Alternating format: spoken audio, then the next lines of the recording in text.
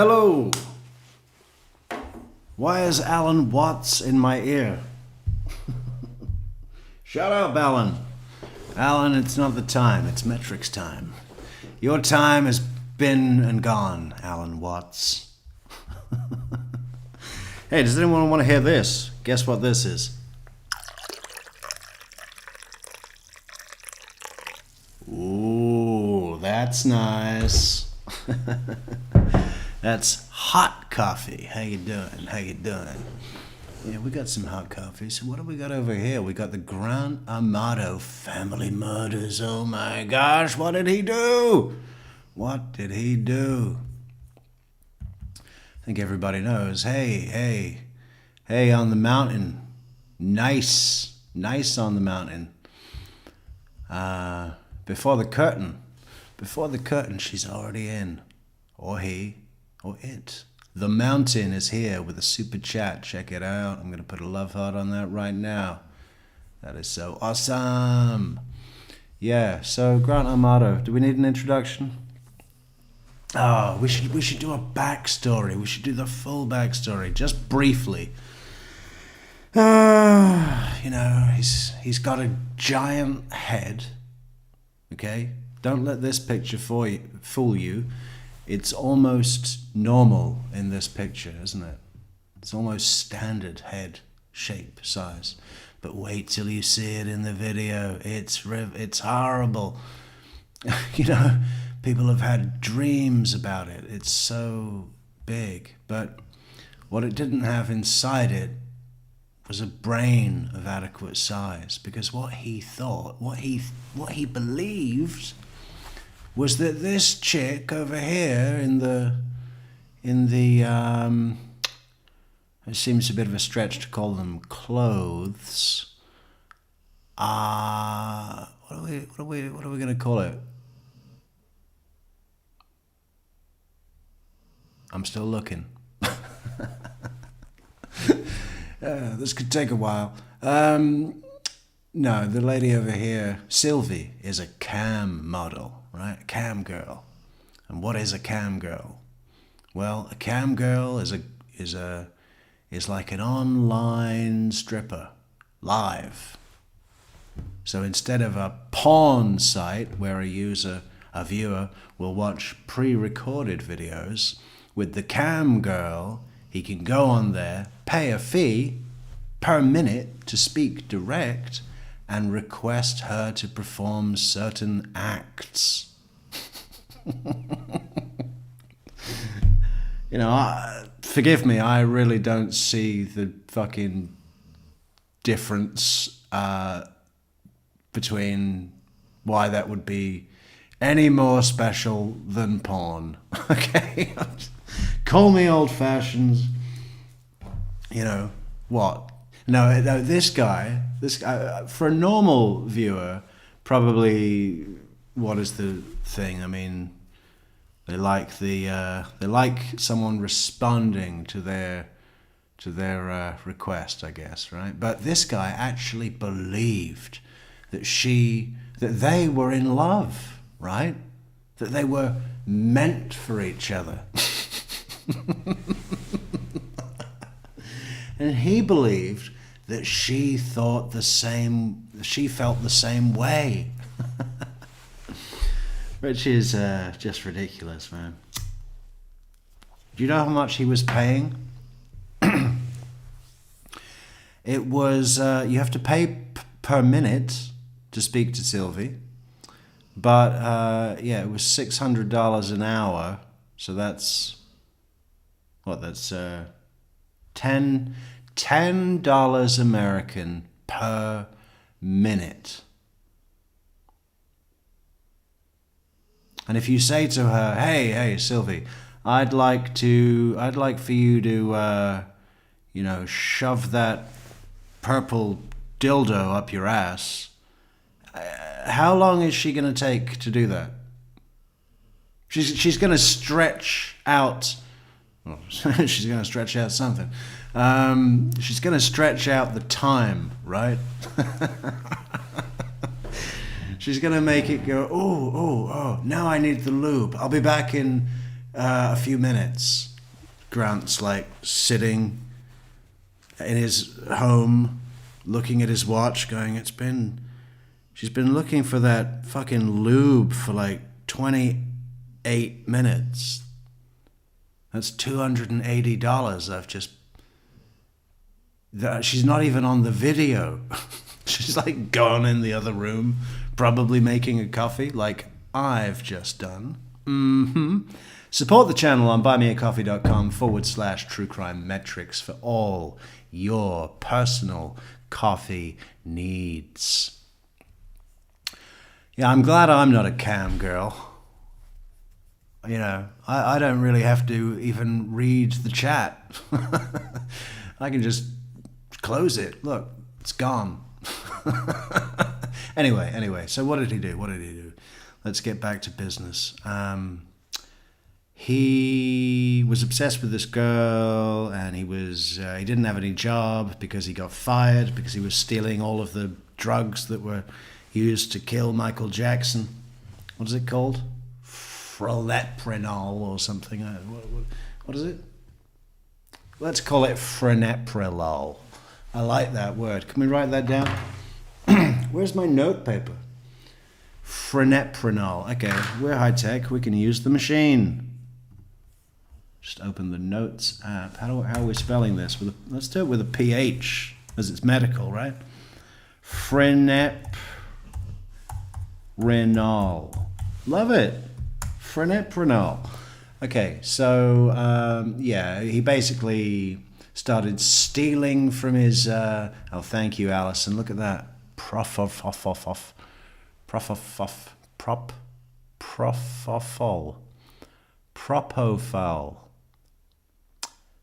Okay. Propofol. That sounds better, doesn't it? Propofol. Okay, we got it. Thank you, Michelle, and thank you, Mr. Peabody.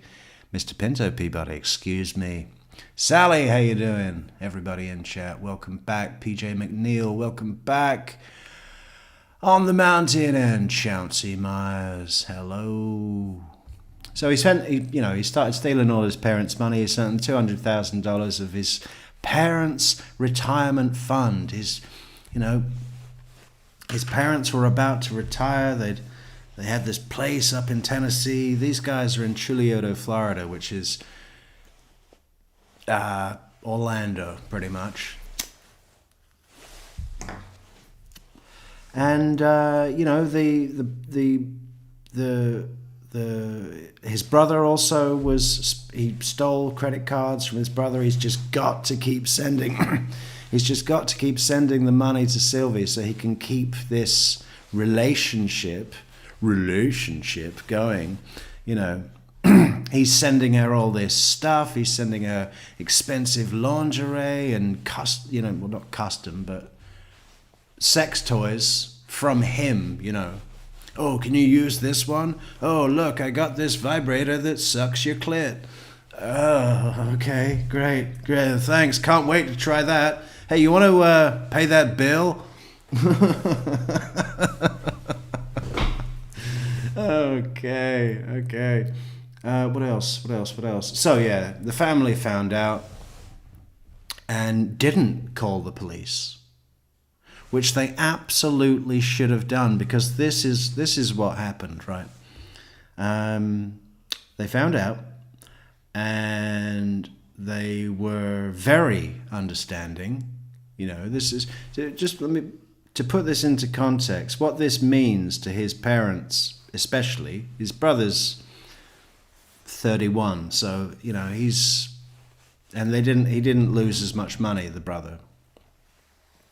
Well, I think he lost about 50 grand, but the parents lost all the retirement, which meant that the dad, who was just about to retire, he works in a sort of pharmacology call center, or something like that. So if someone phones up and they want to know how much of a drug to administer, I think it's like a call center for practitioners to phone in, right? So he knows his shit. Long-standing experience and all that, right? But now he's going to have to sit in that room for another 10 years to get this money back for the retirement, right? So big news. It's not like it was inconsequential. It had massive consequences, this theft. But despite the consequences, the family were willing... Hey, Mr. Pinto Peabody, thank you so much for the 10 cups. Drink some coffee, my friend. We will, to you. Sally, thank you so much for the kind donation on buymeacoffee.com/True Crime Metrix. So, no more coffee for Grant. No more staying up after 12. No, I'm skipping ahead. First of all, they send him to a sexual online addict inpatient rehabilitation facility in Fort Lauderdale called Cornerstone. Should we see if we can pull up their promotional video? This is actually their video. Check this out. This is so funny. It's like, fucking hell. You know, so he goes there. It's supposed to be, I don't know what it was supposed to be. I think it was an 8 or a 10 week, live-in situation. So you can imagine what the fuck that cost. I think it was...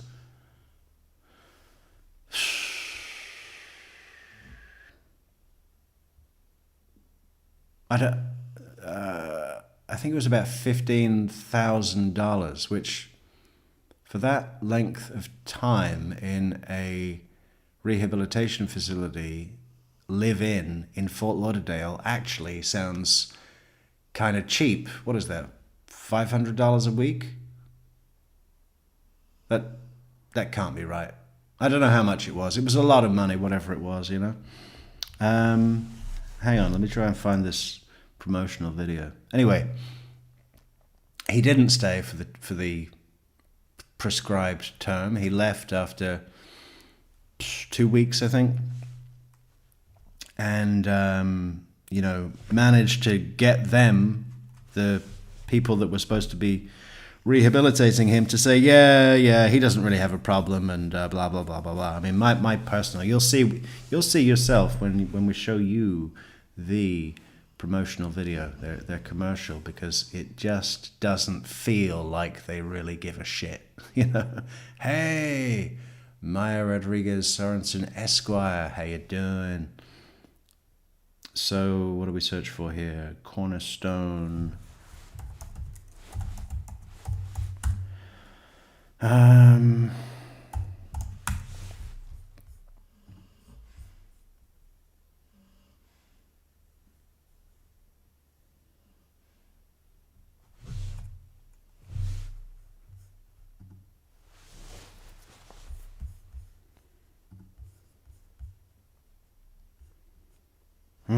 Fuck it up.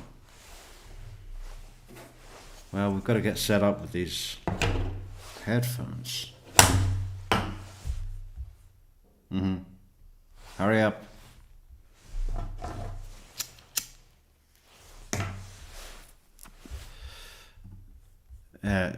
Just before we go there, let's show you one of the selfie videos that this chump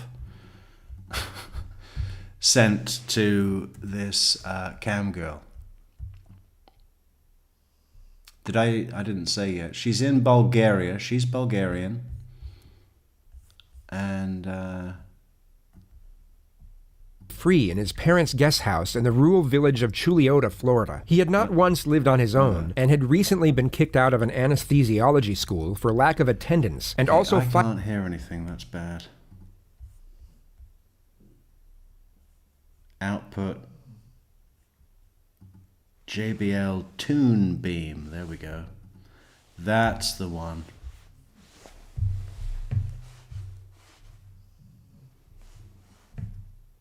Oh, you son of a bitch.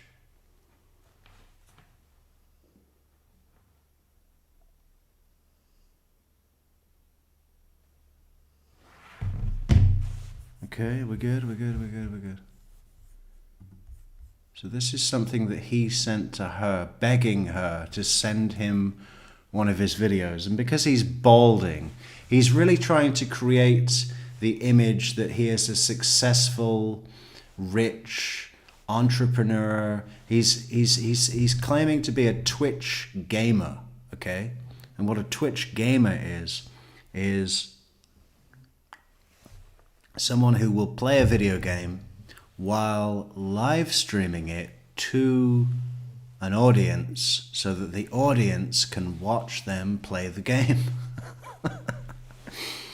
Oh, these kids today. In mid-2018, 29... Oh, whoa. We can't show his voice. That's bound to be a lawsuit. Hang on. living rent-free in his parents' guest house. Kicked out of an anesthesia. I'm fucking with the audio, don't worry. It was around that time. Oh. New realm of online cam sites. Alright, this is really disorganized. I am so sorry. I can't show a Jim Can't Swim video, but if anyone hasn't seen Jim Can't Swim's video, check that out, because it's great. We can't do it. We'll do it another time. We better get on with it. Where were we? This is a terrible introduction. I only had 30 seconds to prepare, so that's why it's awful and so bad. But, you know, at least we're on, right? We could do nothing. Just got to finish. So he left the rehabilitation center, and that was very conditional. There was all these rules that the dad's name is Chad, and one of the rule one was, I'm not going to be Chad anymore. No, I'm not going to be Dad anymore. I'm Chad. And I always remember that line from, you know, Kingpin, where Woody Harrelson says, the name's not Boy. It's Roy.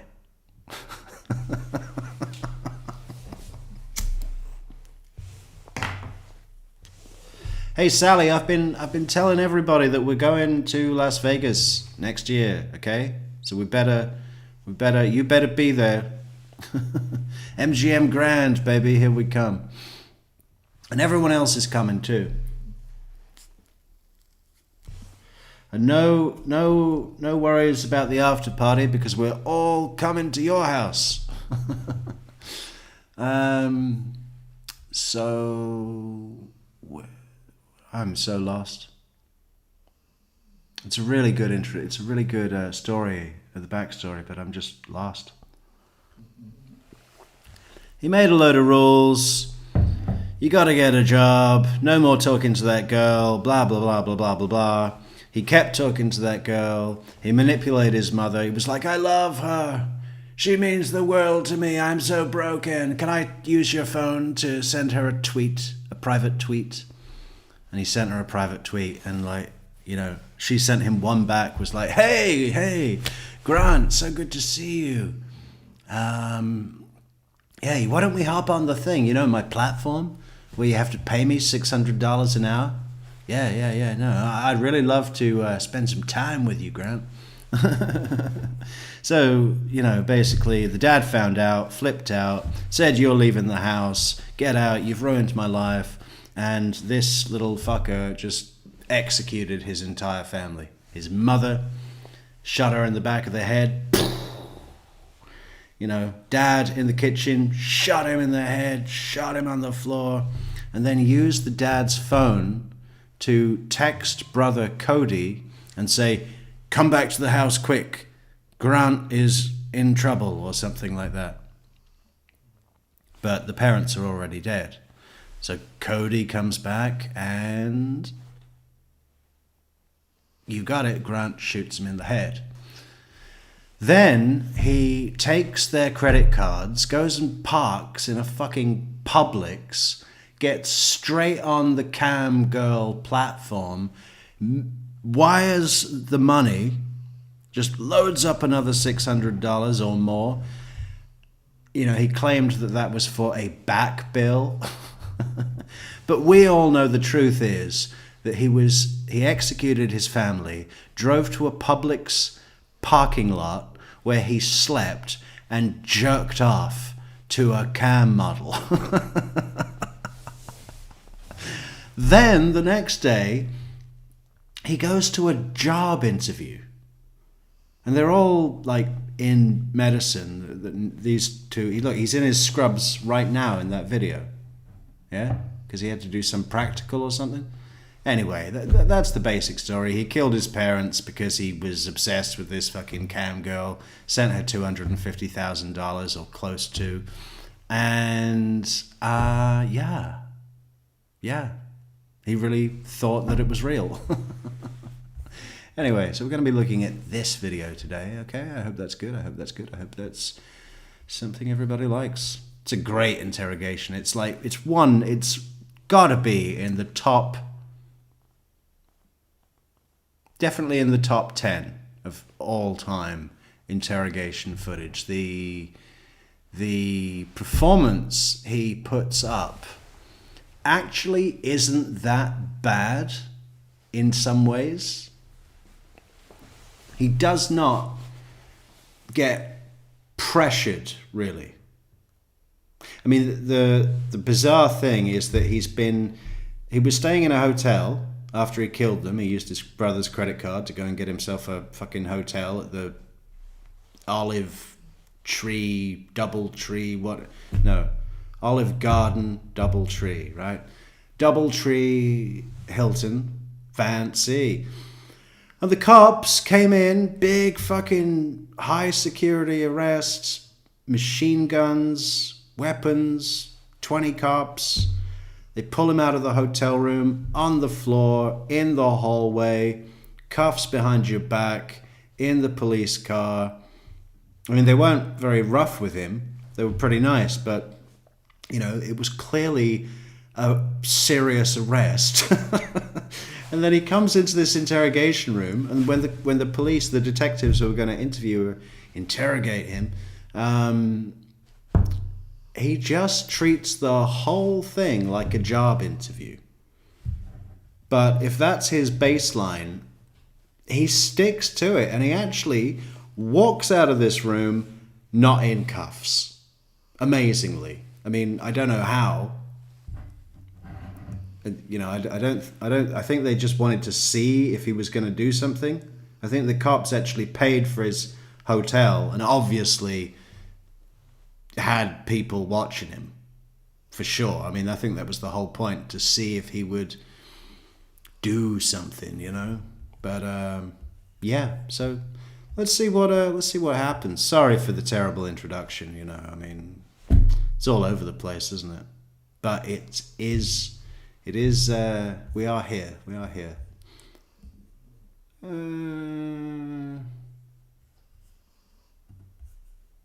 Get you another water then. Thank you, sir. Thank you. Water? Oh, you need a water?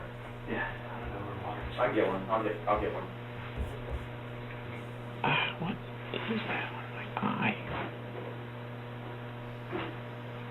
Did you get a bottle of water? I'm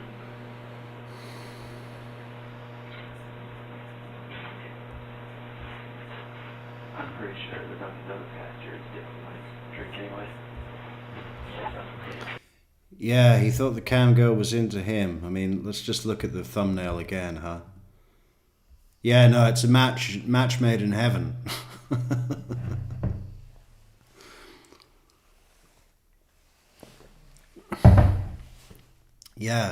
Yeah. They go together like traffic and weather.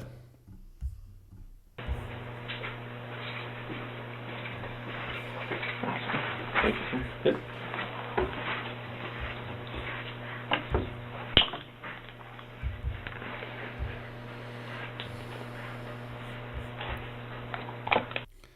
Are these chat comments on the screen too small? Do we need to make them bigger? Maybe we do. All those cell phone users, they're going to be going nuts in the comments. They're going to be like, I can't read any of your shit. And then the TV people are like, the text is too big, take it off. Yeah. No, I tried pleasing everyone once. You know, it's not possible.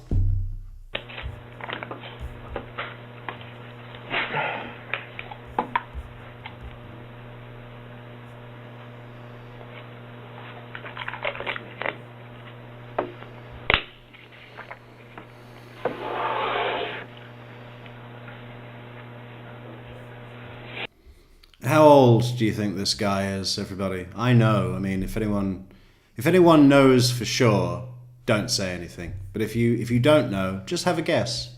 Have a guess. See who gets it. What is his age?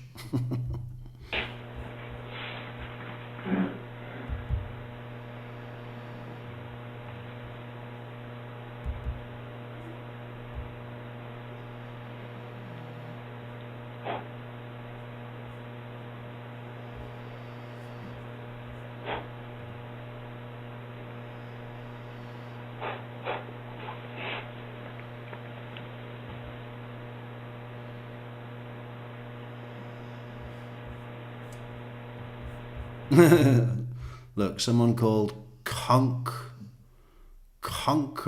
of Fear. Conqueror of Fear? What? Yeah, no, you're wrong. You're wrong, because this is never before seen footage. This is 100% original from us, and we don't know who Jim is.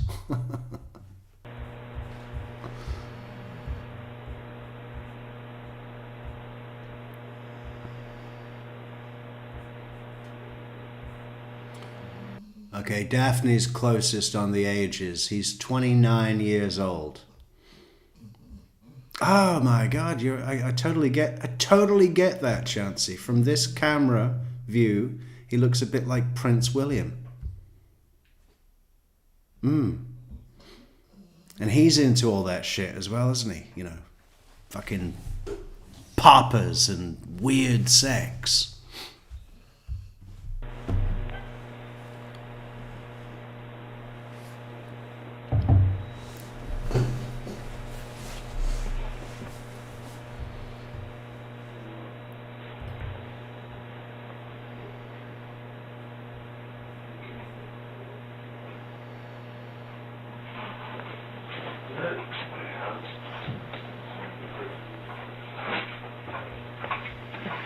Okay, man. Real quick. We're just gonna pat you down for weapons real quick. Got anything on you? Guns, knives, drugs? Yeah, just stand up. Everything on you? No, sir. Needles or anything? I shouldn't have anything left on my pockets or anything. No needles or anything? No. Daphne, your prize. We're going to donate $4 to your favorite charity. Yeah, that's the standard Metrix prize. No. Knives. No knives. Necklace. No necklace. No jewelry. God, you know.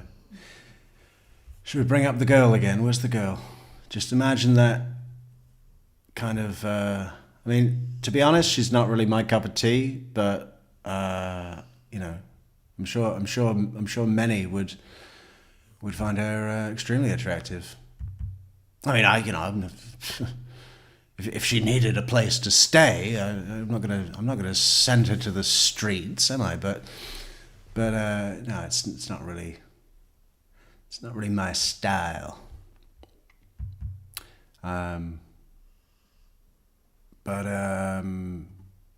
Yeah, can you imagine her draping that contoured, voluptuous, corset, corseted body all over this scarecrow of a man? Look at him. I mean, it's almost like he hasn't got a body at all. It's just like a broomstick and a couple of coat hangers.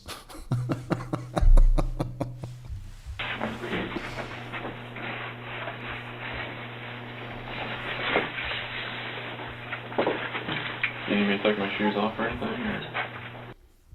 How old am I, CDJ? Well, you have to guess. I'm older than Grant Amato, that's for damn sure.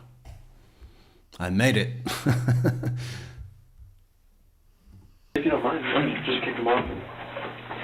You can sit back down.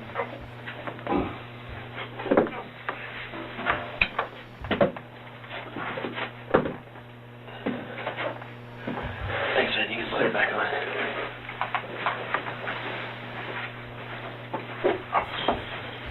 Oh yeah, I forgot to mention the trip to Japan. Pee-wee Newton, there we go. I've been calling him Pee-wee, thinking it's a woman for years. Japan, of course, you know, as part of his kind of rehabilitation. Let's get you out of this mindset. You're a fucking disgusting, pathetic internet porn addict. You know, you know, so you've sent $200,000 of our money to this woman in Bulgaria because you believe that she likes you. Yeah, the part of the rehabilitation with the brothers are like fucking close, you know, like ebony and ivory, leather and lace, right? I mean, they are just unbelievably close. So much that they pretty much seem like they're some sort of weird couple. It's a little bit bizarre, but anyway, they're really into. Well, they seem to have gone through these phases jointly. At one point, they were really into guns and getting all the fucking assault rifles with the extra bits and the scope and the polymer grips and all that shit. And then they were into weightlifting.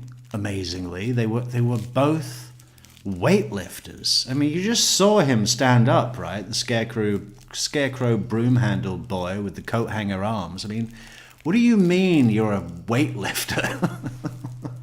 What are you lifting? Sugar packets? Yeah, I can bench 100 sweet and low sachets now. What do you bench? Sweet and low.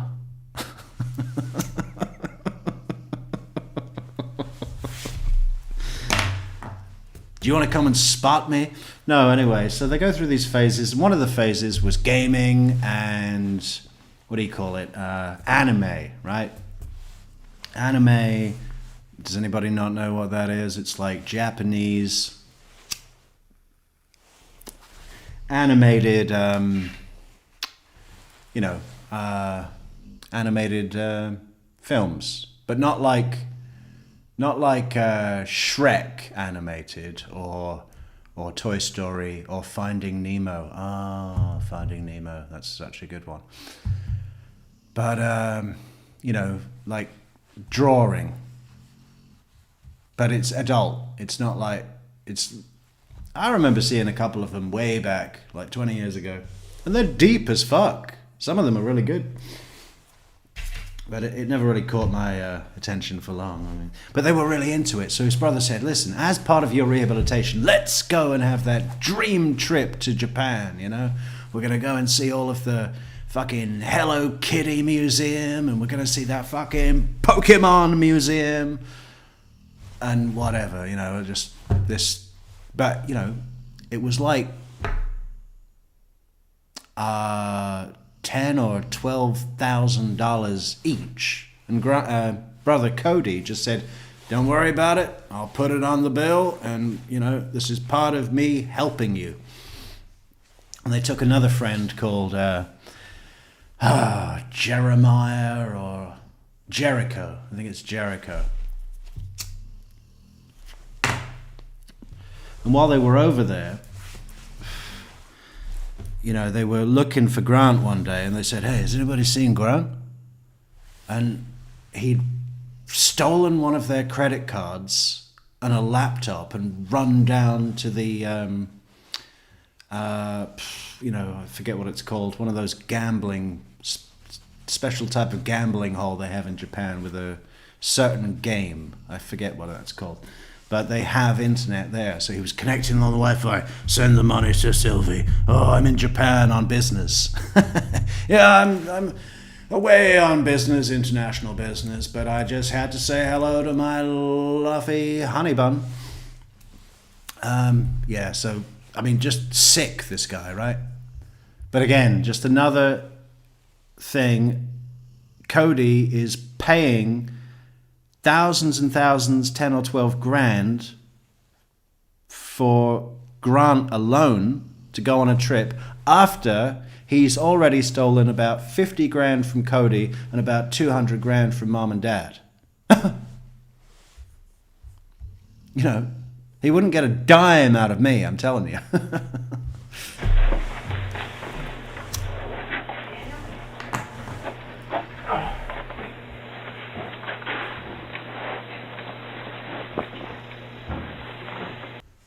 Yeah, pachinko, that's it. That's what I was thinking. Thank you, Lucia, NYC.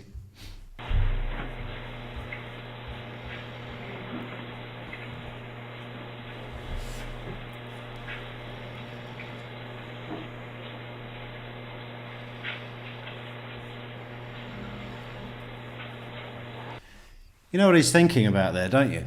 He's thinking about the fucking cam girl. He's thinking, oh, there was such a nice message that she sent me today that I paid her for. Oh, that video that she sent me to entice me back to the paid platform. That was such a nice video. You know, he's not in there going, oh shit, I've been arrested and now they're going to be questioning me and I've got to come up with a story. What is my story? He's not doing any of that. He's thinking, Sylvie is so nice. Oh, I love Sylvie so much. And she loves me. It won't be long until we're in Bulgaria together.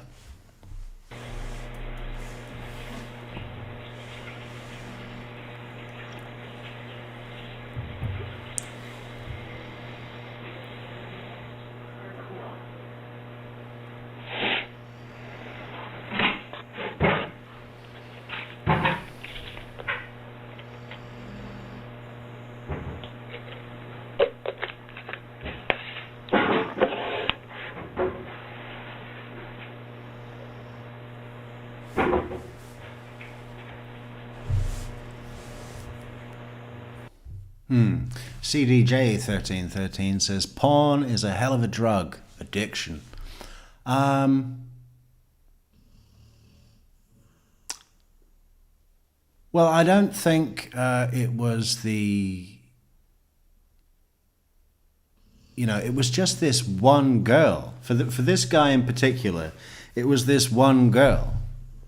You know, he before he found her, he'd gone through multiple other cam models and spent a little bit of money and just, you know, sort of window shopping, checking them out. And when he got to Sylvie, it was just like set in stone.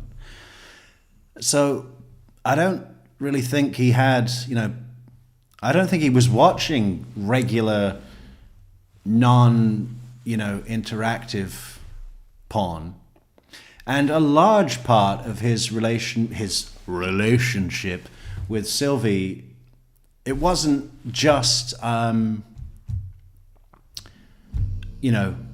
performing sex acts. You know, it was somewhat of the girlfriend experience, like chatting and telling her about his fake day, and but again, we see correlations. We see correlations with Chandler Halderson, right? The fantasy life. Now, although this guy, Grant Amato, was not lying to everybody in his world, his family knew what was what, pretty much, apart from, they didn't know that he'd stolen all their money and remortgaged their house. But he, you know, as far as what he was telling to Sylvie about his life, it allowed him to be a person that he, I guess, aspired to be, but for whatever reason couldn't actuate and get done in the real world, right? So he was like, yeah, me and my brother, we bought our parents' house when they retired. They're still living in the house in real life, right? Yeah, we drive matching BMWs. I used to be an RN and an anesthesiologist, but I quit that to go into my Twitch streaming business, and now I'm a millionaire. And all of this kind of grandiose stuff, right? Which it seems, like we learned from the Chandler Halderson, that might have been the real addiction for Grant. He wasn't just convincing himself that there was a genuine love connection with him and Sylvie. Grant was in love with the fake version of himself that his relationship with Sylvie, a cam model in Bulgaria that has to listen to him because he's paying her and will basically eat up anything he says as long as he's fucking paying the bills, right? He was in love with the version of himself that his relationship with Sylvie allowed him to portray, create. You know, that's what's going on here, right? And I get frustrated with Jim Can't Swim. I mean, fucking love. I mean, you know, who can take anything away from that channel? But the big channels out there, Jim Can't Swim, fucking Dreading, I think we beat them on these fucking insights, right? We've got it down. The stuff that we did with Chandler Halderson, I've got to go over all the recent shit we did because nobody has spotted what we've spotted. And it's not just me, it's you guys too. It's so helpful to have the feedback from the chat, you know, because when you level it down, it's not just he was a fucking lovesick porn addict. The actual meat and bones is what I just said. You know, he was in love with the version of himself that his relationship with Sylvie allowed him to create and portray. Thank you, Truecore and Metrix.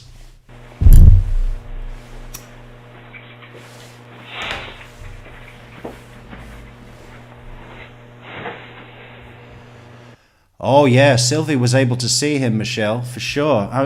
While we're waiting for the detectives to come in, I would skip it, but I just love watching his scalp. I'm going to try and find a couple of the selfie videos that he sent to her, right? Unbelievable. I mean, you want to see this picture, Michelle. There's this one picture where he's always wearing this hat, which is like to the side, right? I'll just see if I can show you this screenshot real quick. This fucking guy here. I mean, who wears a hat like this? If anybody is wearing a hat right now that's angled like this, take it off, throw it on the floor, stamp on it. Where is he? Where is he? Where is he? There we go. Look at this.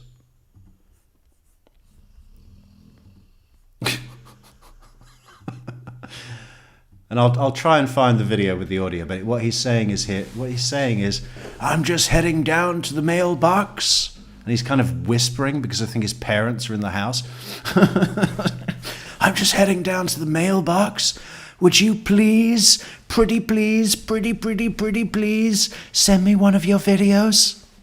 I don't like having to buy your stuff. It makes me feel weird. So he wants her to display the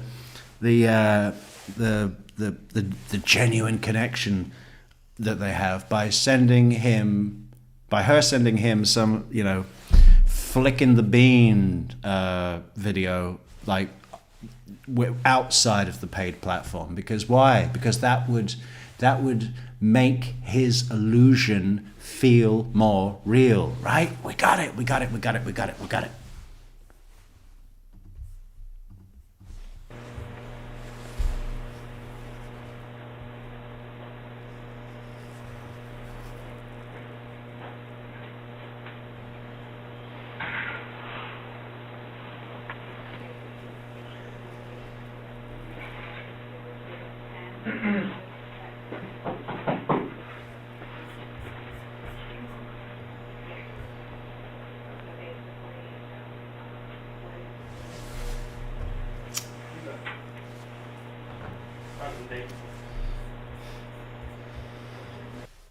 By the way, guys, fucking help us out with some likes, right? There's 26, only 26 people in this stream. Can you believe that? Just because we're not covering the fucking Adelsons, right? We should have like at least 150. Everyone's just missed our fantastic insight. So please do help us with the likes, subscribe to the channel, share, leave a comment, support us on buymeacoffee.com/True Crime Metrix, PayPal, links in the description, like, share, leave a comment, and just send us all the love.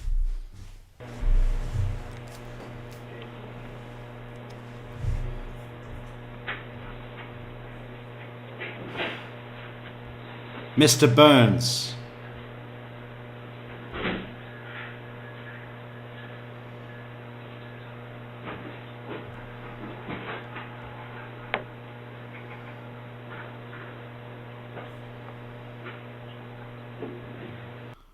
Wow, look at Blue River. Blue River's done this before. I didn't even know that specific emoji combination was available. I mean, I know that the eggplant or the zucchini kind of looks like a dick, but this bean thing you've done is brilliant. And forever ingrained in my memory. Thanks.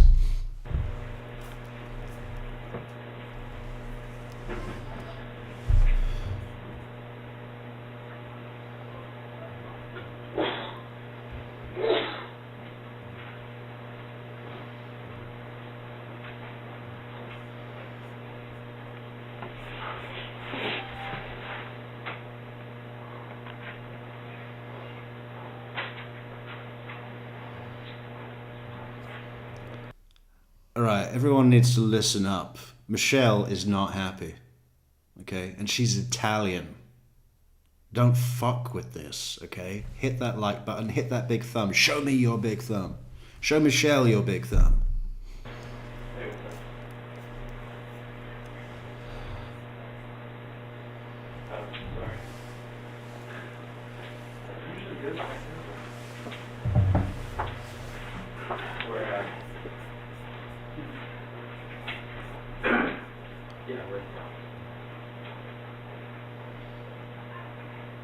I'll call you back later and let you know what we're doing. Alright?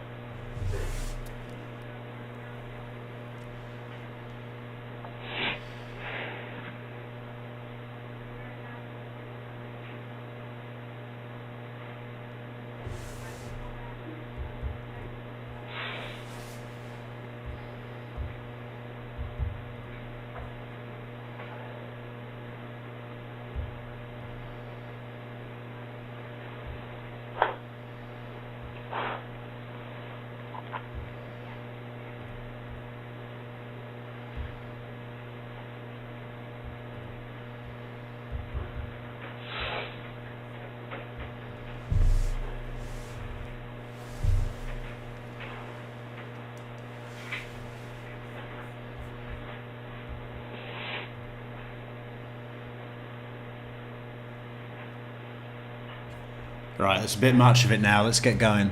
Let's get some detectives in the room.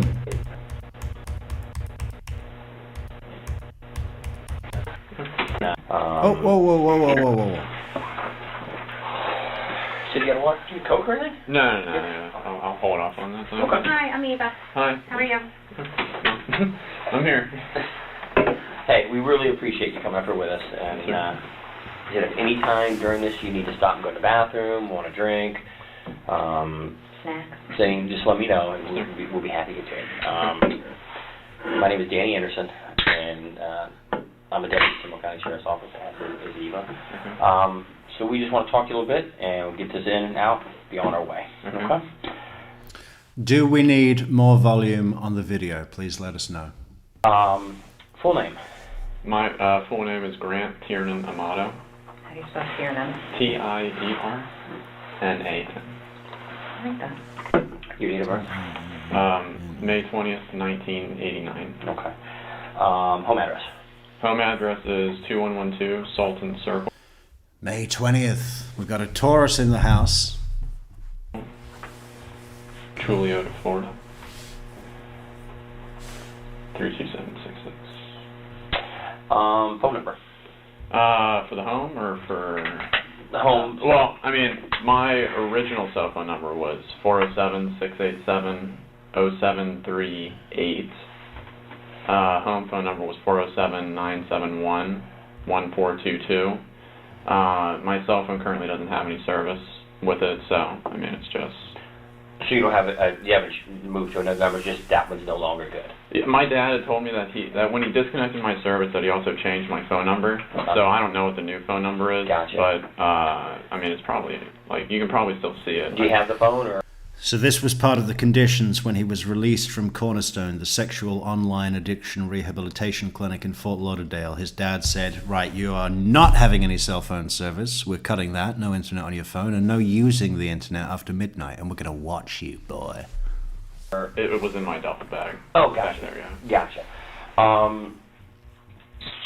Email. Do you have an email or anything? If we need to. My main email is Giamato, all one word, all lowercase. Giamato light, like a light bulb, at gmail.com.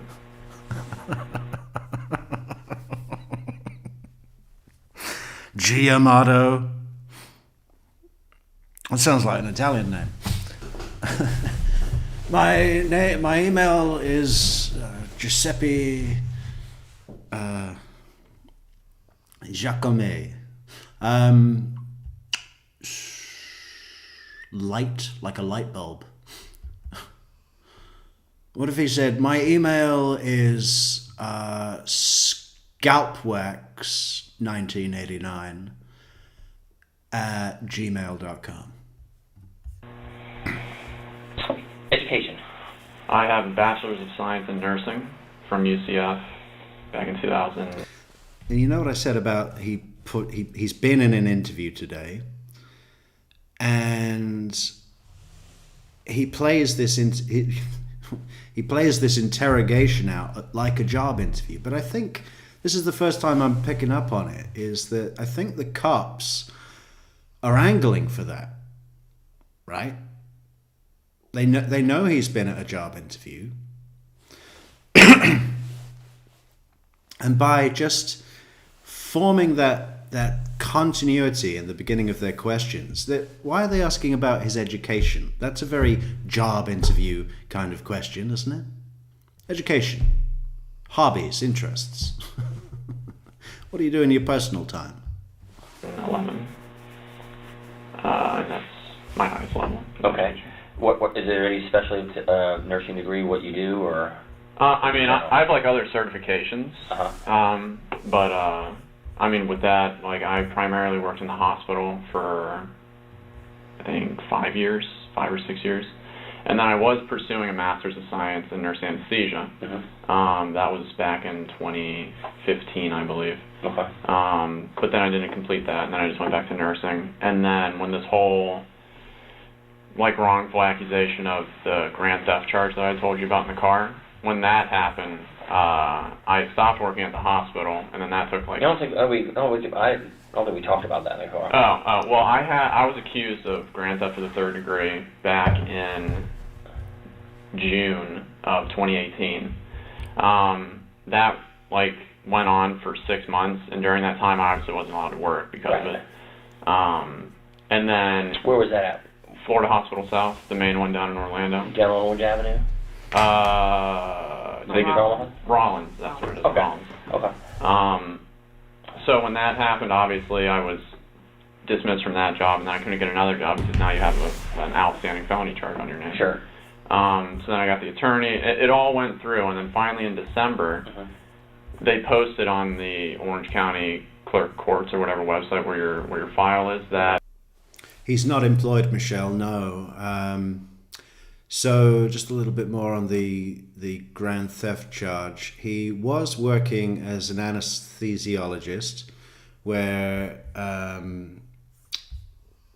he would be the guy that would come in, and his only job was to administer anesthesia for whoever needed that, you know. I think that's a Florida thing where they have a allotted special. Anyway, that was his role, his job. And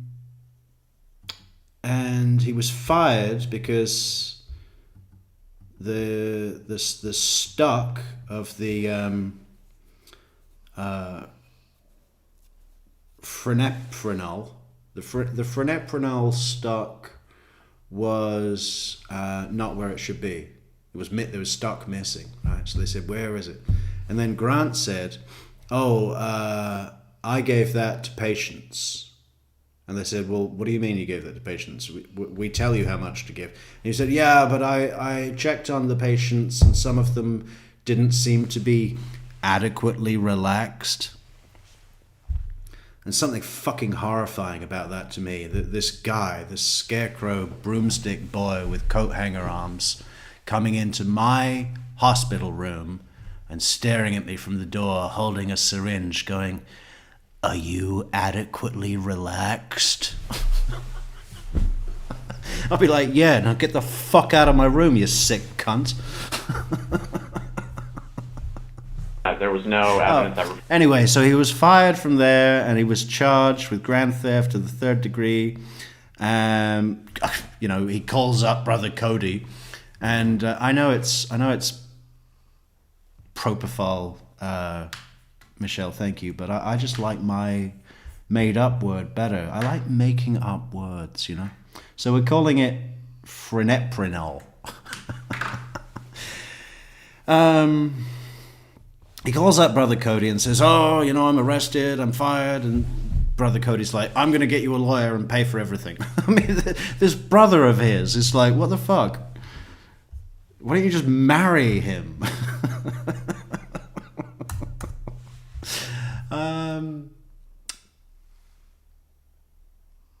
So I think that charge eventually got dropped.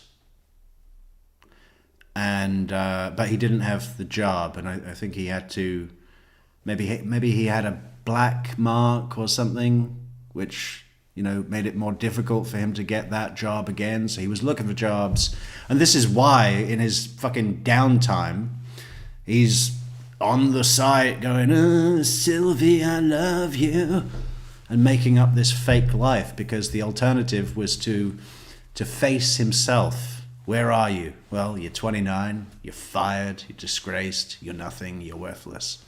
Great.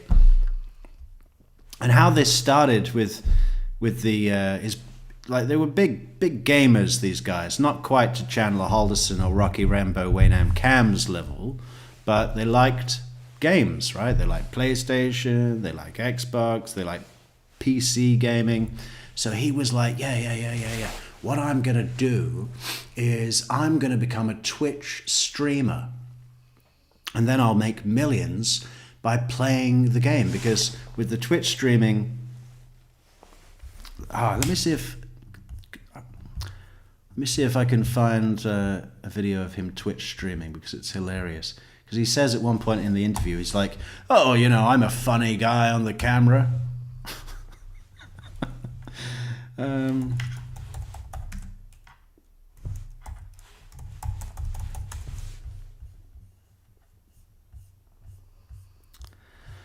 I really should have prepped this. Like, I should have spent the whole day just prepping this, but yeah, we are where we are. It's not easy to find. I don't know where it is right now, but we'll come back to it. Anyway, he managed to convince his dad. He was like, "Dad, I need you to invest in my Twitch streaming business to help me get my name out there, right? And the cops ask him, they were like, so did you get any followers? And he's like, yeah, a few. And they were, how many? He was like, well, 30. You know, which makes 0. Yeah, so what were you asking? Did he have a job? No. He had a job interview this day, after the murder. Ever presented, all the charges were dropped, and now I'm just in the process of expunging that from my records. Right. But, because, I can't keep just not working forever. Sure. And, that was kind of a topic around the house was, I need to get started here. Right. Who was your attorney for that? Lauren Lycum, Chapman Law Group. Okay. I think that one's based in Sarasota. Okay. So then, but they didn't really have to do anything. No, state attorney didn't file any charges. So. No, state attorney didn't file anything, and then she just presented that she was going to be my attorney, and that was the most work she ever had to do. Okay. And then I've been applying for jobs for the last couple weeks. I'd gotten 3 or 4 callbacks, and then I went on a job interview yesterday for a home infusion nurse job. Where was that at? That was with Accredo. Is that like a staffing, or is that a headhunter kind of job? No. That's like their actual company. It's God, why can I not remember the first name? It's something Scripts, Team Scripts. Where's the location? It's out close to the airport. Okay, he's trying to remember the name of the company or the whatever, but medical, let's call it company. He's trying to remember the name of the company that he had a job interview this day. Or was it yesterday? I'm not sure if it was. Either way, man, you don't sound like you were very prepared.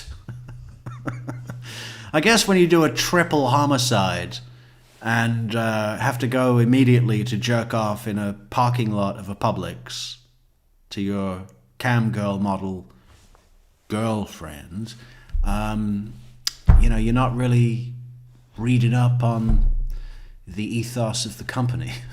It's on Lee Vista. What time was your interview yesterday? It was scheduled for 10. I got there at around 9 in the morning. And then I think we actually had the interview at about 9:45. How'd that go? It was scheduled for 10. I got there at 9.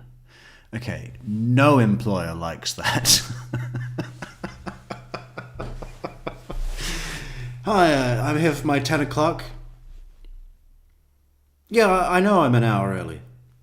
I'll just wait and make everyone uncomfortable looking at my massive head. I'm 29. What?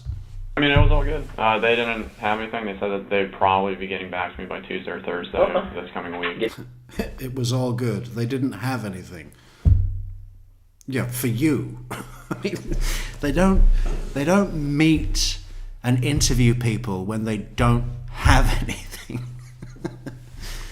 Yeah, we're just, we're not hiring anyone right now, but in the future we might. So we just want to be ahead of the game.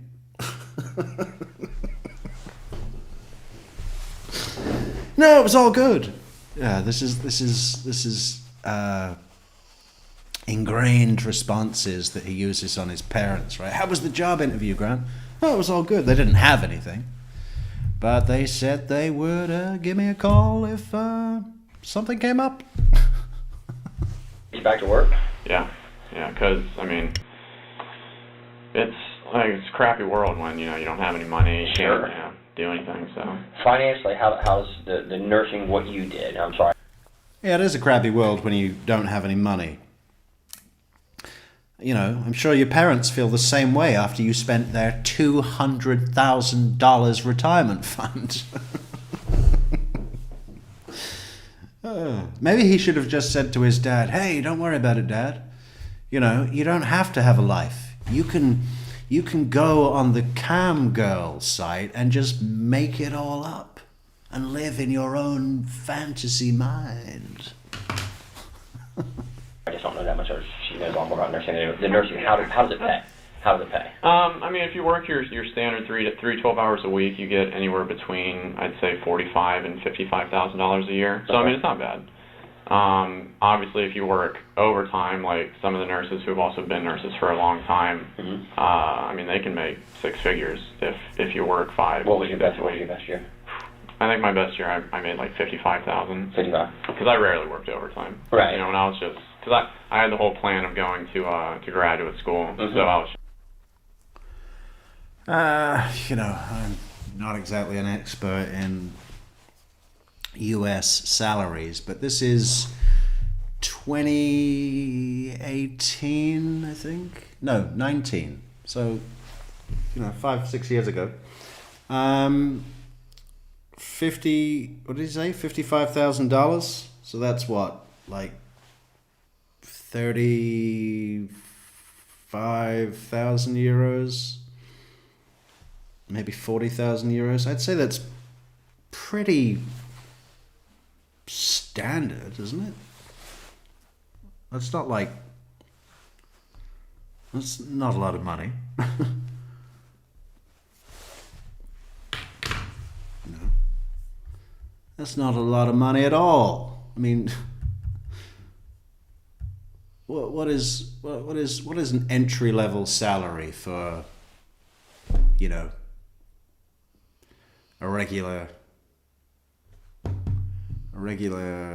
job, regular nurse job? Just kind of using it as a stepping stone Right. at that time. Just to pay the bills to Right. get you where you gotta. Yeah. Gotcha. And what you were going for, what does that pay? Nurse anesthesia pays, I mean, base like about 150 up to 175. You work a lot of overtime. You can cusp 200, but then, you know. So what would you actually be doing? If I could do anything. No, I mean with that job, that nursing Right. what would you do? Oh yeah, nursing anesthetist. Thank you. You're in the OR. You put the patients to sleep, keep them alive during surgery, wake them up, send them off to the. I thought that was a doctor that did that. In Florida, the anesthesiologist, which is the MD equivalent, if you will. Correction, Michelle, that is not the Irish flag that Celia Triolo was posting. It's the Ivory Coast, which is just the Irish flag backwards. They have to come in at the start of surgery. They have to induce the patient to put them to sleep. And then as long as they're comfortable with you, the surgeon's comfortable with you, then the anesthesiologist leaves, and then you take care of the whole entire surgical Just case. oversee it. Right. Okay. And then, again, you know, by the time you're a CRNA, you're obviously competent enough to wake the patient up. So when I was a student, though, the anesthesiologist would sometimes come back in for wake up to make sure everything's okay, and then you take them to the PACU or the post-op area, drop them off, you give the nurse report, and then you go on to your next case. Okay. High school, where'd you go?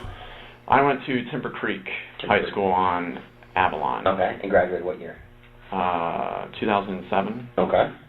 And then did you go right to UCF and start your degree? Summer, yeah. Okay. What kind of grades you make? How were your grades? High school and the first 2 years of college, I was A, B, C. You know, I was in honors in the major program for UCF. And then my final 2 years when I was... I was A, B, C. Well, what does that mean? Equal in each grade portion, or was it mostly C's? I had 1 A minus in home ec.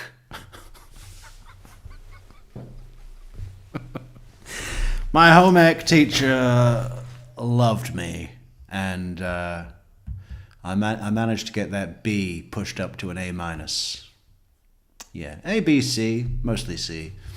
Getting my BSN, I made A's and B's, and then I had one slip up in my final semester where I had to redo a class, and then I ended up graduating in August.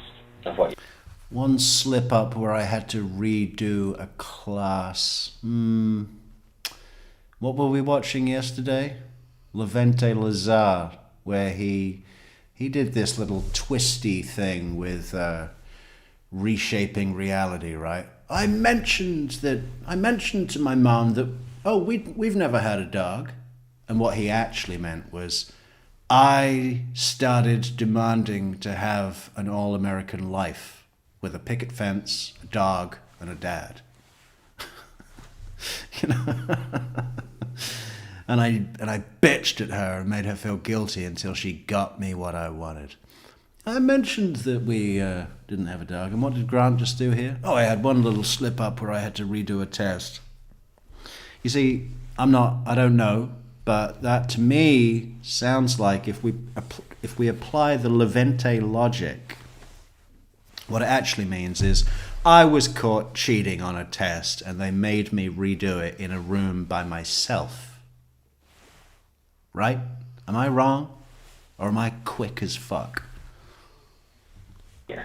2000. Let's see it again, because you always notice something in the tone, right? There's a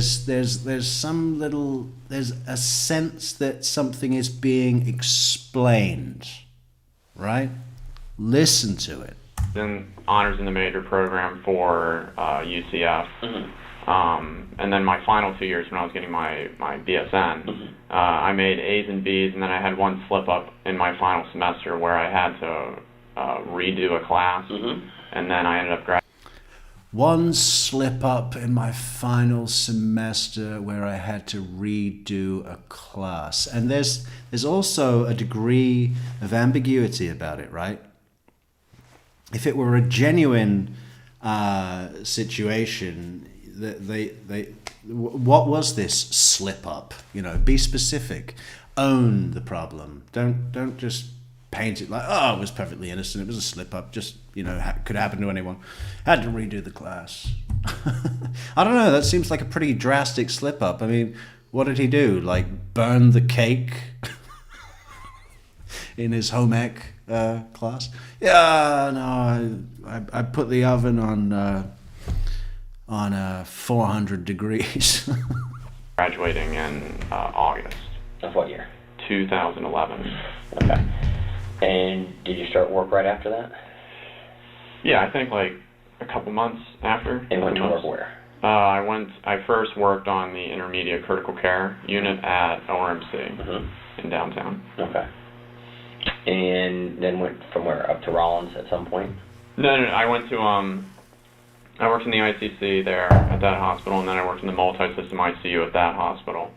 And then I applied for the graduate school in December, or I started going in January of 2014. Was that at Barry? That was at Barry University, yes, ma'am. Okay. Girlfriends? Girlfriends. I had, like, my high school sweetheart girlfriend for about 5 years. And then ever since then, no, like, official girlfriends, no flings or anything like that. Dates here and there? Dates occasionally, but, I mean, not really. Kind of focused on, like, just getting... Should we play the flag game? Who wants to test me on flags? I know them all.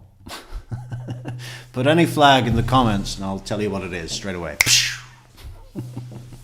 the life goals that, you know, I wanted to achieve. And then...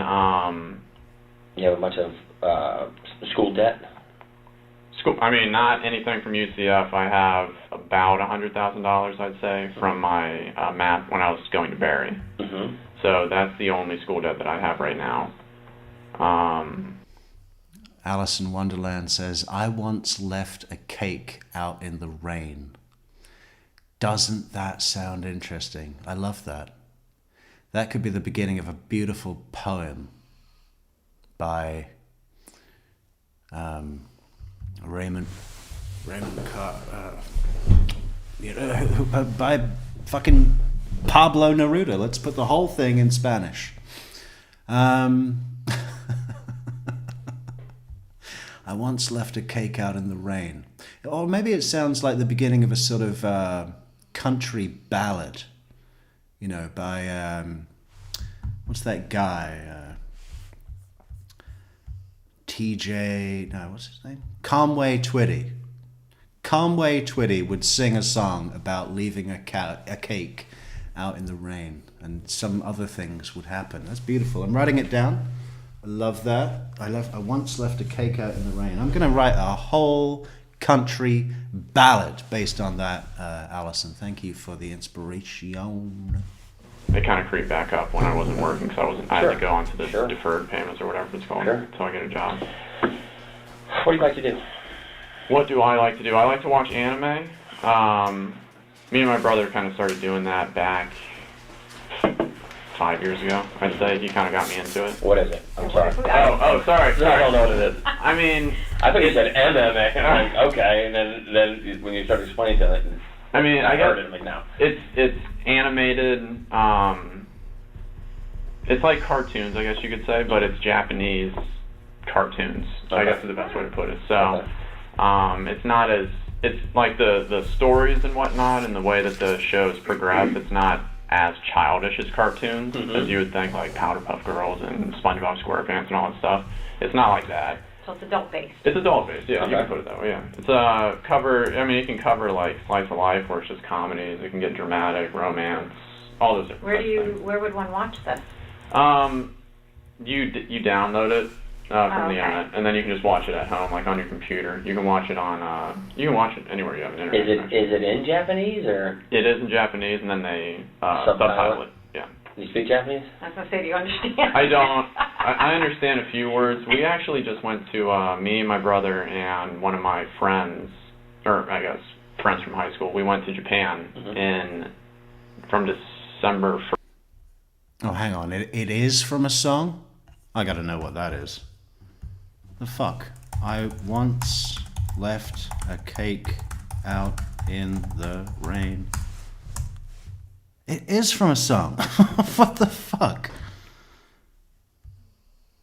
Richard Harris. MacArthur Park. Lyrics. The lyrics are, "Spring was never waiting for us, girl.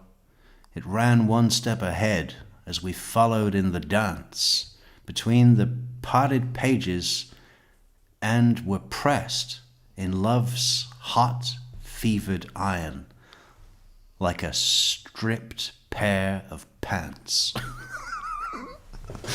Oh, I love this. This is great. Thank you, Alison. You see, I knew it. I knew it had fucking fantastic artistic merit. 1st to December 15th. Oh, wow. So we went because and it was anime that kind of inspired us to Was want that to your go first there. time going? Yeah, first time actually. I Who was went? leaving You and the your US. brother and who? Our friend Jericho. Jericho. He was originally a friend of my brother's back in high school, and then we all kind of stayed close. How expensive was that trip? I mean, God, plane tickets alone were like $1,400, and then I'd say it was probably about 10 grand total for like all the stays and whatnot. For each one of you? Yeah. Wow. I mean, it was 2 weeks, so. How When did you were there. yeah? How'd you spend your time over there? God, we went to Tokyo for the first 4 days, and then we stayed there, and then we went to Kyoto for 2 days, and then I cannot remember all the names of the specific places, but then it was like 1 day stays at ryokans, which are. What do you mean you can't remember the names of all the specific places? There's only like 6. Tokyo, Osaka, Kyoto,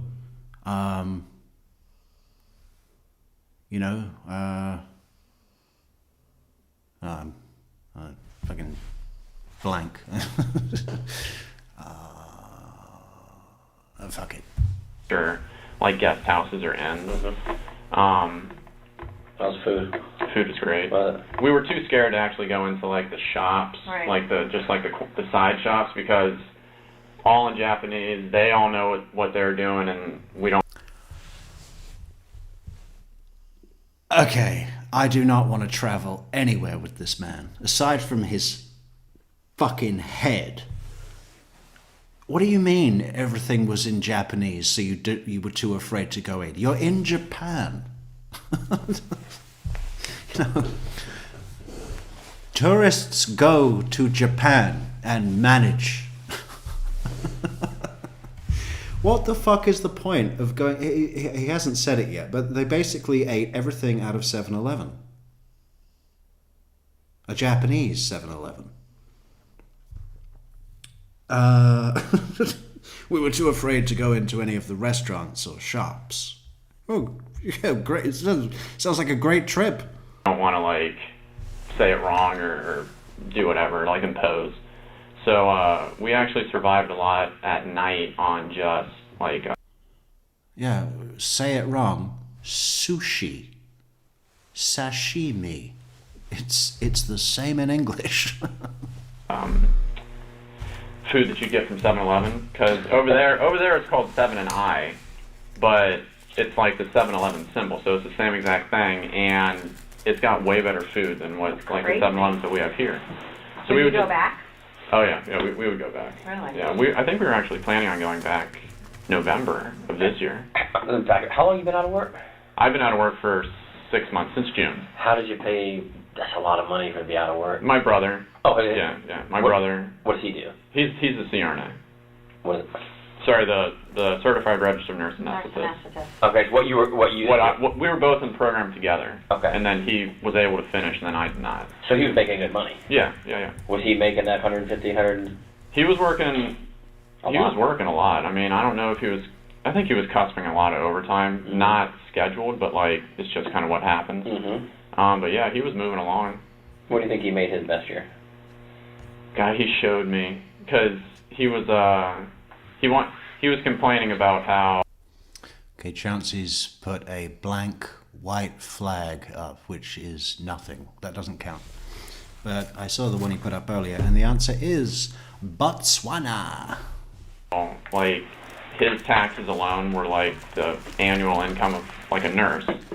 And I think when he showed me before like it had all ended, like the before his pay year had ended, that he was already up to like 166. But that was like after I think the $60,000 or $40,000 already came out. I can't remember. That was after it. Yeah, I think so. So he made more than 160. That was take home. Yeah. Wow. So We Good definitely career. picked the wrong I job. should have stayed in nursing. yeah, it's definitely. So he just paid for your trip to go, since you're both into this. Right. Yeah. Okay. Jericho, what's he do? He's got just a high school diploma. So I think for the majority of the past year, he was working as one of those what are they called? They're like the people that watch the security cams when you go into like a Gap or something like that. He's like Loss prevention? Loss prevention, that's it, correct. How'd he pay for all that? I mean, I guess he just saved.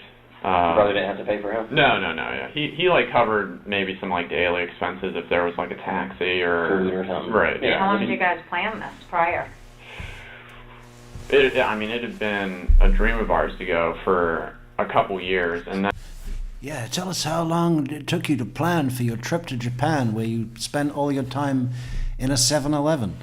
You know, he's been arrested by fucking many cops with guns and, you know, automatic weapons, I believe. Serious arrest, pulled out of his hotel room, put on the floor, hands behind your back, cuffed, brought in, and now the detectives have finally come into the room and they're saying, so your trip to Japan, how long did that take to plan your trip to Japan? And the 7-Eleven has better food than it does in the US? That's so interesting. Hey lady, what the fuck am I doing in this room? then we really started planning probably just the year before. Like actually like putting the money aside, getting all the reservations and whatnot scheduled. Like the dream trip to go there? Yeah. This is for that anime, you call it? I mean, it was the inspiration. When we went there, though, we just kind of took up all the culture because through the anime, you kind of see little glimpses of what the culture is actually like. So then we just wanted to kind of experience all that. So it was a good time. And definitely worth going back for. Definitely. Hobbies. What do you like to do? Okay, so Besides the anime. Besides that, we would play video games. We actually just got like a virtual reality headset thingy for like the computer. That was kind of fun. What kind of games do you play? God, back in the day, we played Call of Duty a lot, like back in the day. Yeah, back in the day. I hate it when people say back in the day about anything. Whenever I hear that, I immediately stop listening. Back in the day. Oh, I remember back in the day. Fucking hate that. I've always hated that. I'm sure I've said it myself. You know. But only when I need to pretend to be someone other than the person that I am. Because the person that I really am is a person that hates that phrase. And then we got out of that because it was just starting to get too, like... Which system did you use? PlayStation. Oh, PlayStation. Then we went to Xbox because that was, like, what a couple of our friends had. And then we went back to PlayStation. And then me and my brother got into PC gaming. Where on that we just play, like, MOBAs, which are, like, strategy-type games, RPG-type games. So I've got to ask this year, into these game stuff. I know none of Did that. you hack? Did I hack? You guys, did you and your brother hack games? Are you the guys that I've played with when I was out of work for a couple months because of an injury that would hack and would cheat me and lower me down to the lowest level of nothing? No. Okay. We weren't that technologically gifted. But I mean, we would use like glitches or something like that when we would play on the PC, where you could like have no recoil or it would like auto aim or something like that. So yes is the answer you're talking. Yeah, I mean, yeah, but we didn't hack other people's accounts. Again, I know that there's people that are in this chat right now that love games and probably have one of those gaming chairs and play regularly every day. It's their meditation, right? And that's fine. I just, when people talk about it like Grant is now, I'm like, get your fucking shit together, man. Do something, please. We had auto aim and blah blah blah blah blah. It's fantasy. Fuck off. No, there's I've seen people and Boom! Sonic Boom, all the way from Italy. Michelle sends a $10 super chat. Thank you so much, Michelle. Penne Arrabbiata is on me. Let's go. in the middle of an Xbox game, they'll tell you that they'll find somebody that's cheating, and you'll see this big hand come in and grab them. They say, come over here against this section of the game, and the guy's splatted against the wall, and they just stand there and they shoot him. He dies, and he comes right back there. Oh, geez. You're not one of those guys. No, Okay. I don't even know. All right. Fortunately, I Because we're fixing to have a big problem because you probably got me before. So you guys play a lot of the PC games then? Yeah, we started getting into PC games primarily. I haven't turned on my PlayStation in months. I think the only other game that we really played was... Yeah, I've been busy. The last few months, ooh, baby. Yeah, I haven't turned on my PlayStation. My laptop's seen a lot of action. It's Fortnite, but then that was starting to get too... And although I haven't turned on my PlayStation in months, my wrists, I've used my wrists more. That's a big deal right now. Yeah. The younger Kids are all over it. generation. And actually, yeah, during the time that I was that I wasn't working as a nurse, I tried to do the whole Twitch streaming thing. What is that? I'm sorry. No. Keyword is tried. Yeah, I managed to get 30 people to watch me once. Hey, who am I to talk? There's only 40 in this chat right now. Everybody leave a like on the video, share, subscribe, leave a comment, support the channel on buymeacoffee.com. PayPal links are in the description. Merchandise links are in the description. Boom, Sonic Boom. What kind of order where you have to explain a lot of this to us? With Twitch, it's you got your mic and then you have your face cam, and then basically people are just watching you play whatever game you're going to say that you're playing. Okay. And then they can donate, they can subscribe to you, which then you get like a monthly payment. Do you have anybody doing that for you? I think I was up to like 30 something subscribers. And what would you charge them to? With subscription, there's 4 tiers of it. Tier 1 is just $5. So right when you see that you blank subscribe to it, you get $5. Is that monthly or just total? Actually, Twitch pays you every 45 days because you're like an independent, self-employed. I guarantee you Twitch is keeping 30% of their fucking $5. That's their business model, you dipshit. But I'm saying with their account, though, they subscribe to you. Would it be for a 30-day period? Or Yes, yes. So every 30 days, they owe you another $5. If they resubscribe. Right. Yeah. So then there was that. Tier 2 was like $10. Tier 3 was $15. Then if somebody tier 4'd, it was $24, I think. And what does that get you for? All that the higher tiers do is they give you like more emotes, like little things you can put in chat, so that when you're playing, everybody who's Hello, Rayanne. It's good to see you again. in your room can chat about what you're doing or anything random. And then donations can range from 1 cent up to however high a person So what were you wants. making off of Twitch a month? Nothing really significant. It was like So you said about 30 people at one time Yeah. subscribe to you? So minimum, what? 150 $150? bucks. $150, and then a few donations. But primarily, I guess just keeping myself busy, Right. doing something. There's a lot of money in this. Now, are these... Keeping myself busy, yeah. Doing what? Yeah, I play video games for a living. How much do you earn? 150 a month.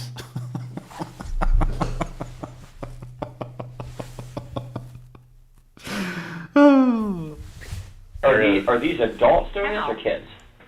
They're in their early 20s. There's thousands That's kids. and thousands of streamers who do that on Twitch, but there's maybe like 5 that make 6 figures, and then Yeah, I heard that the number one Twitch streamer on the internet makes $300 million a year.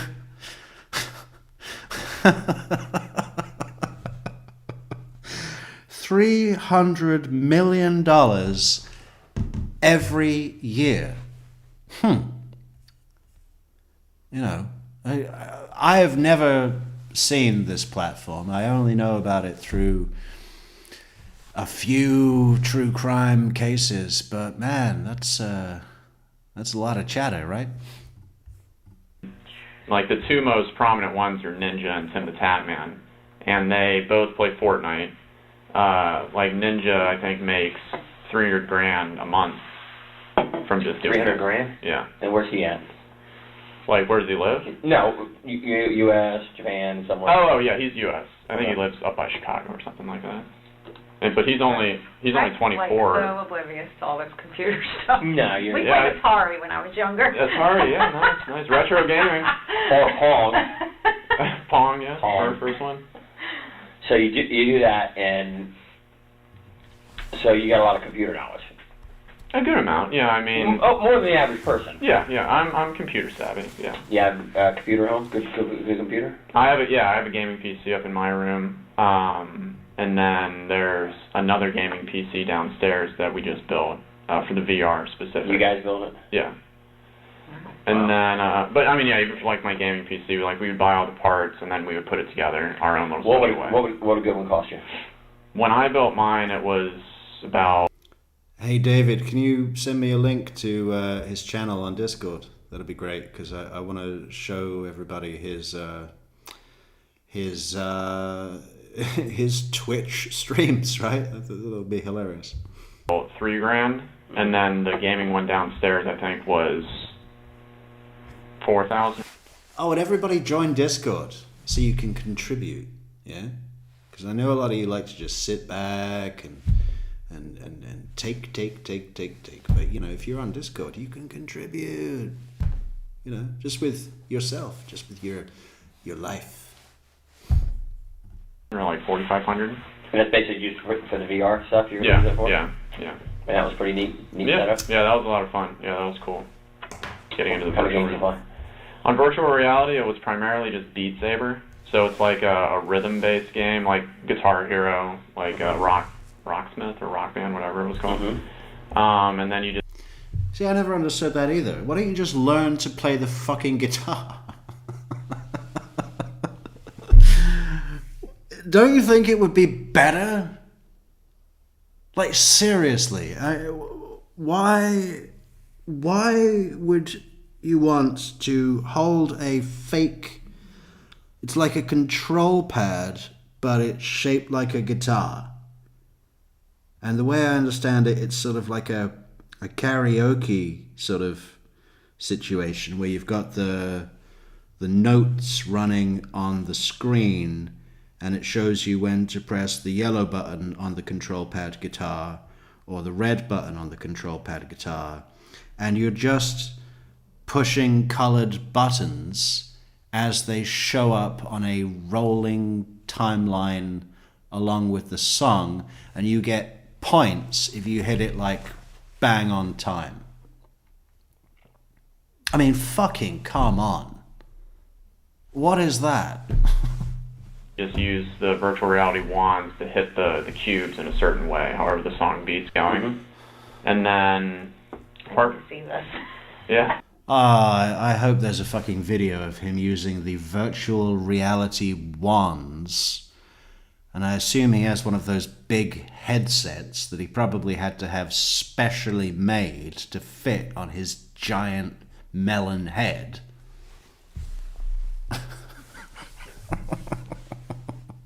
Just Grant Amato in a room with his broomstick boy coat hanger arm frame with two virtual reality wands hitting imaginary invisible cubes with a stupid big fucking virtual reality helmet on. Yeah, send a video to Sylvie of you doing that. She'll cream right up. Yeah. Apart from that, we really didn't get into too many other games yet, because we were kind of just focused on Beat Saber. But I think we had downloaded a few other where it's just like you're going through like a world and you can interact with the world or something like that. What other hobbies do you have? Besides that, a number of years ago, like me and my brother were actually like gun enthusiasts, and you know we did it wrong, where we did it all during when the season was like high, so everything cost so much money. During hunting season? Yeah, I guess so. I mean, unfortunately, we don't hunt or anything like that. But Sonic Boom! Thank you so much, Miss Myers, for the beautiful, well, it's not a super chat. Let's call it a super chat. It's a super chat, but it's on PayPal, which is even better. Thank you so much, Miss Myers. we would go like clay shooting. Mm-hmm. Where'd you go? Primarily the place we went to is Quail Creek Plantation. Where's that at?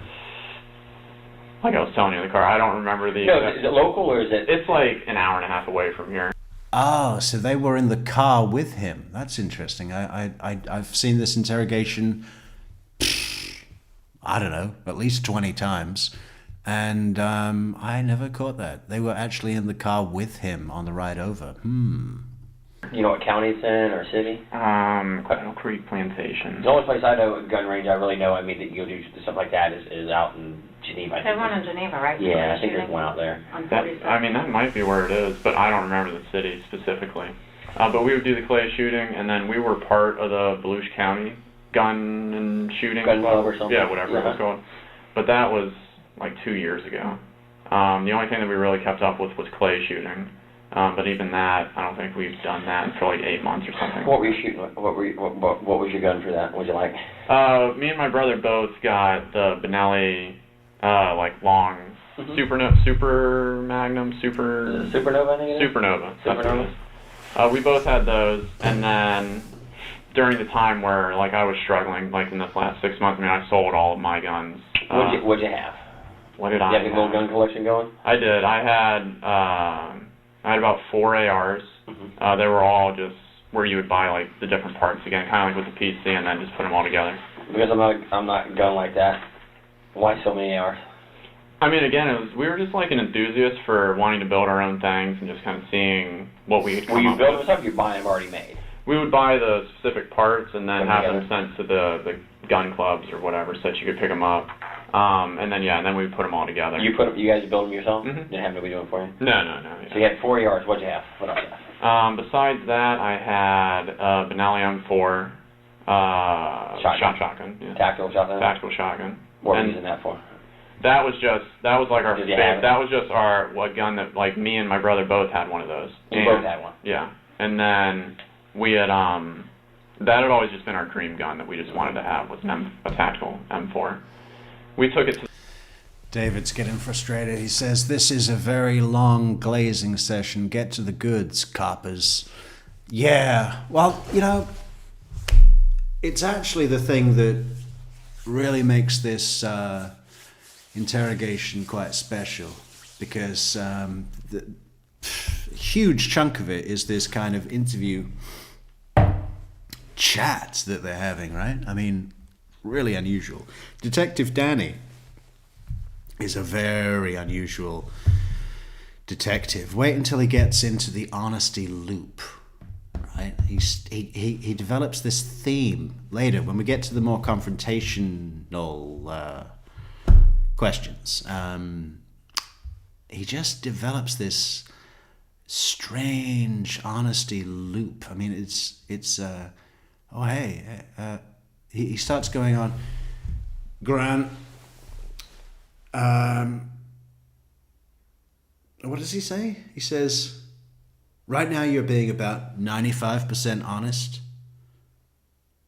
We need to get to 100. Grant, I've had an honest career. Grant, I've had a great career, a long career, an honest career. You know, I'll be honest to the end. Step over the honesty line, Grant. Shake the hand of truth." It's like really interesting detective. I do like him a lot, but it's the range a couple times. It's a very unique style that he has. Just Me with the too. round through it. I've got an M1. Oh, nice, yeah. But the M4 is much nicer. Yeah. And then we had the Supernovas, which we just used for clay shooting. And then pistols-wise, I had, I think, 4 or 5 just pistols. What do you have? I had a Glock 17, I believe it was. I had, it's not the Shield. It's a Smith & Wesson M9 something. I don't remember what it is. And then I had a Taurus, which was, I think, like a 45 caliber. And then I had, again, it's like the dream gun that I always wanted, was the FN tactical 45 with like the threaded barrel and all that stuff. The TV gun? Yeah, exactly. No suppressors or anything like that, because again, during that time, it's like to get your stamp alone would take 6 months, and then you got to wait however long to get that back. So we never got that deep into it. Still have them all, or you said you got rid of some of them? I sold all my guns. Yeah. Which some did? The Florida Gun Exchange. The what? Florida Gun Exchange. Where's that at? It's down in. They have one in. God, I am just. It's some Ormond Beach. Ormond Beach. That's the one. You took them over and sold them? Yes. Sold them all at one time, or? No, just kind of because I didn't want to go in with too many. Right. Then I felt like they They'd would look at you like, who's this guy with all these guns? Yeah, or they would like cut me a lower deal because I was giving them like a whole bunch. So what'd you get for the ARs? ARs, unfortunately, like it wasn't that much. It was only like $3,000 or something like that For all of them. Yeah, just because they're. How much you spend on them, you think? Way more, like at least double. Because again, we bought them during the height of the season, and then I'm selling apparently where it's like not a good season to sell. And they told me that if they're not just like. You know, sometimes listening to these videos and reading the chat at the same time, my brain goes into strange places. People are talking about butter, right? Because the detectives are buttering him up, or, you know, making sure he's good and buttered. But now, and then I started to think about Grant rubbing butter into his head. And then I thought, if I were, like, say I was standing in a kitchen with Grant and he was focused on making himself a sandwich, I don't think I could resist coming up behind him real quiet with a jar of honey and just silently unscrewing the lid, and then just, you know how honey pours, the what do you call it, the viscosity, is it, you know, just it's very quiet, right? You could literally just sneak up behind him, tip the jar of honey full onto his head. I mean, that'd be so funny, right? But it's nothing to do with the show. It's just where my brain goes when we do these things, and I read the comments. It's like, too much. Like companies that, I can't even think of one, like companies that make their own and they're just like a fool, like this whole gun is all by this company or whatever. Those apparently sell for more than like a custom one, because some people might not like what I put on it, you know? So, I think that's why I probably didn't get it. How about the handguns? What did you get for them?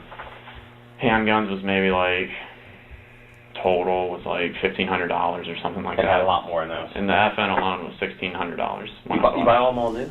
Yeah, all new. The rifles you put together. Rifles we put together. You customized them. Yeah, the handguns were they? Handguns were brand new. Shotguns were new. What'd you get for shotguns? What'd you get for them for? For the M4, that one was like the highest one. I think they gave me like $1,100 for it. What'd you pay for it? About 15. Yeah, 1500. that's not too so bad. It's not too bad. Not too bad. And then for the Supernova, it was only about $700, but that one cost about $1,200. And that one, I think we actually had to get from Gander Mountain. Way back when. Do you have any of these left? Anything, or do you keep anything for yourself? No. I ended up got rid of everything. Got rid of everything. So I was just trying to get some semblance of money in. Keep up with your payments.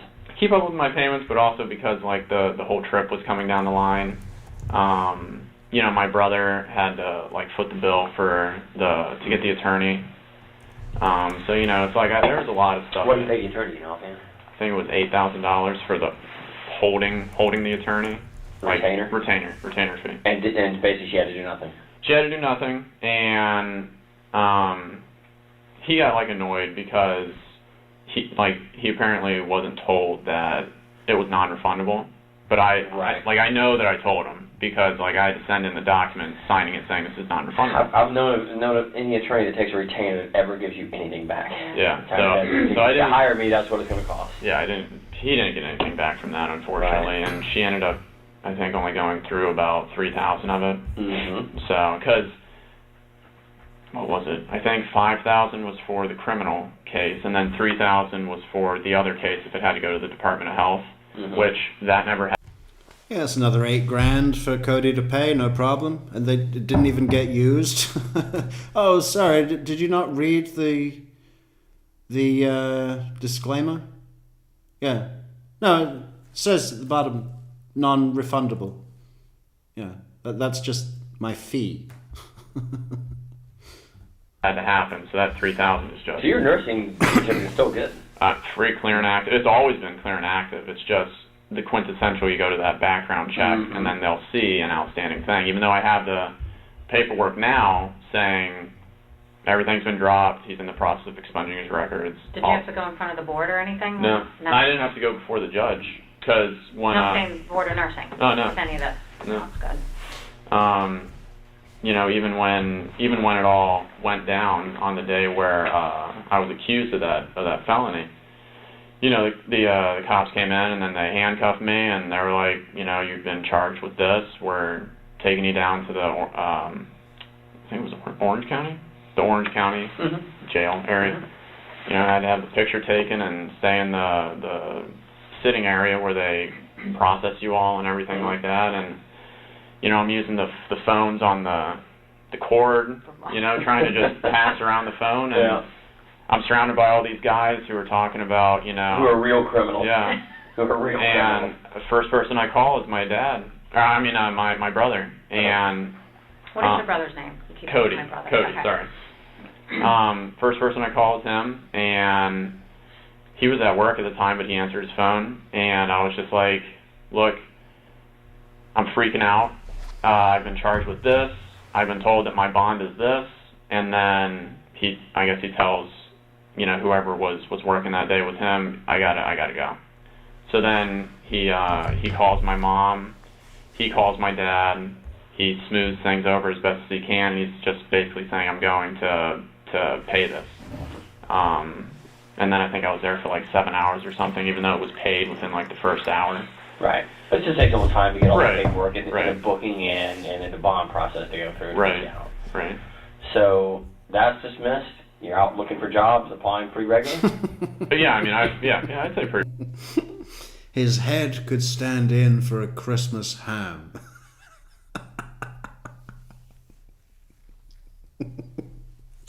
I totally see that now. I'm never going to be able to not see that. Ham head.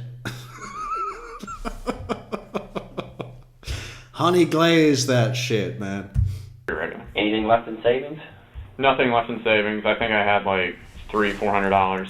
But Brother kind of helping you through? yeah. I mean, brother was helping me. My dad was covering the rent that he calls it, which is just like the monthly payment for us to help since we all live at home. What was that? What did you pay for that? $600 Each? a month. Yeah. And then It's not a bad deal, is it? no. And then I mean he was covering like cell phone. We were paying for our own internet. I imagine for that game you want to set, you got to have better than basic internet, didn't you? Yeah, unfortunately, out where we live, it's like our street, like the street coming down, I think, at Fort Christmas before you turn in, like that's the dividing line. Everything before you turn into Fort Christmas, all the nice big fancy houses that are on that side, they all have Spectrum and the gigabyte connection. They have everything available to them. But then right when you come down here, where I guess the older neighborhoods are, they haven't branched out everything. So I think it was just AT&T that was providing service. And I mean, we have the highest one, but it's still like, I think it was 50 megabytes download and like 10 megabytes upload. So I mean, it's not that great, but it was good. So basically, all your computer systems were underworked for what their capabilities. Yeah. Oh yeah. Yeah. So I'm sure that virtual reality takes up a lot of speed, doesn't it? Yeah. Yeah. Let's see.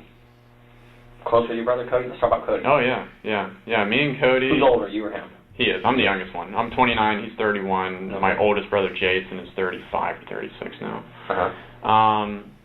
Who lives at home? All three boys live at home? No. It's just me and Cody, and then mom and dad. Okay.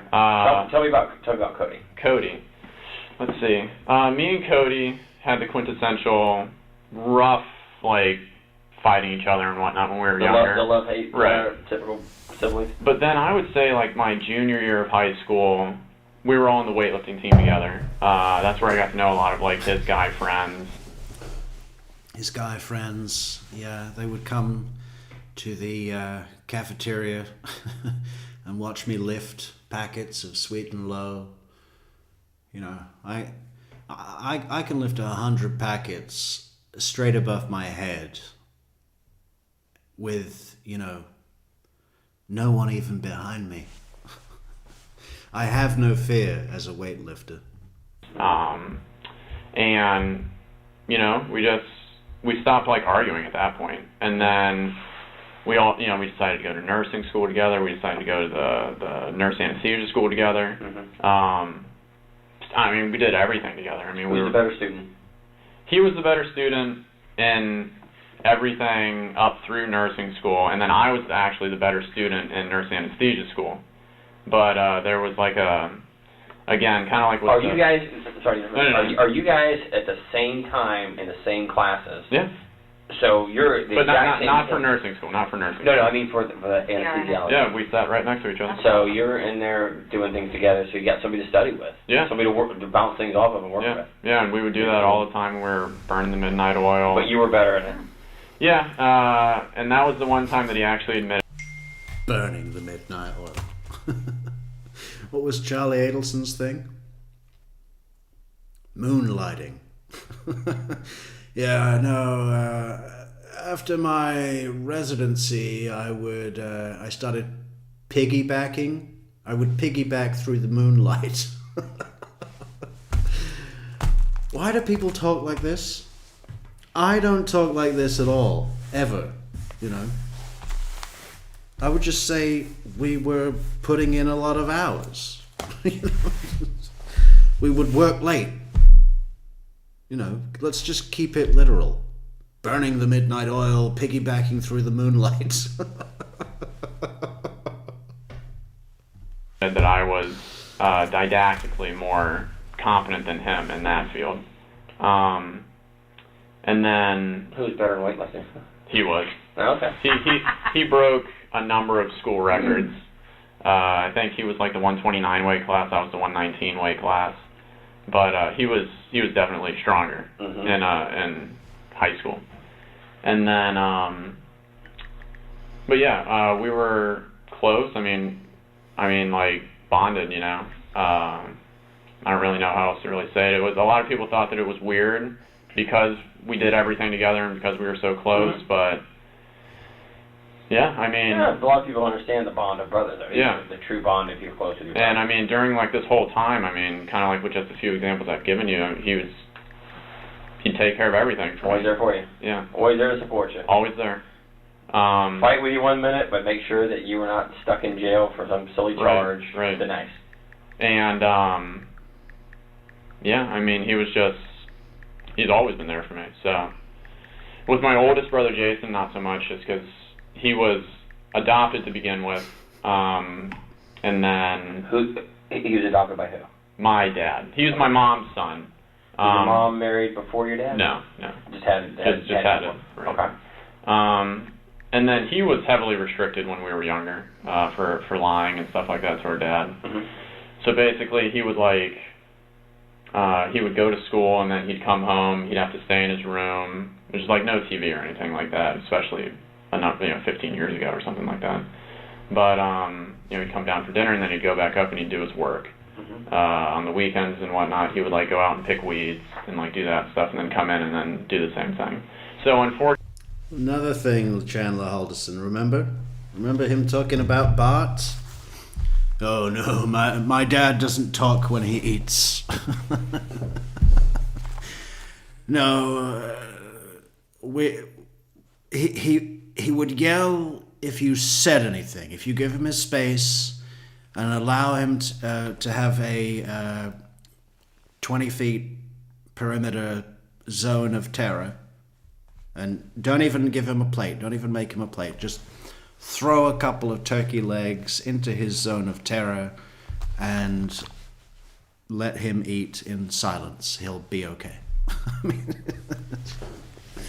they always target the dads, don't they? They go, well, I guess he wasn't really abusive, but, Fortunately, me and Cody never really got to interact with Jason, the oldest brother, a whole lot. But, I mean, Jason's been, like, I think he's one of the most genuine people that you'd ever meet. Cody's definitely one you're way closer with. Yeah, hands down. Go on vacations. He's helping with bills, helping with the legal issues. Right, and I mean, studied together. Everything. We did everything together, connected at the hip. And another thing that I've just kind of clocked onto for the first time ever after studying this case for 6 fucking years is this brother close thing. Probably wasn't really like that at all. I think Cody was very committed to getting where he wanted to be in life. He would put in serious, he'd be a double shifter almost permanently. This is why he's got this cash to blow on his brother. He was very goal orientated, committed, work ethic, blah blah blah blah blah, which was clearly something that was instilled in him, upon him, instilled in him by Dad Chad. But so already there you can see with the work ethic thing, there's an emulation to his father. He's taking notes from his father, and I think what Grant alludes to being closer with his mother, right? I think his mother, because he's the youngest, you know how things are sometimes, a lot of the time maybe, I don't know, but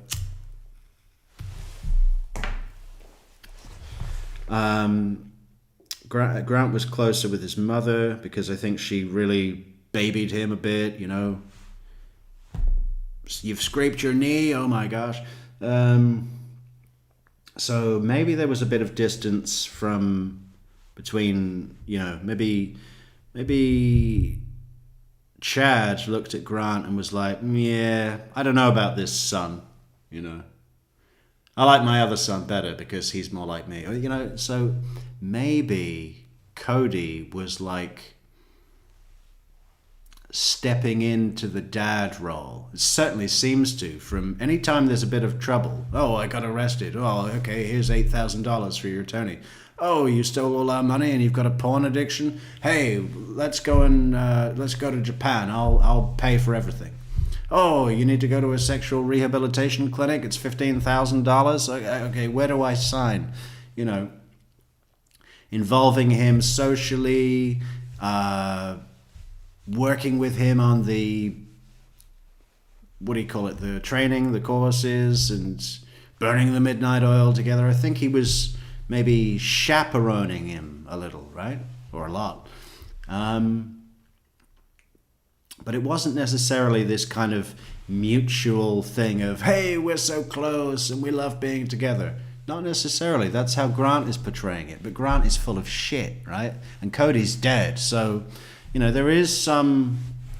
I think it's alluded to at some point, the friend that went along with the two brothers to Japan was Cody's friend from school, from high school, right?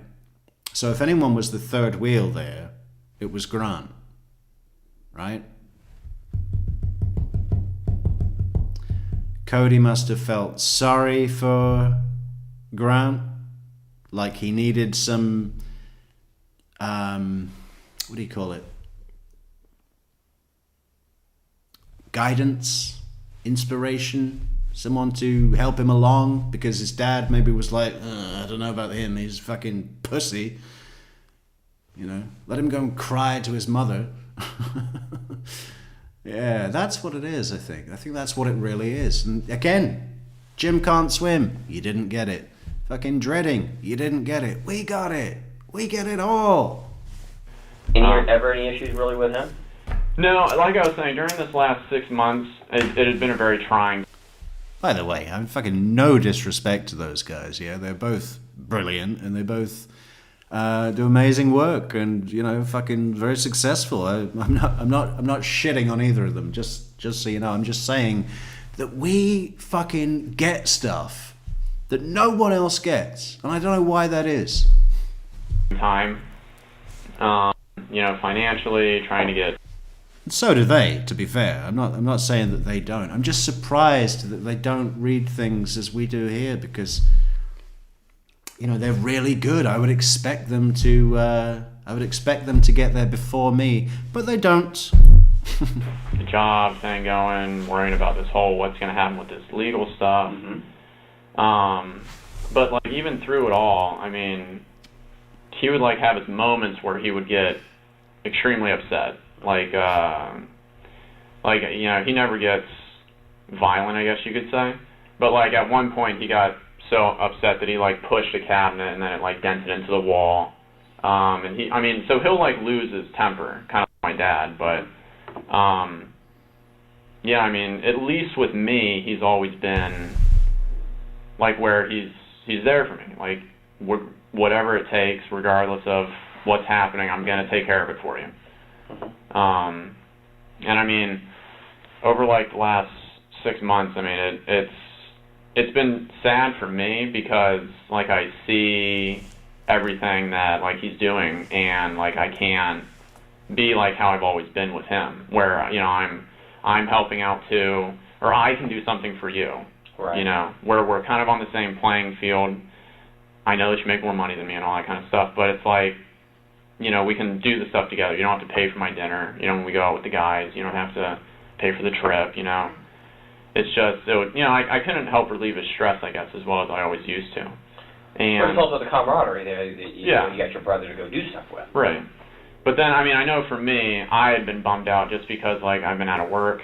You know, my whole life it's been school, work, school, back to work, and then just, I mean, that's it. You know, sacrificed all my 20s. I never went tailgating or anything like that.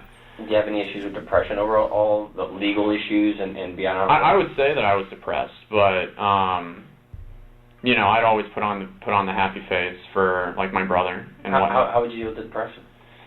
You know, I'd talk to God. I'd try and just rationalize it in my head that, you know, I haven't heard anything from this attorney in 5 months, 6 months. I mean, you'd think that if it was something so severe that you would have heard about it by now.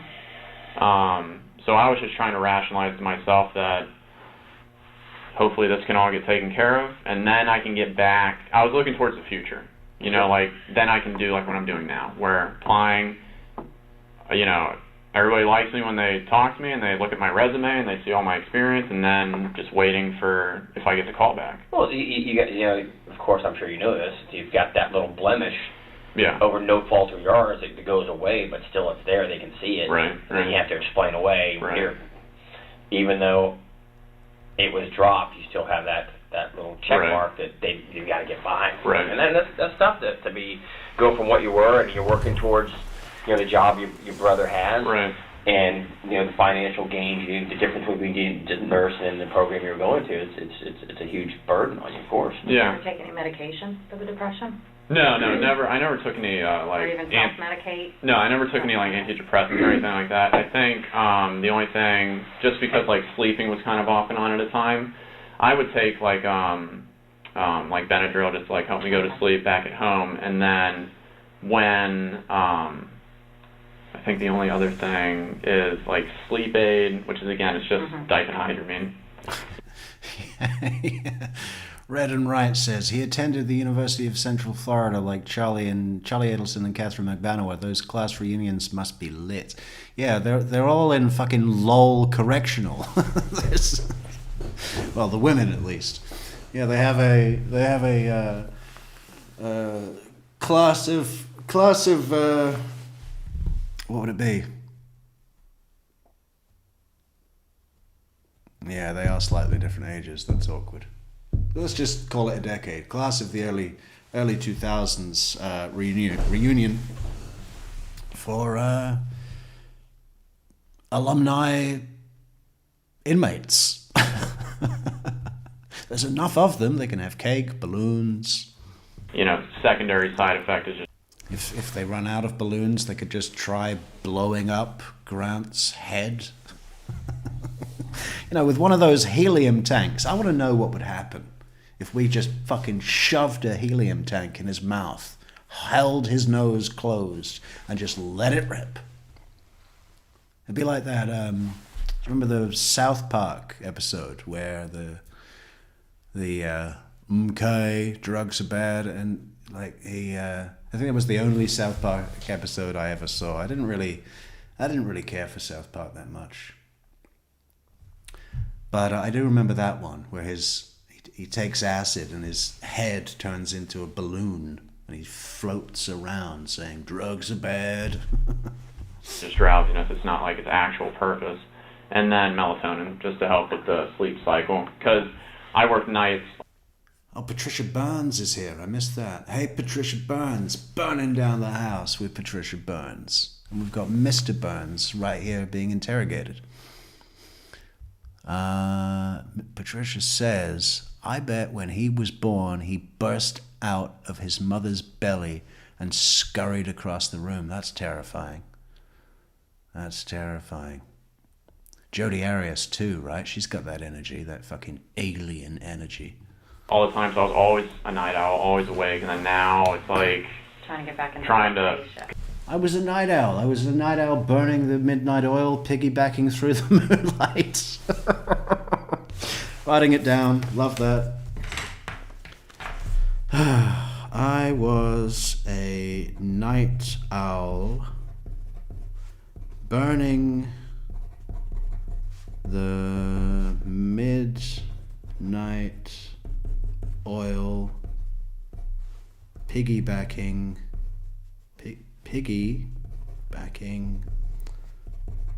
through the moonlight.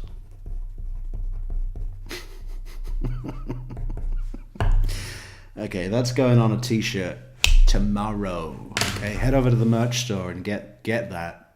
I was a night owl, burning the midnight oil, piggybacking through the moonlight. Imagine the questions that you'll get on the subway. Because, yeah, I'd be going to days. But that's the only thing I ever took. And then Advil, ibuprofen for, like, headaches.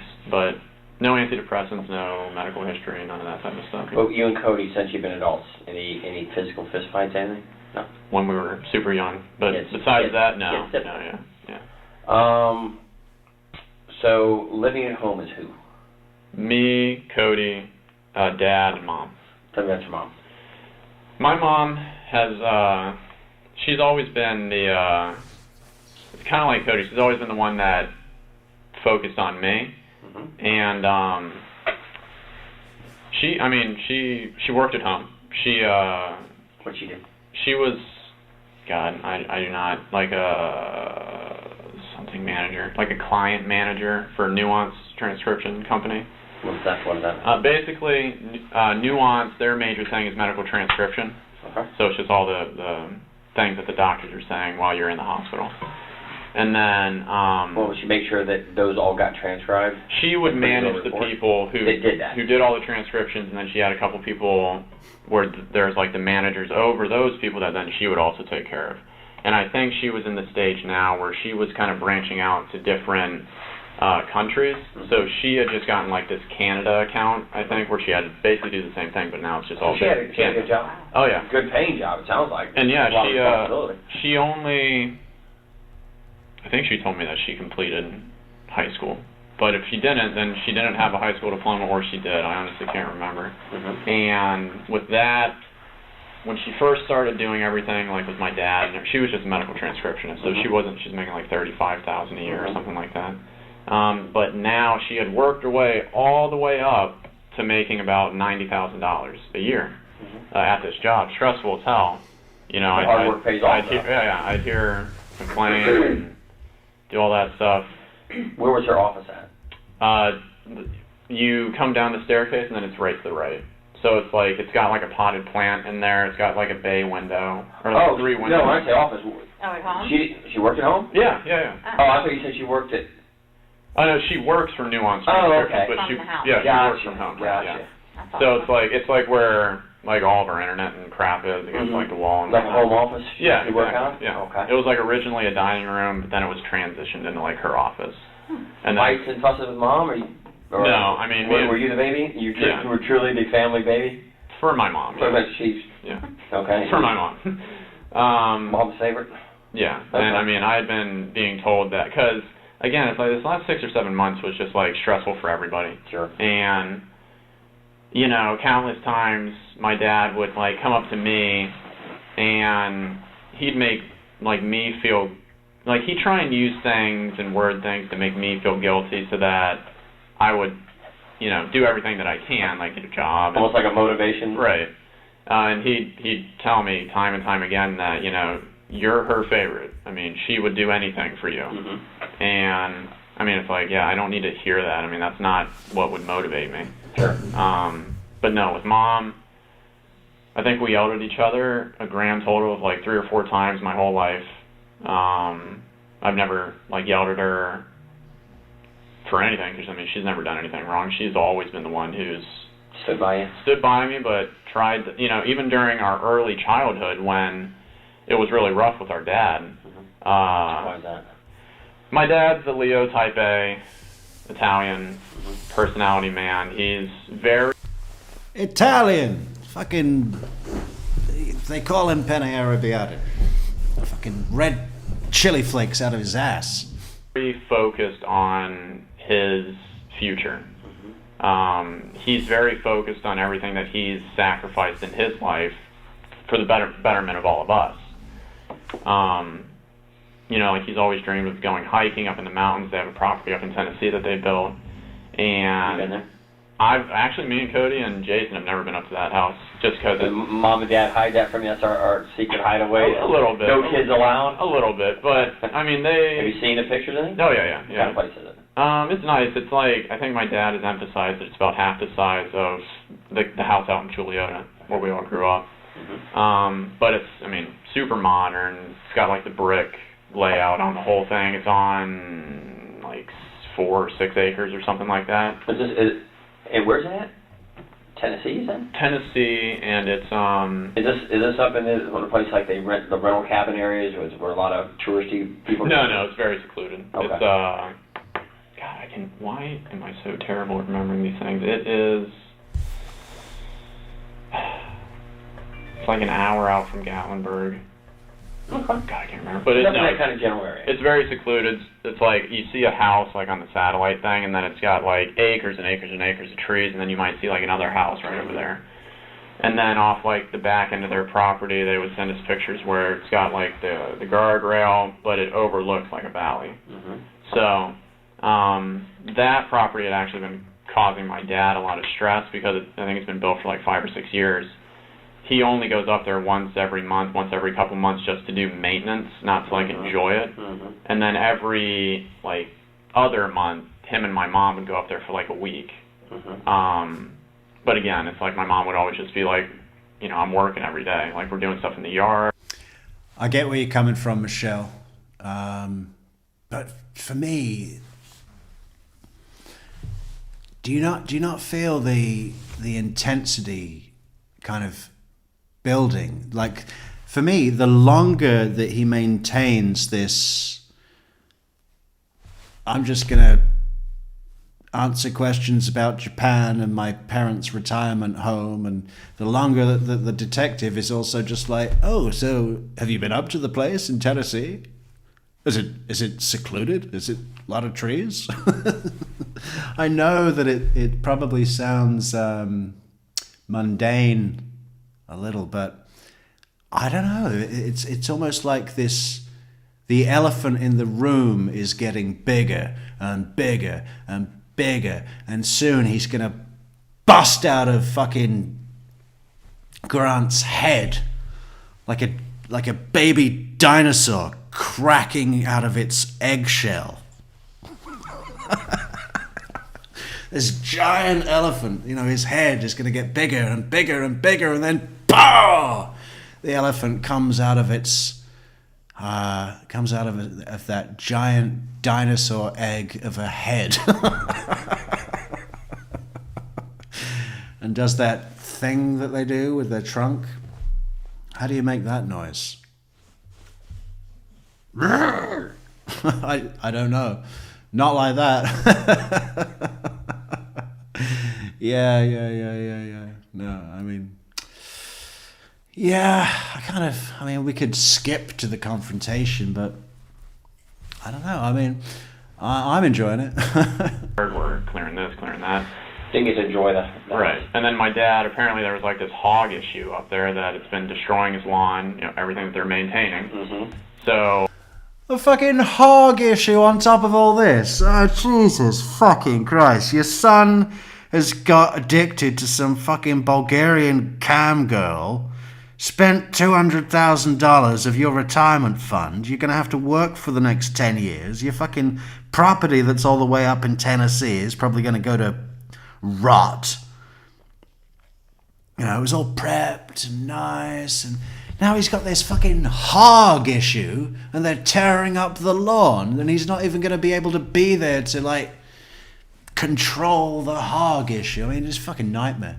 You know, he was, like, stressing about all the money that's costing him, and, yeah, so, like, yeah, I guess back to your original statement with my mom, never any issues. I mean, it was always, like, if there was somebody that I could talk to and, like, Cody wasn't available, I'd always talk to my mom. I'd always let her know what's going on. Yeah, I mean, she would help me out through anything. Okay. Tell me about Dad. Dad, What does he do? Dad's a pharmacist. Okay. He works for CVS. He's been a pharmacist for, I think, 35 years or so. Always worked for CVS? No, he worked for the hospital, ORMC actually, or I think it was something orange back in the day. But he worked for ORMC for about 15 years, and then he worked with Home Infusion with Ambient Healthcare for like 11 years or 13 years. And then he finally got into the sales one with CVS. What do you mean? Where he like sits in a cubicle and then he's got the headphone on, and then if somebody calls in, he just like tells them what they have to do, like pharmacy-wise. So Talking to other pharmacists? Retail pharmacy. So he wouldn't go to like the CVS's that you see on the side of the road. He was at like Caremark or something like that, which is owned by CVS. It's like 650 employees. He told me about like how it's a bunch of pharmacists doing the same thing he's doing? Basically talking to other pharmacists? Talking to other pharmacists, talking to doctors, talking to patients. Gotcha. Patients for like... Sonic Boom! Who's that? Pariah. Thank you so much, Pariah, for being the first viewer, person, to support our goal at the top of the chat. Everyone, we only need another 14 viewer people to click on that goal at the top of the chat and support the goddamn channel. Better support, better streams. We're all part of the same marching band. The elephant is right up front. He's in Grant's dinosaur egg head right now, but he's coming. He's ready. Like their home health care stuff that they have, and they just call into the 24-hour pharmacist, and then they help them through with whatever they're going. Did he like that job better than being in a CSA? No, he hated it. He tried because he was fired from and then he was like IV home infusion with Florida Hospital's home infusion group for only about 2 or 3 years. I couldn't agree more, Danielle Savoy. This is well put. You see, I wish I could think like this and just come up with this on the fly. This is great. Danielle Savoy says, this time in an interrogation will never come again. Once the glass breaks, you can't put the soda back in the bottle. This time in an interrogation is fascinating. The cognitive dissonance, so surreal. It is, isn't it? That's exactly what it is. The total ignorance of being in this room. And I really think that the cops have, piggybacked through the moonlight and piggybacked on top of this job interview vibe, right? Those questions about his education at the beginning, and then slowly we're getting into questions about the parents, and you can feel, it's like the beginning of a chess game, or not, well, checks at least, and then finally a great checkmate. He was fired from that for being, like, I guess, to not like soft, like an asshole, because he would like his manager or something was this like young woman, and then she was giving him crap, and then. Oh, correct, Michelle. It is, you're correct. I hadn't started the goal. I always do it a little late. I don't know why. But yeah, no, of course, thank you as well, Michelle, for supporting the channel and supporting our goal at the top of the chat. And he's like, I've been a pharmacist for this many years. Like, and you're younger than me. It's like, I don't have to listen to you, Right. So I guess he blew up one day when he was down at work, and then because of that, he ended up getting fired, and then he was out of work for about 3 months. And then he was trying to get back into the hospital system, trying to do home infusion again. But because of how old he is, and because he has an RPH degree, which was the original pharmacist degree, he doesn't have the new PharmD. He just fog issue up there that it's been destroying his lawn, everything that they're maintaining. So, he was like stressing about all the money that's costing him, and I guess back to your original statement with my mom. Never any issues. I mean, it was always like if there was somebody that I could talk to, and like Cody wasn't available, I'd always talk to my mom. I'd always let her know what's going on. I mean, she would help me out through anything. Okay. Tell me about Dad. Dad, what does he do? Dad's a pharmacist. Okay. He works for CVS. He's been a pharmacist for, I think, 35 years or so. Always worked for CVS? No, he worked for the hospital, ORMC actually, or I think it was something orange back in the day. But he worked for ORMC for about 15 years, and then he worked with home infusion with Ambient Healthcare for like 11 years or 13 years. And then he finally got into the sales one with CVS. What do you mean? Where he like sits in a cubicle and then he's got the headphone on, and then if somebody calls in, he just like tells them what they have to do, like pharmacy-wise. So Talking to other pharmacists? Retail pharmacy. So he wouldn't go to like the CVS's that you see on the side of the road. He was at like Caremark or something like that, which is owned by CVS. It's like 650 employees. He told me about like how it's a bunch of pharmacists doing the same thing he's doing. Basically talking to other pharmacists? Talking to other pharmacists, talking to doctors, talking to patients. Gotcha. Patients for like their home health care stuff that they have, and they just call into the 24-hour pharmacist, and then they help them through with whatever they're going to do. Do you like that job better than being in a COSA? No, he hated it. He tried because he was fired from and then he was like IV home infusion with Florida Hospital's home infusion group for only about 2 or 3 years.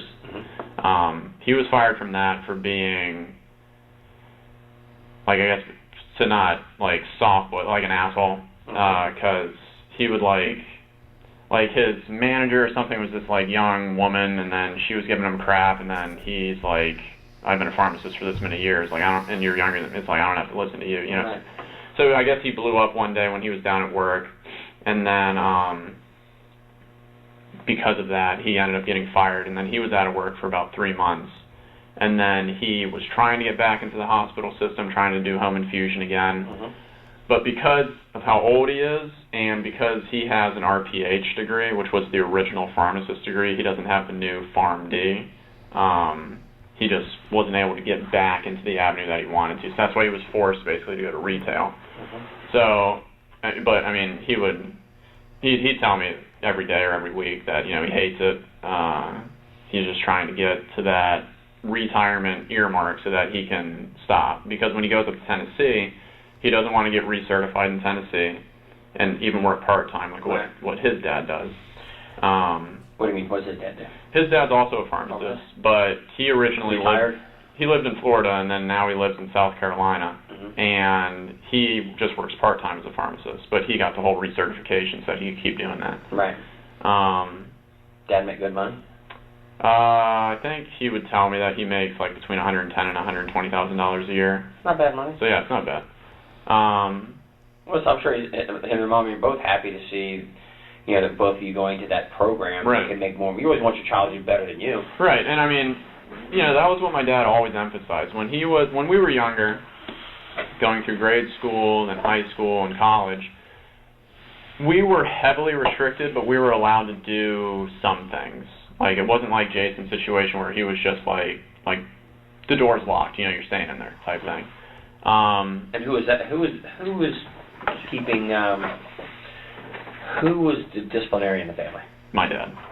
And was he the one that decided Jason stays locked in? Yeah. What did Mom think about that? Mom didn't approve of it, obviously, but back in that time, my dad was a very, angry, violent type person. Overbearing. He would push my mom, and one instance, it was getting to that age where me and Cody were kind of getting old enough to maybe be able to do something if she needed our help. And oh yeah. What were you gonna do? Headbutt him? We were getting to the age where my head was of an adequate, enlarged size that it was a lethal weapon. So if he went anywhere near my mother, I would just run at him like a rhino and hit him in the belly with the crown of my scalp. And, I remember her and my dad were in their room, which if you go down the stairs, it's right there to the left. Does anyone think he must have a really strong neck? Maybe all this weightlifting he was doing, he was just training his neck, just lifting things with his neck so that it would eventually be strong enough to hold up that giant melon head. We heard our mom yell that he's hurting me, and then me and Cody run downstairs, and we go into the room, And then we're trying to get our dad off of our mom, and then my dad elbows back, and that's why my nose has got its little, like, bridge right there. But, I mean, that's, like, how he was, like, spankings with a 2x4, you know, like, baseball practice, it'd be, like, 4 or 5 hours, and he's hurling the ball as fast as an adult can, and we're, like, 7th to 8th grade trying to catch this stuff. Yeah, I mean, definitely very overbearing, but he would always rationalize that he's just trying to, like, secure our future. Violent towards the family?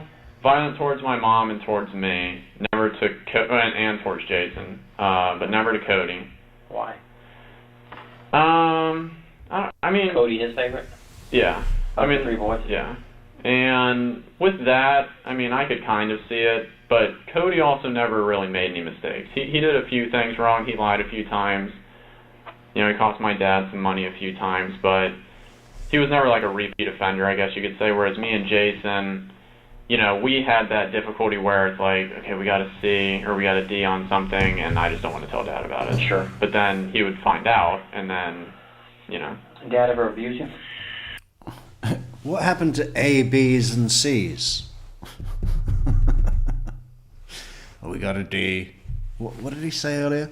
Oh, yes, something went wrong. Before that was fashioned into a paddle called the lightning rod, I think is what it was called. No, he broke it on me. I'd be sorry. I would probably say it was my dad. Take it out and burn it. Yeah. So he didn't have it anymore. But yeah, he would you know, he'd do that, and then he'd push you around. Like he wouldn't punch you. He wouldn't bruise you. Slap you? He never slapped me, but I guess I should say the only place that I ever got bruised was on my butt from being spanked. Belittle you? He would belittle me when I was younger, but again. How long since you've been out of work?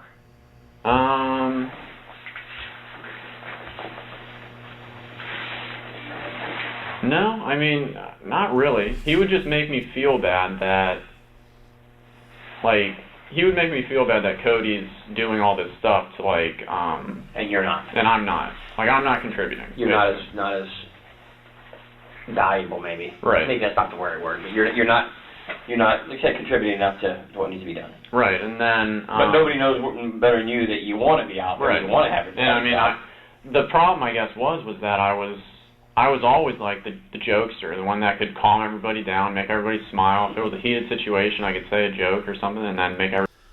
Yeah, news for you, buddy. No one likes that. No one is welcoming you coming into a fucking tense family moment and making a joke and making everyone smile. You know, they're doing it out of pity for you. Hey, Blu-ray River, check it out.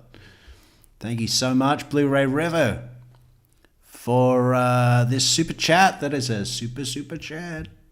Here's some dollars for having to listen to this guy.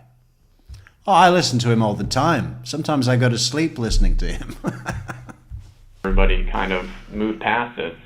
I'm sick. And I was just in the point where it's like, you know, I'm hearing, you know, all this stuff from Dad. I'm seeing how much Cody's helping me. You know, Mom's stressed out with her job. And it's like I'm not doing anything. And it's like I'm in that situation where it's like I'm not doing something because I don't want to. I'm held out because I'm waiting for this whole legal thing to get taken care of and then for jobs. We've been talking for a while. Need to get stretch your legs to go to the bathroom or anything real quick? I mean, I'm good. We've been talking for a while, yeah. We've been talking for a while. How long are we into this? We're an hour and 7 minutes in, okay. We've been talking for a while. Do you have any questions? Like, what the fuck you're doing here? You want to go to the bathroom? You want a Coke? We're going to get a Coke. Yeah. Okay. 12 hours a day working as a nurse. I'm used to sitting or standing. Take advantage of it. That's why I said I want to make sure that if you do, we take those breaks. And sometimes it's time to collect your thoughts because, you know, just sitting talking. Right. Thinking about what you're saying. I want to make sure you got a break spin in because this isn't the hospital, and make sure that you want to. No, I'm good. It's like with water and stuff. I'm not a breakfast person, and waters. So, when's the last time your dad put his hands on you? The last time my dad put his hands on me would be This is a great question. We'll get into it, Michelle, you know, because the last time his dad put his hands on him was just, you know, the murder day, murder evening, because when his dad found out that he'd broken the fucking code, he'd broken the rules, we had an agreement. I mean, he made it like a contract, you know, I mean, laid it all out, handwritten, but really defined, and he was very particular. He would write in one color and then notate in different color pen and blah blah blah. You know, he took it very seriously, and when the dad found out that he had broken the cardinal rule, do not speak to the girl that you sent all of our fucking money to, in a country where we have no hope of jurisdiction or legal contest or anything. Yeah, don't talk to her. And he was fucking manipulating his mother. Oh, she's my world. I love her. Let me send her a message on Twitter. Oh, and for what? All she said back to him is, "Hey, Grant, great to see you again. Yeah, let's hop on the thing. You know, we have to pay me $600 an hour." Yeah, we could talk on Twitter, but on the platform we've got, you know, perks, fabulous perks. That's it. And his dad found out, came home, picked him up by the fucking shirt and said, "Get the fuck out of my house. You've ruined my life. You broke the code. You're out of here." I mean, that's the first time.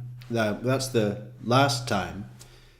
And I don't think the detective knows that. I don't see how he would, because it was all done in private and there were no witnesses left alive. But it's a good question anyway. It's you know, it's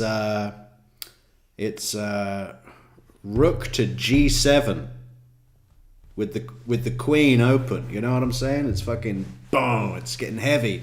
That move was so good it should have its own theme tune. That move was so good it's breaking down the door.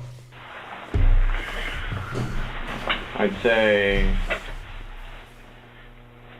kind of the middle of December of 2018. What happened? It's because, you know, with all the money that had been getting spent and I guess just the mix of everything that I've been saying just kind of boiling up in him, and the fact that I was, to him, it seemed like I wasn't concerned about it. So, and then plus I was, you know, I wasn't acting like myself with the jovialness and, you know, Sure. all that kind of stuff. My father chose to admit me to like a depression or an addiction clinic or something like that in Fort Lauderdale called Cornerstone. What was that? He sent me to a something addiction something clinic, you know, in Fort Lauderdale called Cornerstone. You know, emphasis on the name, right? Called Cornerstone. Big head movement, eye contact with the female, called Cornerstone. It was something to do with addiction, sex, something. Why don't you just say it like it is? Should we look it up? Let's look it up. Cornerstone. I bet they're out of business and, you know, having lawsuits for all their fucking charlatanism. Cornerstone Sexual Addiction Rehabilitation Clinic.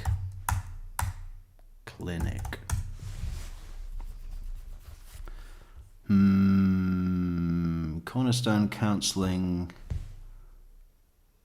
Rexburg. They've moved to Rexburg. Cornerstone Healing Center. Scottsdale.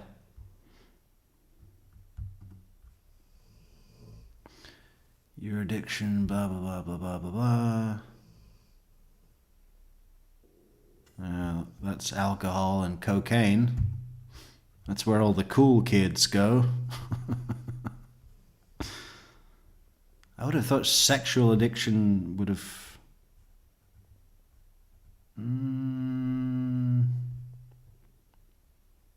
Program for sex and cyber sex addiction. This must be it.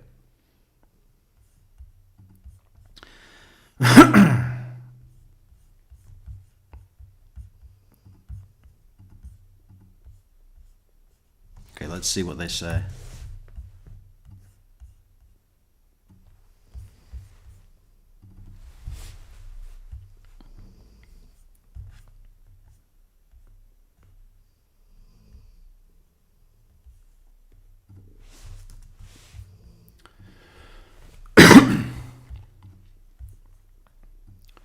So, Cornerstone was founded in 1994 to provide people with the healing, recovery, and support that they need to live a happy and productive lives. We are committed to helping our clients gain self-worth, reduce shame, and achieve healthy intimacy and sexuality in their lives. I think this is the wrong thing. This is the invitation to the Gourmet Swingers Club, right? Donna Adelson, where are you? We work with our clients to heal the impacts of trauma and facilitate their personal development. The impacts of trauma. What are they talking about? The 15-inch dildo. That should be for Sylvie after one of her shows. Our goal is for our clients to become the pilots of their own lives and achieve... Listen, do not let this guy near a plane. Apart from the fact that his head would mean he'd never get off the fucking runway, you know, pilots of their own lives. I mean, who writes that? Come on. And achieve... Well, why a pilot? You know, why not sea captain? Our goal is for our clients to become the sea captains of their own lives and achieve the self-acceptance and self-respect that they have always deserved. At Cornerstone, we are very well known for our comprehensive and specialized treatment program for sex and cybersex addiction. Only one of those is cool. We also offer other specialized programs in therapy for a variety of general mental health issues. We believe in treating our clients as unique and complex beings. We work to uncover each client's potential for healing and growth by offering a hope that change is possible. You know, the very fact that they let this guy out isn't a very good testament for their diagnostic strategies. Our programs, in addition to our general mental health counseling, we offer a diverse collection of programs for specific blah, blah, blah, blah, blah, sexual behavior that continues even after the person has experienced numerous consequences, including significant suffering to themselves and others. Intervention and support are required. Spouse and partners of sexual addicts counseling, being married to or partners with a sex addict can be one of the most painful and traumatizing experience we can have in a relationship. Depends. You know. At Cornerstone, we help you navigate through this dark and confusing time. Couples therapy, blah, blah, blah, blah, blah, blah, blah. Well, it just sounds like a fucking load of shit to me, but I have a massive prejudice for anything that has an office in Fort Lauderdale.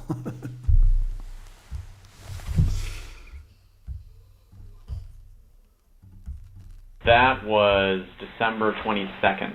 Okay. Until I think January 4th. Did you agree to go? I didn't, but they said that, this was your only... Who said? My dad. Okay. And that was in Fort Lauderdale?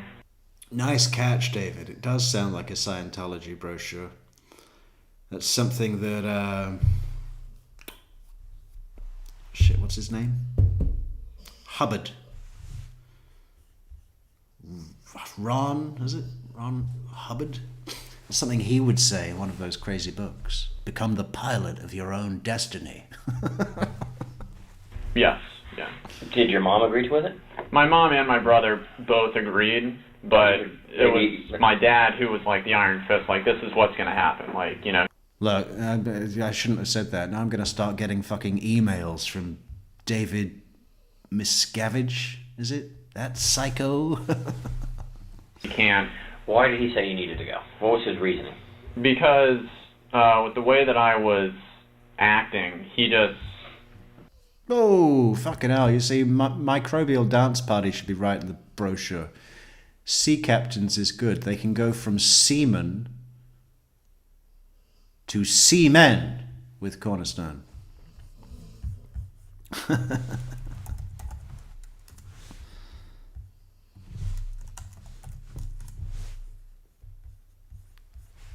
It's just, it's S-E-M-A-N.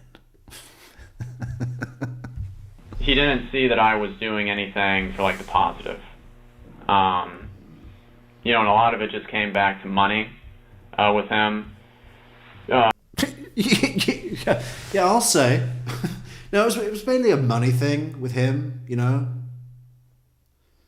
Because I stole all of it. Yeah, he just kept going on about the same thing every day, you know, money and...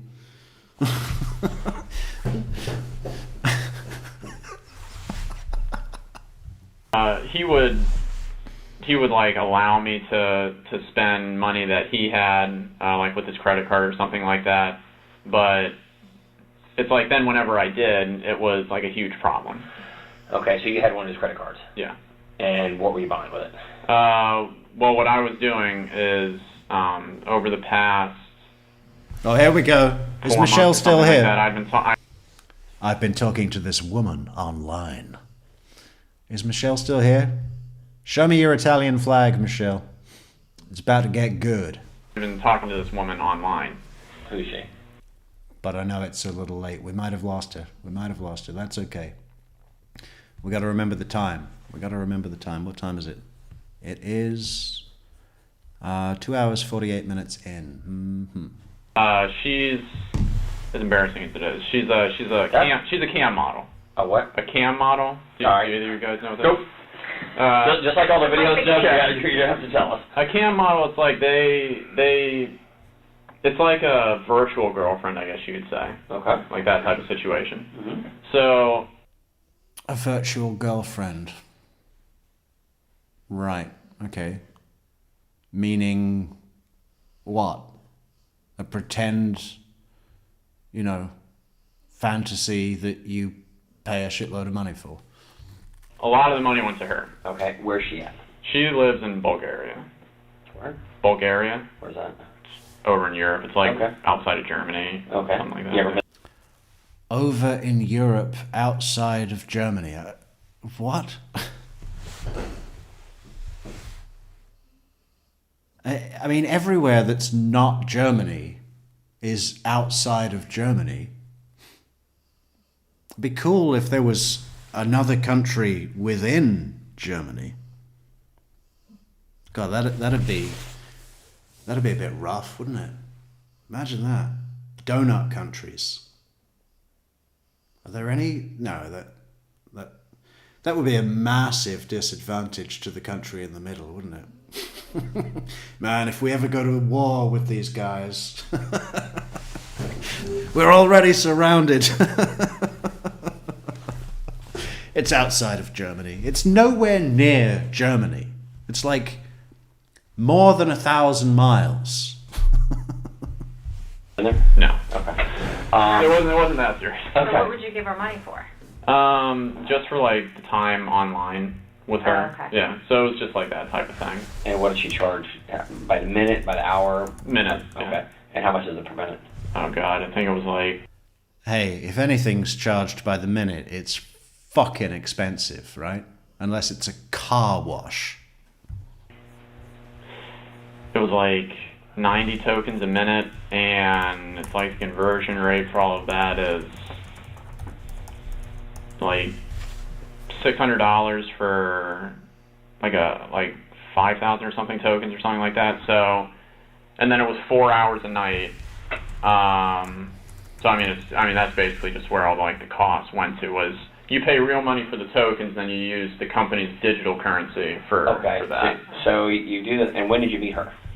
I just looked it up. It's 914 miles. The distance between Bulgaria and Germany, the borders. The closest border to border, is 914 miles. What's that? That's like New York to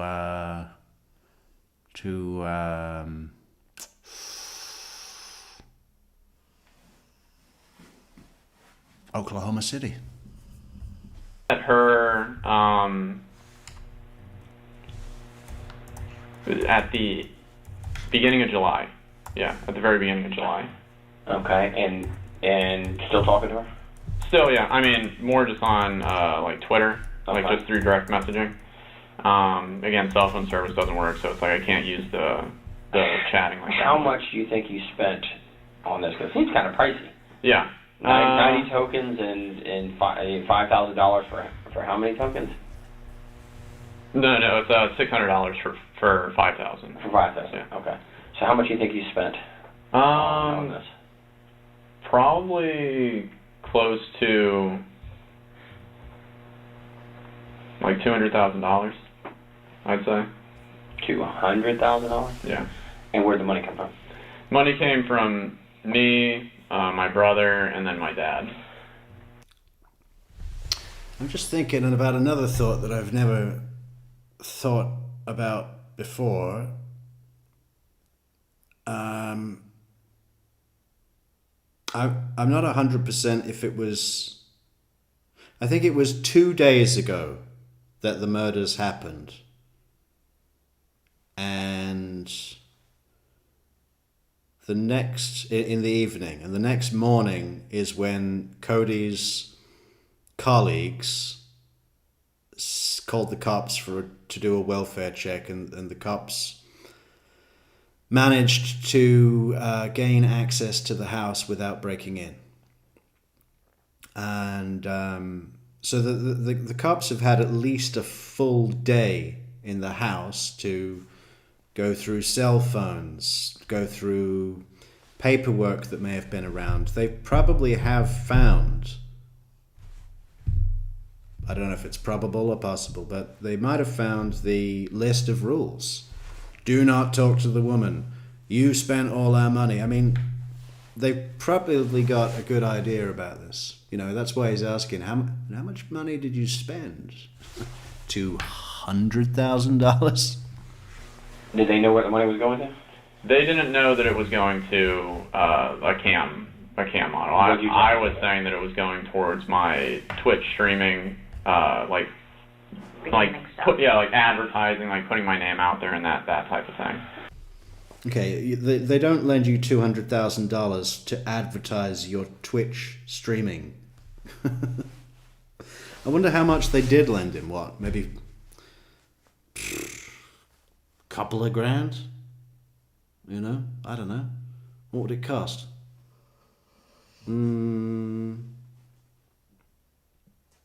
I've never done any of that advertising. YouTube are always saying to me, hey, do you want to get seen by more people?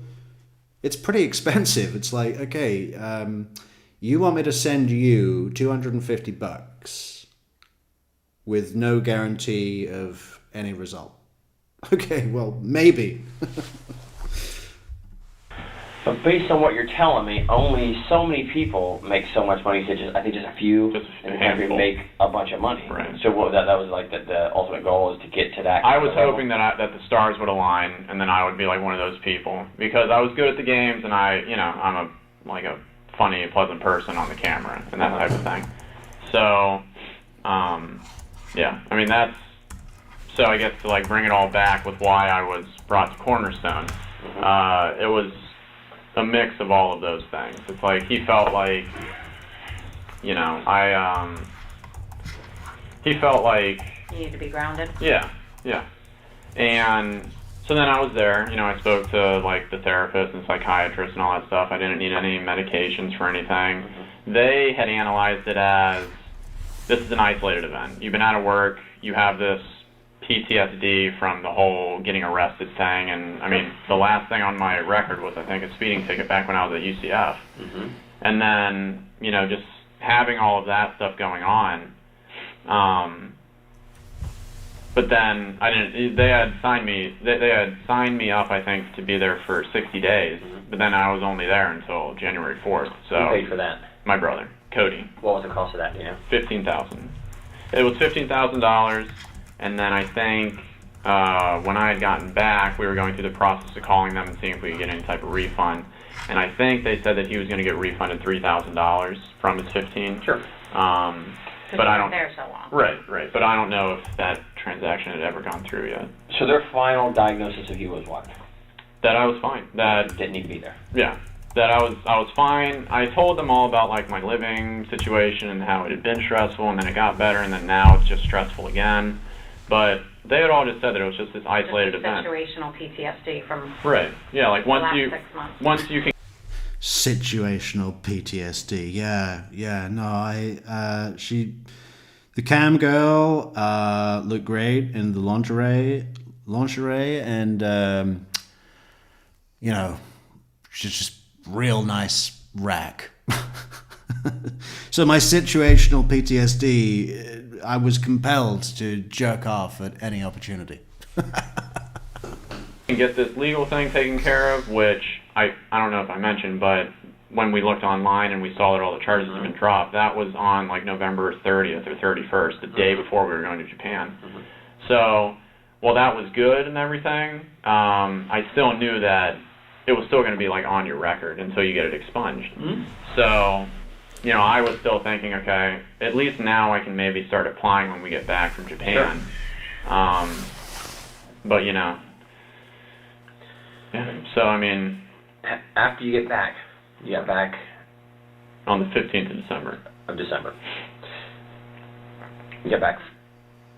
I thought you said you went on the 22nd of Right. December. Yeah, that's After when I went to. Yeah, it was after Japan, Okay. and it was because when I had gotten back, my mom and dad were, you know, dealing with a lot of the financial stuff while we were up there, and then when I got back, that's where my dad started to get really kind of overbearing, and I mean rightfully so. I know what I did, but it's like with him, it was every single day, hours a day. Hours a day. He'd come home from work, and then he would just talk to me just about the same exact thing over and over and over and over and over again. And Did it get heated? he would get heated, but How about you? Did you get heated? no, I mean, I was, you know, I was always the person in the family where, like, my brother Cody would interrupt my dad when he was talking. My mom would interject and say, you can't be saying that or whatever. But for me, I would just sit there and I would just let my dad talk so that he could say everything that he wanted to say. And then if I saw that it was something that he wanted me to respond to, then I'd respond. But I would never be heated to him, Sure. especially if I felt like I was in the wrong. Right. To all this, you think you were in the wrong? I mean, yeah. To some extent? To some extent, you know, spending that amount of money, it's idiotic to do that, you know, especially when you're not making So any money. $200,000. Right. When was the last time that you and your dad did have, you know, a heated conversation? It would be Thursday, because one of his rules was that I wasn't allowed to talk to the woman anymore that I had been talking to. But I guess you could say behind the scenes, my mom would let me talk to her through her cell phone using Twitter. And, you know, she would tell me, like, look, you have to keep it just basic, because if you say anything or if you entice anything or do anything like that, it might lead her to say something to, like, my dad or something like that. Because How would she get in touch with him? Because apparently when I was in Cornerstone, my dad told her, because he had, like, hacked my computer or something like that, and then he found Is he an everything. electronics guy like you and your brother? Except he's more of that, like, hacking level, like, able to do all that stuff. So he had found, you know, like, just the stuff that was related to her. And then he erased my whole entire computer. He put a password on it, so it's like even when I came back up until Thursday, like I wasn't able to go onto my own computer to look at anything.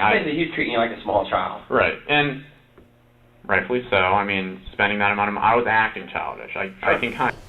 Yeah, I mean, you weren't just acting childish. I mean, it's grand larceny, what you've done. They should have sent you to prison. They'd have been a lot safer. You know? One of the options that was on the list of rules that Chad put together was that Grant either needs to get a job or go to the military, which is a fucking joke, isn't it? I mean, do you think the US armed forces are going to, like, what are they going to do with this guy?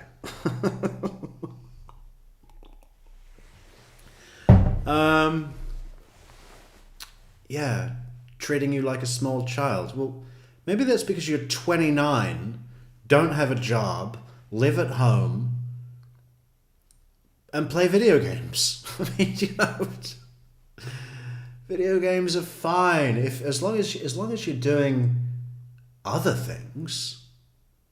Well, there's two contexts where they're good, right? If you've got a job and it's your downtime meditation, or if you're one of these fucking Twitch streamers that's making 300 G's a month, I mean, then no problem. That's productive.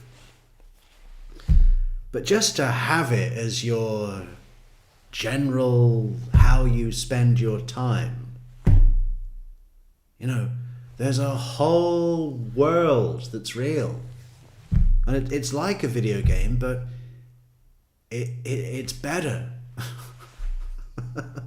kind of get it.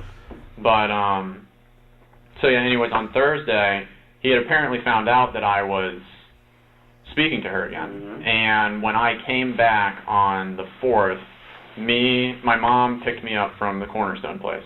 And then me and my mom met my dad at California Pizza. I'd really like to know how much Detective Danny knows at this point. Did you hear how he just did that? Mm-hmm. You know, clearly he's got the full backstory.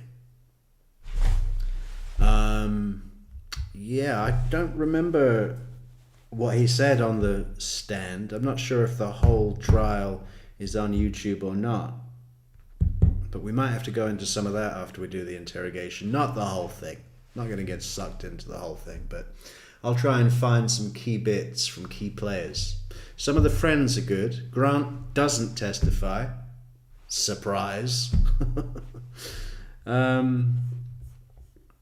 But yeah, I would like to hear from Detective Danny on the stand. I've seen it before, but not that much, and I don't really remember what was said. So we'll watch that all together, right?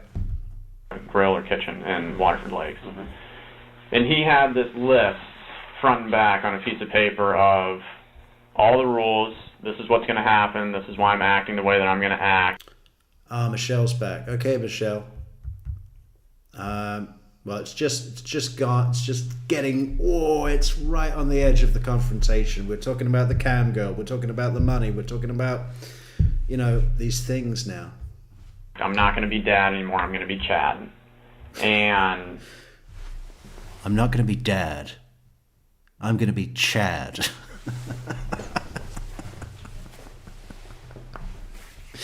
Could not be more perfect that it's one syllable and it rhymes.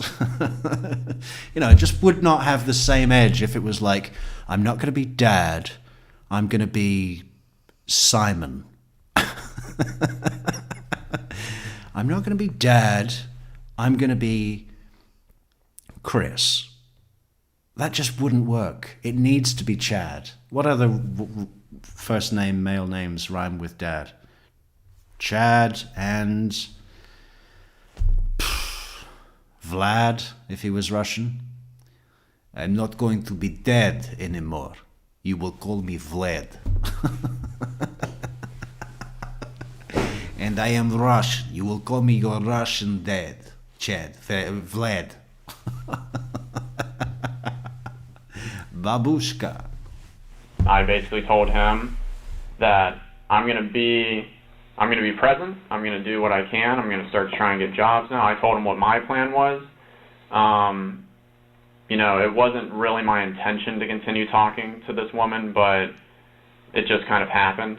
And then because there was like that emotional connection, I guess you could say, between her and me, like I like, you know, it felt like a relationship. You know, I didn't want to just stop cold turkey on it. So he had apparently found out, and then Unhappy. Right, and one of the stipulations was that he told me at the dinner was, if you speak to this woman again, you're out of the house. Like, I'm kicking you out. You can pack up your shit, and then you're off my property.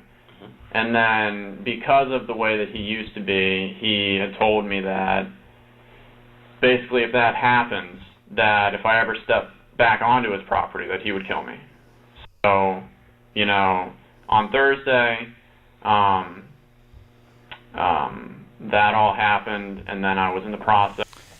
Hey, is that songwriter John Smith? John Smith, go to your AI and tell them to create a song about Grant Amato's head.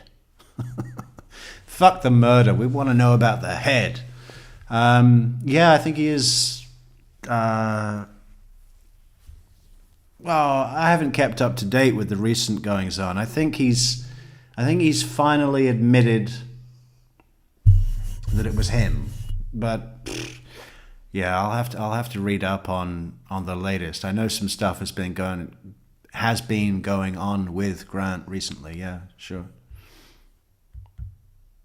I was getting all my stuff together. I was piecemealing it out to the car, and then you know, I had an interview on Friday, so I had to get my suit out to my car. I was trying to just get all of my necessities as best as I could from, you know, a lifetime of living inside the house. Brad, another great one. It's not Dad anymore. It's Brad. I like the Vlad. and suddenly he's Russian. I am not your father. And then my brother was working that night, and I think he was working like one of his long nights, but he ended up getting off early. And then I had met with my brother before he came home, just like in the neighborhood area. And then it was just on the like the back side of the house, like along, I don't remember what that road's called, but it's like you take the bend where it has those two blinking lights, and then it's just down that road a ways. Not for Christmas. Is it before Christmas when you still turn the corner? I think so. I'm not sure. I think so. Well, it was just down that road. Okay. And then I basically brought him up to speed, and he had told me that he was going to do whatever. What time was that, you think? God, what time was that? What time did you go to? Let me back up a second. I apologize. You, Mom, and Dad go to California Pizza Kitchen in Waterford at what time? Oh, that was all the way back on January 4th. Oh, you said Thursday. Oh, that wasn't Thursday. No. That was when Okay. I had come back from Cornerstone, Gotcha. and he was giving me the rules. Okay. Okay. Yeah. So then do Thursday then. We'll what check happened? with that. That Thursday that you meet with Cody down the street. This is this past Thursday? Yeah. Okay. Tell me about that. After you and your dad argue. After me and my dad had argued, and he had told me, you know, this is how it's going to be, and you know, all that stuff. Okay. This is at the house this past Thursday. Yeah. Yeah. Okay. Because this is what now? Saturday. So Yeah. Past Thursday, I guess you could still say it. So then I spoke with Cody. He told me about all that. He had given me his debit so that, because I don't have any money and I don't know where to go. You know, I'd never been out of the house on my own. And then the last thing that I was told was just that, you know, basically once again that he'll take care of it because This is Cody. This is Cody. What time is this approximately? I'd say a little after 10:30ish at night. Thursday night. Thursday night. Okay. And then, yeah, so then after that, I just like stayed in the vicinity area for a number of hours, and then I had remembered over some of the nights when I would work overnight, but then I'd be able to get off early, that the Publix on 50 on Colonial The one that's by the Tractor Supply? 419, yeah. Yeah. Mm-hmm. That Publix, it's like their guest Wi-Fi is always still active even when the store closes down. So I was like, okay, well, I'm going to go there because I have my Surface. And I can, check on my emails. I had to pull up the address to my interview because I don't have GPS. Mm-hmm. So then I would write all that stuff down. And then I was basically just waiting in that parking lot until I had to leave to go to the interview. And then, that was the last, because again, it's no cell phone service. Email was literally my only form of communication. And then, I didn't have any, I went to the DoubleTree because I was like, I can't just stay in my car again all night. Right. And how did you pay for that? I paid for it with my debit card. With your debit card? Yeah. Because I think I went to the DoubleTree. As far as I'm aware, that is generally a, medium-priced hotel, do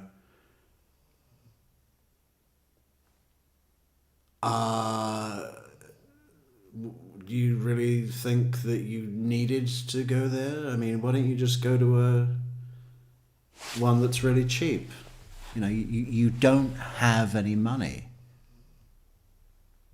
Do you know how long I have slept in a car in my life? A lot.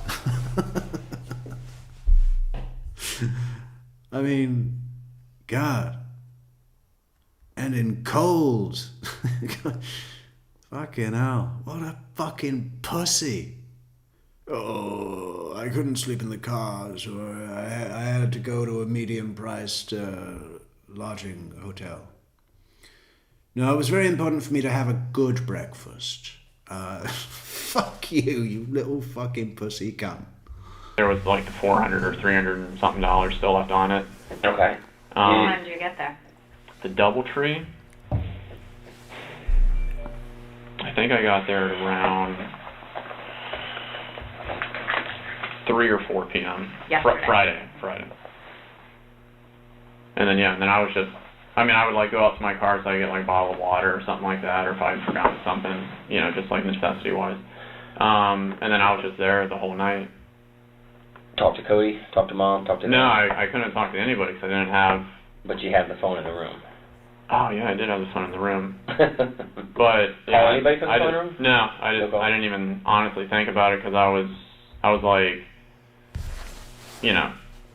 away from a place where I lived for 25 years or something like that. I had never, as embarrassing as it is, I'd never been on my own. Right. The longest period I'd ever been away from anybody is 2 weeks when we were up in Japan. So, yeah. Yeah, you went there with your fucking brother who paid for everything. The longest I had ever been on my own was when my brother flew me to Japan and paid for all of my travel and hotel and food. That was the only time I really set out on my own. But you had your brother with you, so... Right, yeah. So you had family with you. But, yeah, so I guess I was waiting to see what would happen with this job, because I was told I'd either be told Tuesday or Thursday. And then maybe I would try an outreach or something like that. Or the last time, when it was an issue where I didn't have my phone, my brother would email me. So I was just thinking, okay, well, if anything, he knows the situation, he'll just email me. So I checked my email a few times last night, and then I just inevitably was able to go to sleep. Was it Thursday night that your dad told you that if you talked to the girl that he would kick you out, or was that the conversation on the 4th at California? That was on the 4th. And then he just went through with it on Thursday. Okay. So Thursday, you're home all day? Yes. With your mom? She works at home? Correct, yes. Your dad's at work? What's his normal work hours? He works until... I think he had to go in early that day, because he had to start doing overtime or something like that. And he normally works though from 5 or 6 in the morning to, I think he gets home between 5:30 and 6 at night or something like that. What time did you get home that day? He got home at like 5:30. 5:30? 5:30, 5:45, one of those two. Okay. Were you there when he came in? Yeah. Okay, well, describe your dad normal come in. When my dad normally comes in, he'll come in, he'll look into the... He needed the Wi-Fi. That's why he went to jerk off at Publix. He got the Publix Wi-Fi. the living room, which is, like, there's the kitchen, and then there's the living room where it's got, like, the long couch and whatnot that's inside. And then there's the TV right there. Okay. So he'll normally come in through there, and then he'll talk, or he'll ask us questions, or he'll Where were you at when he came in? I was just in there. I was just watching... in the virtual reality, where you said you had that set up? Right. Okay. Yeah, I was just... Yeah, he killed his mother first, Christina. He just, his mother was at her desk on the computer with a glass of wine, right? At almost the end of the day, 4 o'clock or something, sitting down at the computer with a glass of wine. He comes up behind her real quiet and puts a gun to the back of her head and shoots a bullet through her brain. And they knew that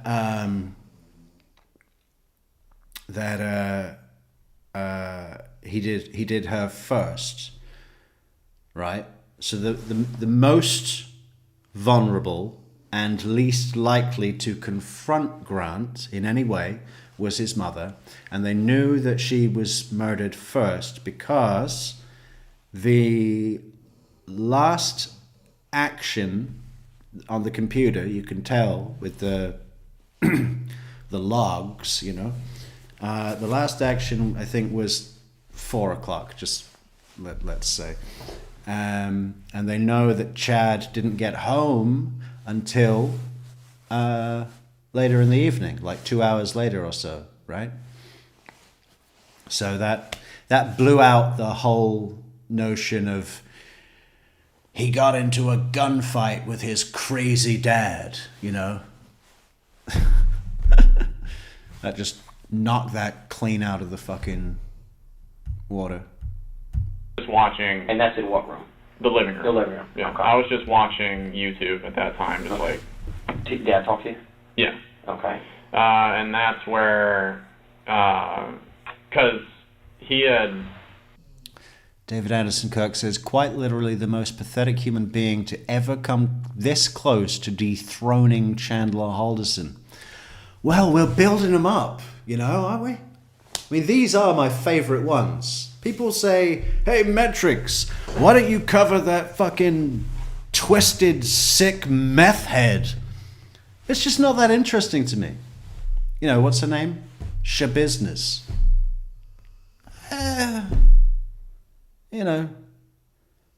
And the true crime categories of like cannibals or even serial killers. I mean, is there a degree of sickness? For me, I feel like those guys are in a different level of sick than Chandler and Grant and Levente and whatever. That might sound weird to say, seeing as Chandler Halderson cut his parents' heads off and set fire to them. I mean, that's pretty fucking sick, but you know what I mean? Like, I like the cases where the criminal is someone where it wouldn't even be that weird to imagine them in your own life as a work colleague or a friend or even a girlfriend a lot of the times, but that's more to do with the atrocious dating history of True Crime Metrix. I think that's how I got into this in the first place. I was like, oh, look, that crazy bitch is really familiar. Maybe if I can understand this criminal, I'll understand the features of my own associations. I don't know how how he found out, but he had apparently found out, and then Found out what? that I was talking to. You were still talking to the woman, yeah. And then he came in, and then he asked me, in a calmer state, I guess you could say, like basically the leading question of, you know, why do you think we're about to have this conversation? Sonic Boom! Who's that? Alice in Wonderland. $5 on the super chat. Is that a zipper on her head? What? What are we talking about? On the detective? The lady detective? Is that a zipper on her head? I don't know. We'll have to wait and see. Thank you so much for the Sonic Boom super chat, Alice in Wonderland. Beautiful. Giving me, I guess, that opportunity to be honest and truthful, to maybe tone it down a little bit. I, of course, did what I always did, where... Okay, Daniel Savoy has just come out with our brand new permanent slogan and merch to be released. The cannibals and meth heads are a snooze fest.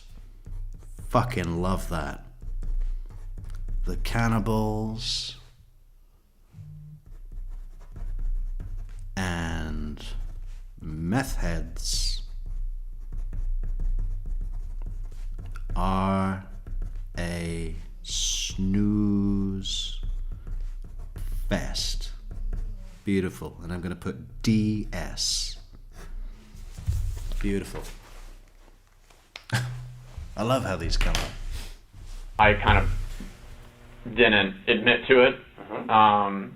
And then he came out and he told me that I'd been doing that. He had proof. Yeah. Have an argument? Yeah.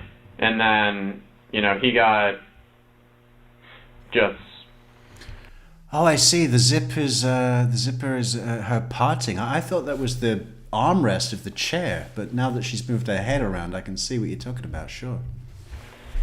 He had kind of reverted back to the way that he was when we were younger, where, you know, he kind of, you know, pulled me up from the couch, and then he was yelling at me to pack my shit up and just get out of the house. That he was the one who had to be the hammer, and that, you know, why am I making him have to go through this, and all this other kind of stuff. Okay. So, you know, basically... The hammer?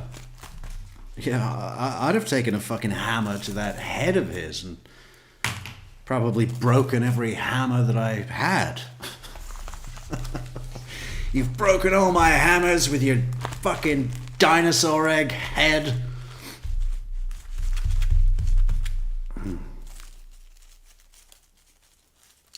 Yeah. What did True Crime Losers say? I can't remember. Something about someone punches a cabinet. Anyway, we'll leave that for Scott. I had... So he's becoming violent.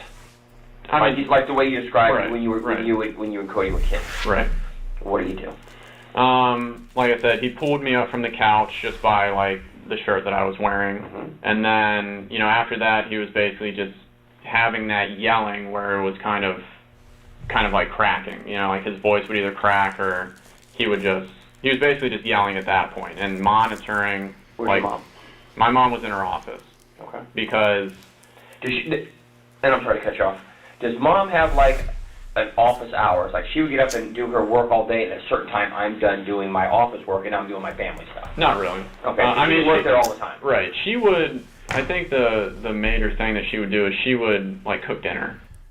So David Anderson Kirk knows this interrogation very well. He says we're mere minutes away from the honesty loop. I'm wondering if we can just space it out so we can get to our 4-hour mark. That might be the perfect place to cut it off. Then we can satisfy all of Michelle's needs tomorrow. Yeah, that would be good. What is the line? I think Detective Danny says, I think at this point, Grant, you already know. Why are you here?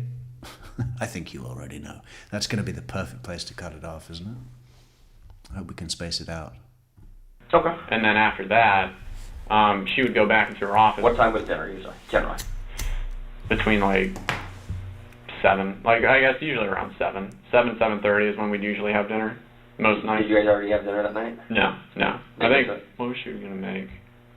I think she was going to make something with, like, chicken or something like that, stir fry or something like that, because Cody was working late, so she didn't want to make something where, because my dad would always buy meals that were for 4, so we didn't want to pull out anything where there would be leftovers or something like that. So, but she hadn't started making it yet. I think she was defrosting the chicken. And that was about what time? What time? I think she took those out like at 4 or something like that in the afternoon. And at this time, the argument with Dad is at what time? The argument with Dad is like 6:30 or so. 6:30. Yeah. Okay. You see, I suppose it's circumstantial, but the assumption was that, you know what I said about the mother sitting down at her computer with a glass of wine and then getting shot in the head, and they could tell that no action had been taken on the computer since 4 o'clock. The assumption was that that was when she was killed, because you don't sit at your computer desk and not touch your computer, you know. But I suppose it could technically happen that she just was going back to the computer at 6 o'clock and hadn't touched anything yet before she got shot. But the chicken is interesting as well, because I don't remember this exactly. I'll have to find out later. But the defrosting of the chicken is also, I don't remember, but he says at 4 o'clock, right, which was when she got shot as far as the computer theory goes, right? But and he's now saying that the argument with Dad happened at about 6. So yeah, getting all like committing to these things that they have at least circumstantial evidence to verify or disprove, right? You have your argument and you pack your stuff? I have my argument, and then I'm packing my stuff. I'm, taking it out to the car. It took me like a couple hours to get as much as I could, just kind of out into there.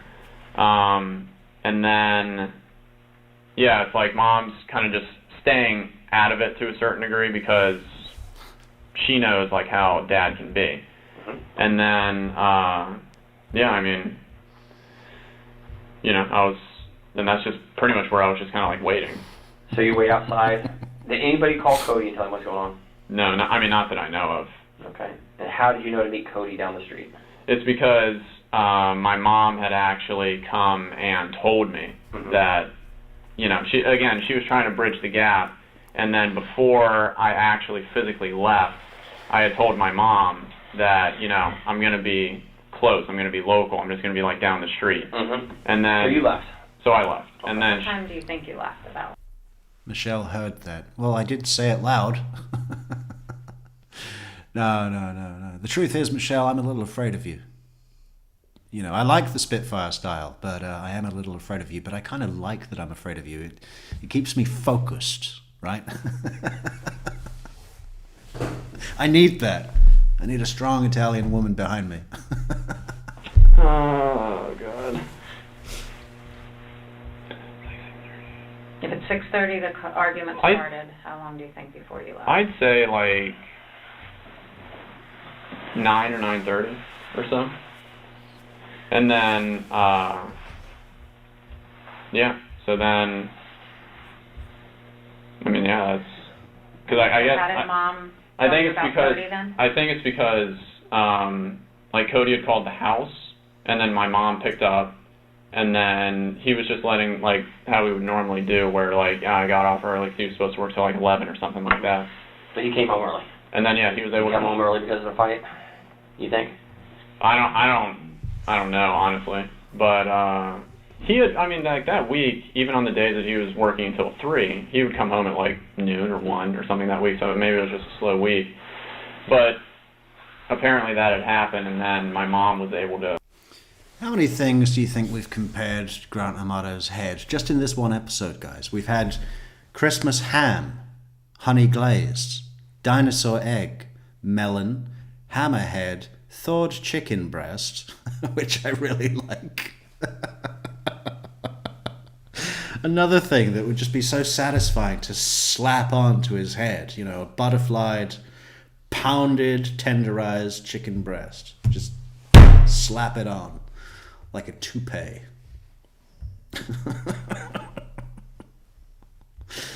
Oh. To Tell him what was going on. right, and then she told me. Did Cody have the gun affinity you have? He did. He liked guns like you did. Right, yeah. Did he keep any guns on him?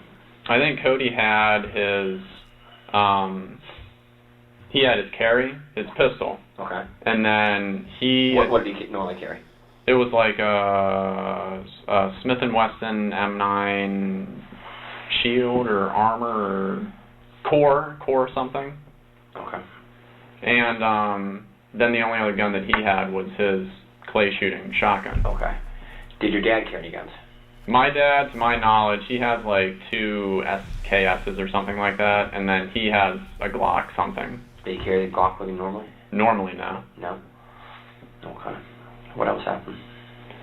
What else happened? Mm-hmm. Then after I had met with Cody, then that's where, you know, I was again just kind of staying around that area, and then I just went to the Publix, and then to my knowledge, I mean, that was the last interaction that I had with the 3 members of my family was that.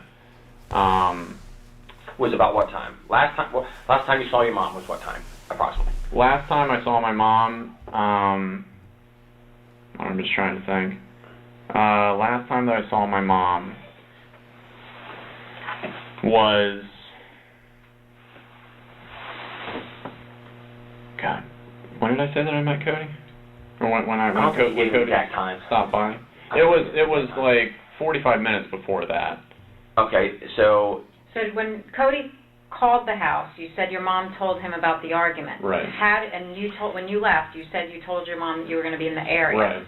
How then does Cody now know where to meet you, or if he's going to meet you? Yeah, it's because that's when my mom had come out to where I said that I was going to be on that road somewhere.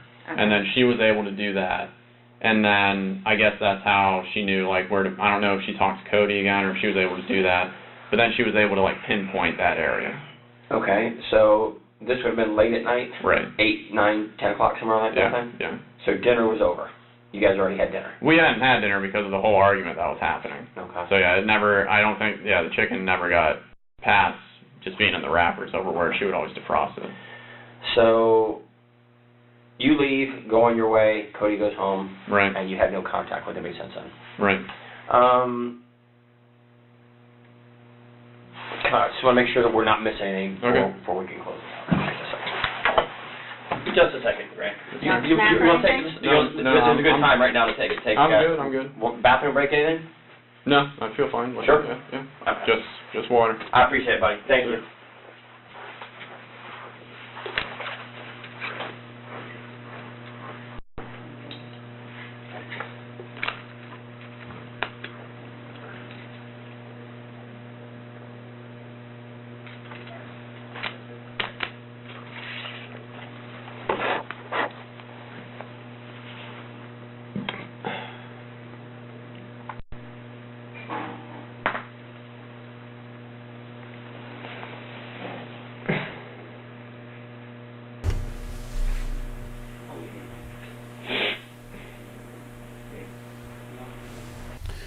I'm so pleased he doesn't go to the bathroom at all in this 4-hour situation. Look at him. What is he doing now?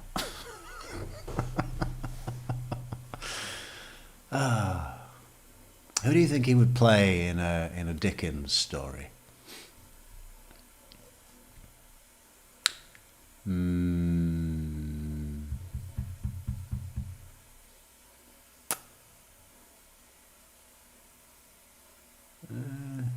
Mr. Pumplechook.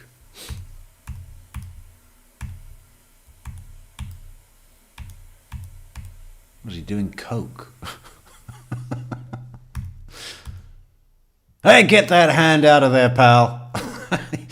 You're not on the website now, buddy.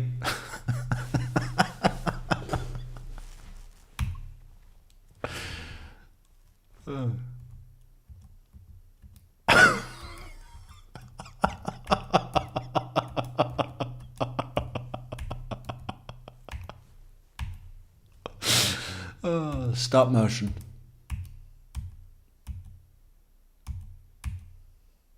Oh, did he just pick something off his neck and look at it? Look. Pick something off your neck and then... No.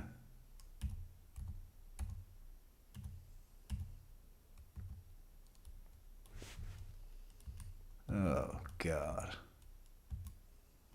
Again, just shave your fucking head.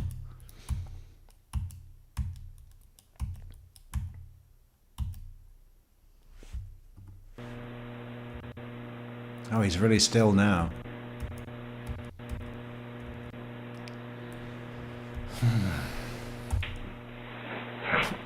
What was that?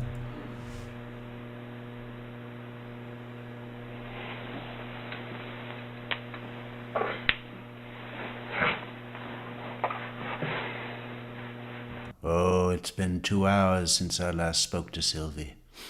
Where am I going to get another $600?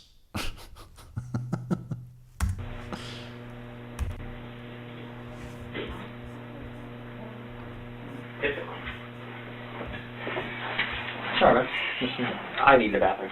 Oh, okay. And I wanted to print out a picture of for Christmas because we're not. So then that night, which was Thursday, Thursday night, you meet Cody. Because and did he ever tell you why he left work early? No. I mean, he was. I'd assumed that it was just because he had been allowed to leave early. He'd been allowed to leave early. Okay. By the way, this never happened, right? Anyone that doesn't know, there was no meeting with Cody.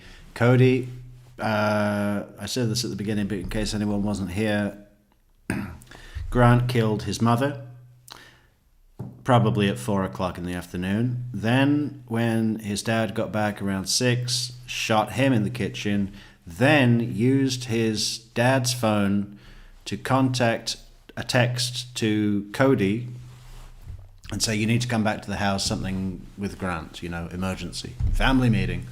And Cody pulled up to the house, walked in through the garage, and Grant was waiting in the hallway, and as he walked through the door, put a gun to his temple, or wherever it was, and shot him. So there was no speaking to Cody at all. There was no meeting by the road. There was... None of that is true. So here's... I think this is the blink of... Sonic Boom from Sylvie, Belgium. Sylvie, huh? Well, if that's the Bulgarian... Is Belgium an anagram of Bulgarian? Imagine if her name was Sylvie Bulgarian. That'd be weird. You should cover all of our super chats with Grant Amato's money. Or his parents' money. Thank you, Sylvie. Lights there.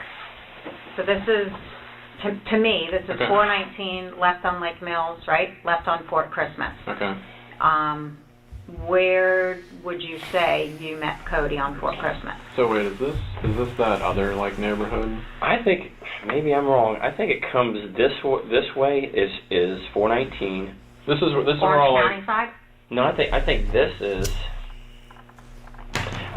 up by the hitching post. You come up, you make a right on Fort Christmas. This is where the blinking lights are. Okay. Yeah, because this goes into Picket Downs, right? It's right here. And then this is the circle. Is this where you live at? Where do you live at? If this is like the entrance to Picket Downs, then I live like. Okay, so here's so that's there's your blinking light.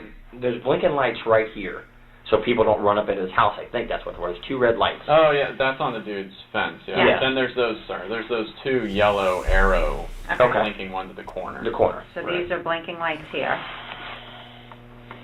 All right, so then where do you and Cody meet? Like way down this road, further past on that road. So past, does this dead end anywhere? I don't think so. I think it literally Goes into Bithlow, I think. goes into Bithlow, and then if you keep going it, which was the way that I inevitably took it, where it'll dump you out onto 50, and then I came up 50 to go back to the Publix Right, parking lot. so here are the blinking lights. How far down do you think you met? Half mile, mile?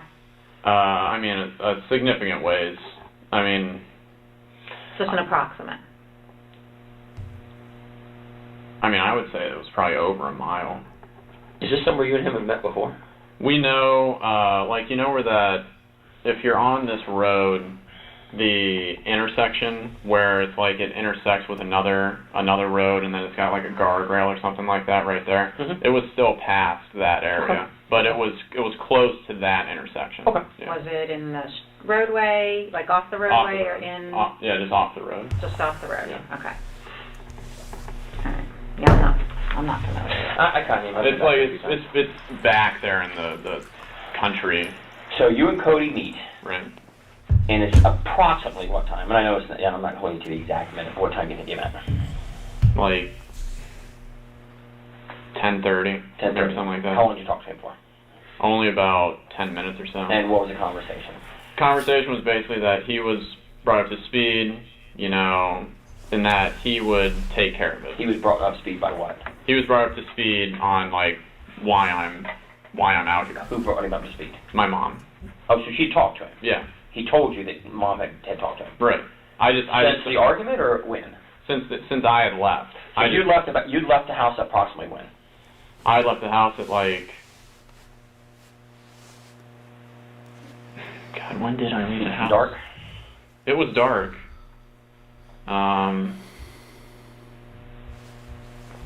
It was after 9 p.m., but I just don't remember. So between 9 and approximately 10:30, Right. you leave, Right. go down to sit on Fort Christmas. For Christmas. Cody comes and talks to you about 10 minutes. At some point, your mom has spoken to Cody based on what the conversation you had with him, correct? Correct, yeah. And she told him what had happened between you and your dad. Right. Okay? Do you think that's why Cody left work? I mean, Did Cody say to you why he left work? No, he never said why he left work, but in my mind, I was just thinking, oh, he had been let off work early like three times already this week, so I was just like... 10, 15 minutes you talk to Cody. Right. What's he driving? He drives a 97 Honda Accord. Okay. Yeah. You have the conversation, and he leaves to go home? Right. And you leave to go where? And then I stay in that general area just so that if anything happens, somebody like knows where I am. Okay, Like how long if- do you stay there? I stayed there for, I mean, like a couple hours, I would say. Just That the north same side of the road? area where you were talking Like, about? I would go, like, kind of just up and down that road a little bit, just at my cars and just, like, sitting there. Mhm. But for the most, yeah, I mean, I was staying in that general area, and then I decided to go To Publix? to Publix. Which was about what time? Like, between, like, midnight and 1, I think. Yeah. And you go to Publix midnight 1, and how long did you stay? R. Raguso has an interesting question. How far do you think 200 grand gets you in Bulgaria? Well, apparently the cost of living in Bulgaria is significantly lower than in Western Europe, with monthly expenses for a single person ranging from about 700 to 1,200 euros, depending on lifestyle. Rent varies by location, with a one-bedroom apartment in the city centre costing around 400 or 500 euros, while larger cities like Sofia are the most expensive. A comfortable budget for a single person, including rent, could be between 900 and 1,200 a month. So let's say it's 1,200 a month. $200,000 divided by 1,200 a month is 166 months, which would be about 14 years worth of living expenses. Just under 14 years of living expenses, which isn't bad, you know.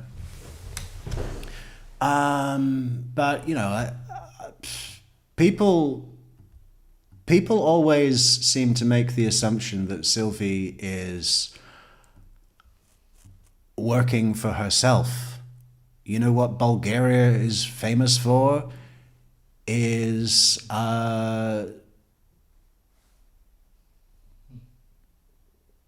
you know, sexual exploitation.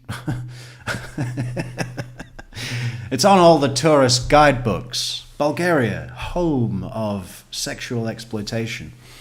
You know, most of these girls that do cam modeling aren't keeping the money. Yeah, they've got all the fancy lingerie, but that's a business expense for the guy that's running them, right? I don't know if Sylvie was one of those or doing it for herself, but it's highly probable that she was being run by someone with 10, 12, 20 girls doing the same thing, keeping no money and, kind of stuck in the game, you know what I'm saying? People always go, oh, I can't believe she didn't give back any of the money.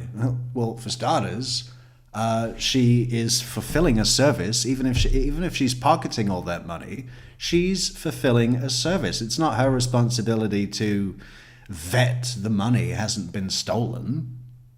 That responsibility is not on her. Would it have been a noble gesture to make a donation to some kind of legitimate service that would counter this problem that surely is not limited to Grant Amato in society? Yeah, maybe she did, anonymously. What do the Jews say? What do they say? It's in The Simpsons. The best form of charity is to not take credit. Anonymous donation. I stayed there until like 7, I think, in the morning. Well, as best as I could, yeah. I Oh, genius, Christina. What a beautiful answer that is. The ghost of Christmas past. Fucking hell. Okay, send me the name of your favorite charity. We're donating $4. Fucking hell, that's... I didn't even think of A Christmas Carol. And that was ages ago. Have you been thinking about that the whole time? I want to see your working list of Dickens characters. The Ghost of Christmas Past. Beautiful. In fact, I might make a special Christmas card this year for the channel with Grant Amato ushering Ebenezer Scrooge, but the Bill Murray version. Ushering Grant Amato, ushering Bill Murray down into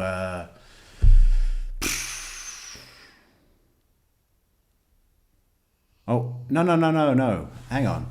I'm getting it wrong. It's the Ghost of Christmas Future that he should be. Right? That's the real dark one. The Ghost of Christmas Past is the really jolly one, right?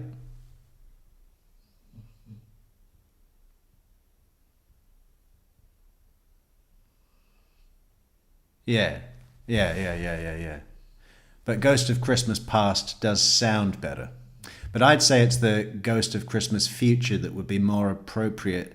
It would mean a great deal to me if you would concur on my decision. Where do you park at? Yeah. It's like on the side of it where, like there. He might make a good fucking Bob Cratchit as well. I mean. Back into Publix where like all the shipments and stuff come in, and then you go around that corner, and then there's that line. On the Publix end of it, or the Tractor Farm Supply end? Publix end. So there's some parking there around that side. Yeah. I'm familiar. I used to live in that area. There's a side. Grant is Ebenezer Scrotum. Okay, Blue River. I never want to read Grant's name in the same sentence as the word scrotum again. Jesus Christ. Parking. Right. If you come up forward, you make the left, you go in front of Publix. The ice cream place is out front. Right. But you're on the side of the building. Right. Did any deputies or anybody ever come by, or No. anybody that worked there? Nobody. Any delivery trucks? I saw delivery trucks like in the morning. In the morning? Yeah. And 7 o'clock-ish? Between 7 and 7:30, yeah, I leave. And go where? And then I just drive over to where my interview. And I'm sorry, I'm just not understanding. Where was that at? Off Lee Vista. Off Lee Vista. So how did you get there? I just drove there. Which way? The direction of What road did you use? Colonial to 408, and then I got off on Goldenrod, the Goldenrod exit, and then I took Goldenrod all the way down to the Lee Vista road. Goldenrod, is that what you call it to Sylvie? Do you want to see my goldenrod? Right? Right. Going back towards 436. Yes. Okay. Do you have an E-Pass? I do. You do. Okay. So your E-Pass would have probably hit you at the Dean Road, maybe? Yeah. And I don't think there's a toll, if I'm not mistaken, at Goldenrod, is there? No, there's I don't not. think there's one. Yeah. So you work your way one. on surface roads all the way down Lee Vista and go. And what was the name of the company again? I'm sorry, I don't think we found it. It's Accreta. Accreta? Yeah. How do you think it's spelled? Ackreda. Let me see if I can find Or it. it's Accredo. It's one of those two. But if you type in that and then like scripts, it'll give you like the other name that the company has. Because then they were also just like bought from Cigna, so they're also called Cigna now. Scripts like? Yeah, like a doctor script. SCRIPTS. Express Scripts. That's the actual, I think, name of the infusion group. But I hate that thing he does. You know, what is that? Where have we seen that before?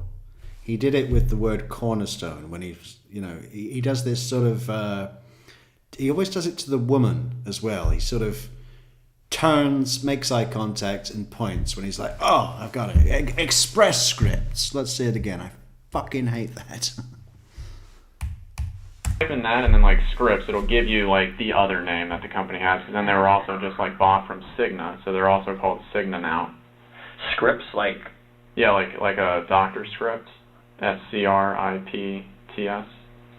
Express Scripts. That's the actual, I think, name of the infusion group. But they've kept their name Accreta or Accredo. Accredo's, Express Scripts. let's see. I saw them. Why are you looking that Does up? 6272 Lee Vista Boulevard sound right? Yes. Yeah, 62. Yeah, I remember it being 62. Yeah, I'm still looking. Just look at my phone here real quick and see. Okay, so. I'm sorry, this is not good.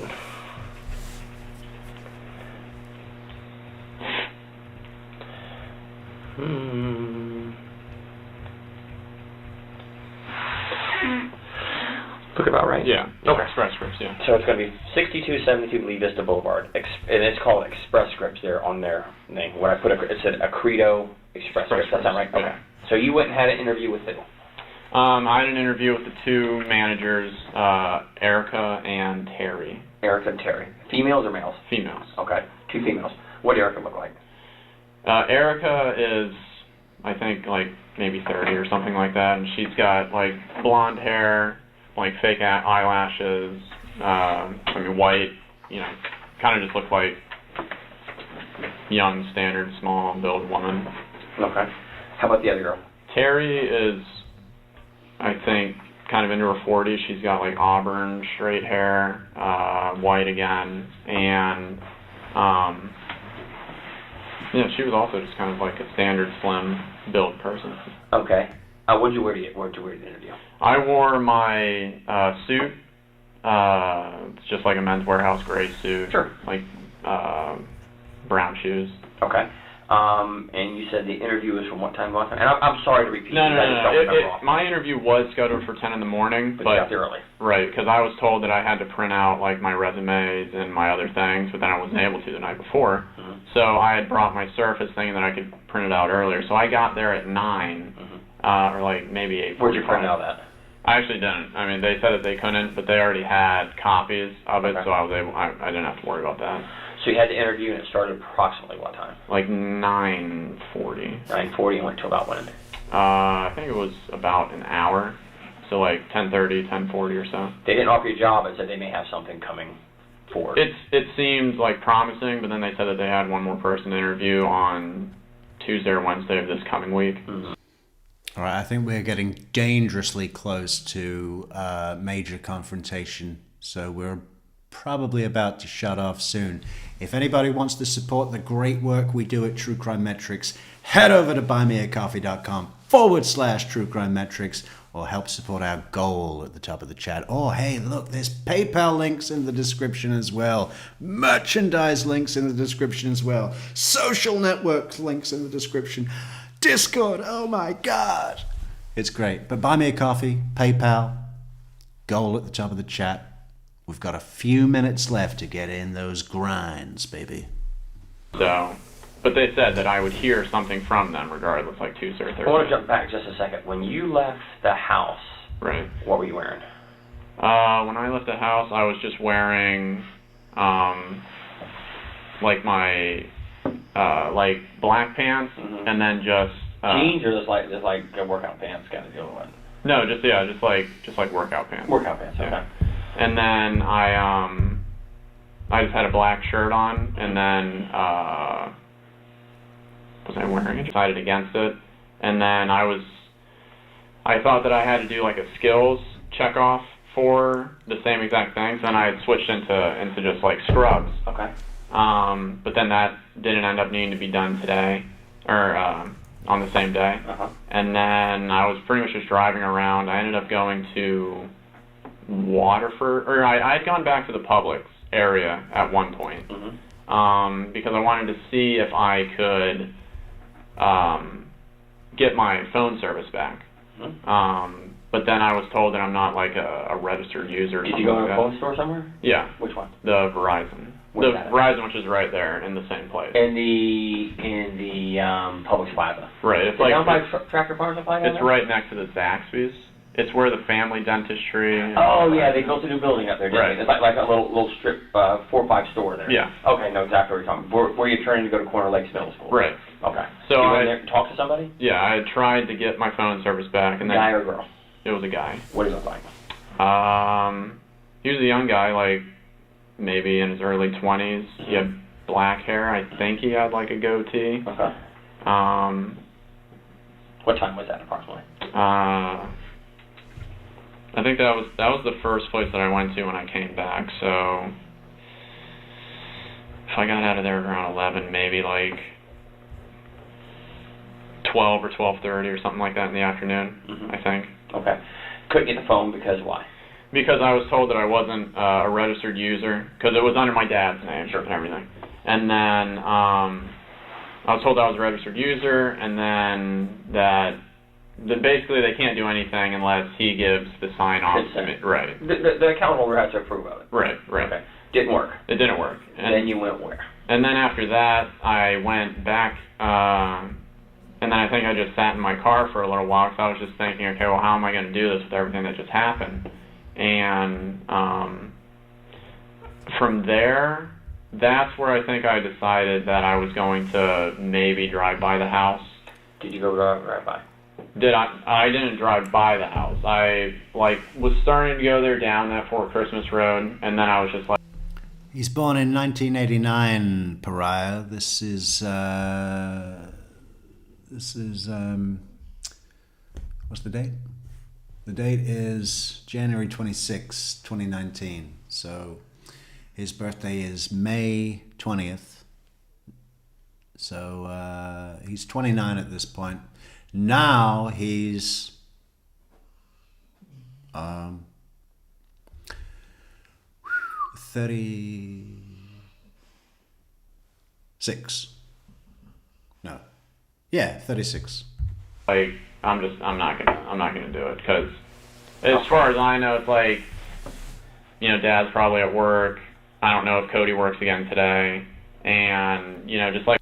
By the way, the fucking prosecution, when it came to trial, were fucking ruthlessly going for the death penalty. I'm not sure I've ever seen a prosecution team, well, not of the cases that I really tend to look at, Juan Martinez looked like a fucking pussycat. asking for the death penalty for Jodi Arias. Compared to these guys, they were cutthroat, man. Well, we're going to show, because they did the guilt phase of the trial, then the penalty phase, right? He got found guilty, so it's going to be life or death. And when it came to the penalty phase for the prosecution team, it was brutal, man. We're going to have to show the the closing argument prosecution penalty phase, because, phew, man, it was fire and fury. With everything that had been When happening. you drove down there, Yeah. see anything strange? No, I had seen, I had just seen like a couple of cars like pass by me, but What do you mean, cars? like just standard, like just a little bit of traffic. But then apart from that, no, I mean nothing. How close do you get to the house? I mean like a couple miles. Okay. You leave there, and you go where? And then after I choose not to do that, then I go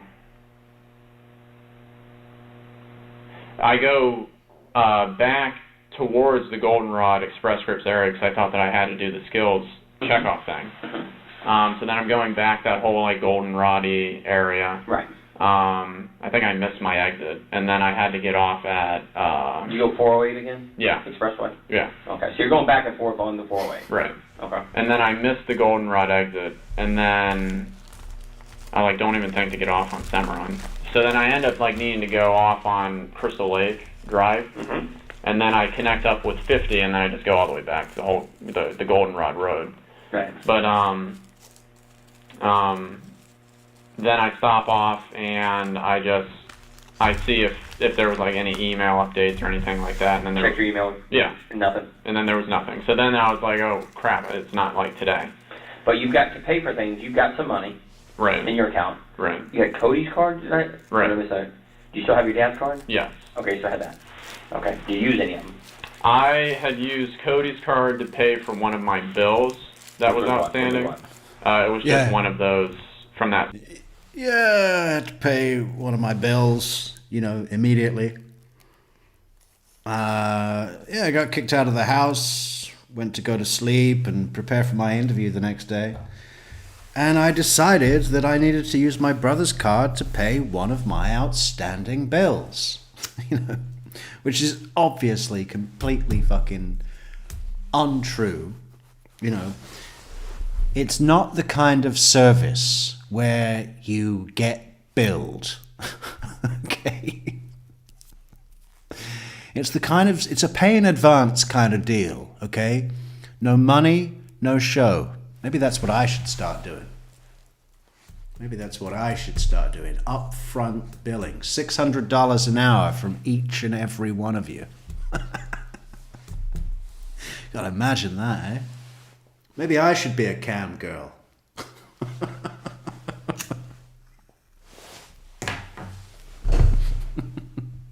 Fuck YouTube. Site. It was just like a bill that had backed How much up was from that? there. It's $5.99.99. Okay. Cody, you know you were doing that? Yeah. He said it's okay to do that? He said to use this to like survive until things can get figured out, because he knows that I only have a few $100s to my name. He told you that night that you Right. could use his card and pay off what needed to be paid off? He said to use it for like necessity. Did he give it to you? Yes. He gave it to you, said, here, take this and just Yeah. do whatever. But that was normal for him, though. He was, because he had for the most always part, he was footing most of your bills. Right. Aside. Right. Okay. So Christina says he has very dainty hands. Are you in any way surprised? Oh. He's going to be strip searched when he goes into jail as well, Just hold it up like a chicken. A very small chicken. then after the realization that I didn't have to do any skills checkoff, then after that that's where I go to Waterford. And then at Waterford, Do you stop anywhere over there? I go into Panera because I think that I'm going to get something to eat. About what time? Yeah, you know, I'm going to stay at the DoubleTree and go and have breakfast at Panera. No, you know, I could go to the supermarket and just pick up a fucking French baguette for 50 cents. But I decided to go and have a $6 muffin and a $7 cup of coffee in Panera. I like their paninis. Yeah, it was $14.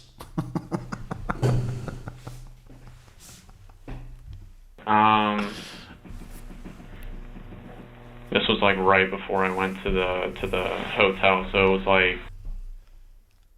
Blu-ray River says he has soft hands for all that lotion he uses. You think he uses lotion or just doubles down on the scalp wax? What do you think would be cheaper? I'm betting the scalp wax would be cheaper. After that, then after that, that's where I go to Waterford. And then at Waterford... Do you stop anywhere over there? I go into Panera, because I think that I'm going to get something to eat. About what time? This was like right before I went to the hotel, so it was like 1:30, 2 o'clock in the afternoon, maybe. Okay. And then in there, you know, I think about getting something to eat, but then I don't really want to use, like, the other cards to pay for something, and then I know that I only have a little bit, but then I'm going to have to, like, sleep somewhere. And again, I'm trying to use, like, my money for that type of stuff. Trying to conserve. Yeah. Yeah, well, you know, maybe you should have thought of that before you went and spent $600 fucking dollars to talk to your fucking cam girl for 1 hour. Dipshit. You know? That'd pay for a full month of Panera, okay? So I'm only in Panera for like 10 minutes or something like that. And then I end up leaving from there, and then that's where I go to the DoubleTree, and then that's where I checked in. And then I was at the DoubleTree all night. Did you go anywhere? Leave? I only came out of the DoubleTree to, I think, get like a water bottle out of my car and to get like, to get my like my razor out just in case I needed to shave or something like that. In your room. What's in your room back at the DoubleTree? Don't tell me what you're shaving, please. At the DoubleTree, it's my leather, like just shoulder bag, and then it has my other small leather shoulder bag, I guess you could call it, but it's like it's like a satchel. Okay, what's in it? What's in this bag? In the satchel, it's just got some batteries, some protein bars, just some like ration type food, and then in my big carry, it's got just like some clothes, standard clothes. It had my like all the electronic chargers and whatnot that I could get, just kind of like grabbing and putting in there. And then it has my Surface, my cell phone, and my iPad. Yeah. And then it's got like some like bills, like some previous bills. Does your cell phone have a lock on it? Yes. What's the lock? 2112. 2112 for the lock on the cell phone. How about the iPad? The iPad, I don't know. I never turned it on. Oh, you've never even used it? No. I've used it before, but I never turned it on since I got it back. Because my dad was like keeping all of that stuff like blocked and put in somewhere. Slept there last night? Talked to anybody? I messaged the girl that I'd been talking to on Twitter. Yeah. On Twitter, so you have to pay for it. Right. Did she respond back to you? I think once, like 1 or 2 responses. What's your Twitter? Yeah. She's not much of a conversationalist. Conversationist.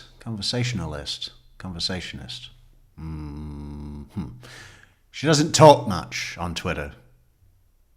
Hey, Grant. Come and hop on the platform, Grant.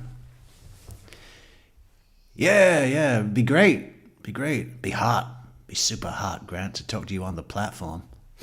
Address. I'm sorry, I'm not a Twitter person. No, it's just Grant A. It's just what it is. It's just Grant A. With a space.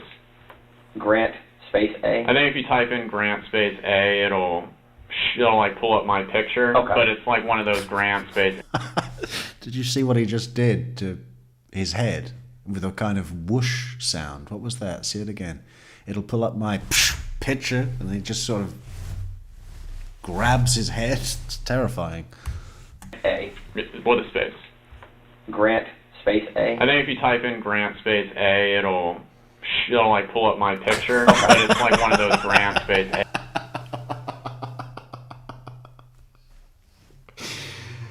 Oh, Grant, your head needs no gesture to accentuate the space that it takes up. Let's see that one more time. A. With a space. Grant space A. I think if you type in Grant space A, it'll like pull up my picture, but it's like one of those Grant space A 84950. It's got like 9 numbers after Okay, it. I'm sorry. I'm not a Twitter person. I don't know. Oh, no. I don't know that much about it. Sorry, when you get at our age, some of these things have passed you by. And Oh, no, yeah, that's fine. I appreciate you explaining to me. So the Surface and iPad have no passwords. The Surface, my computer.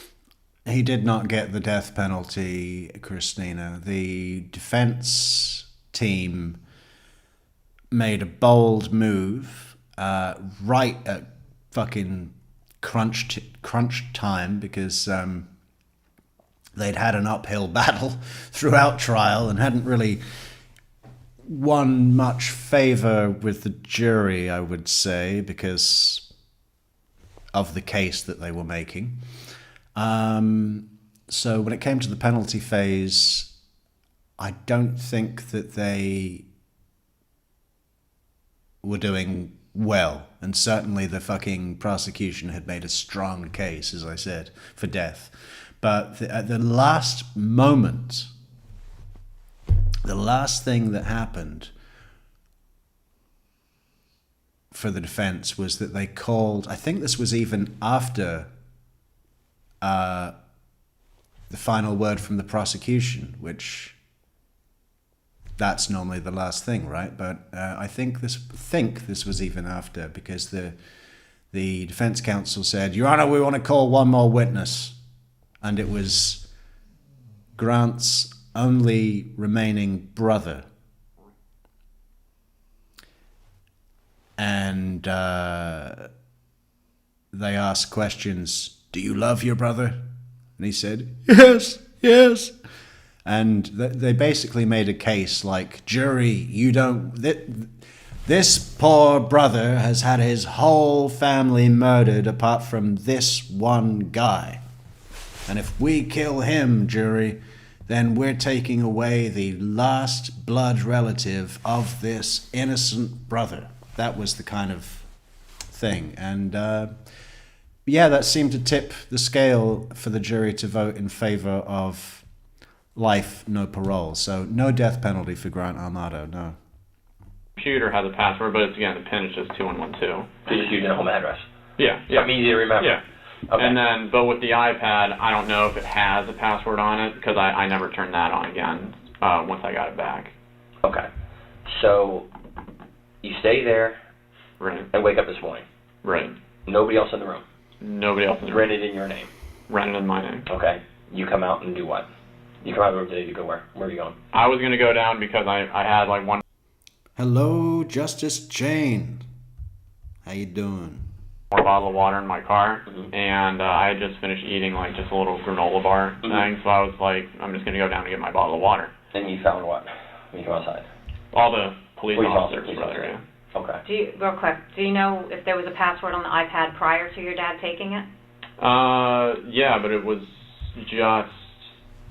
they were always like 2112. Okay, Was so whatever. everything was the same. Yeah. Here, we got a better map, just to, Okay. and I can't see that, but... Okay.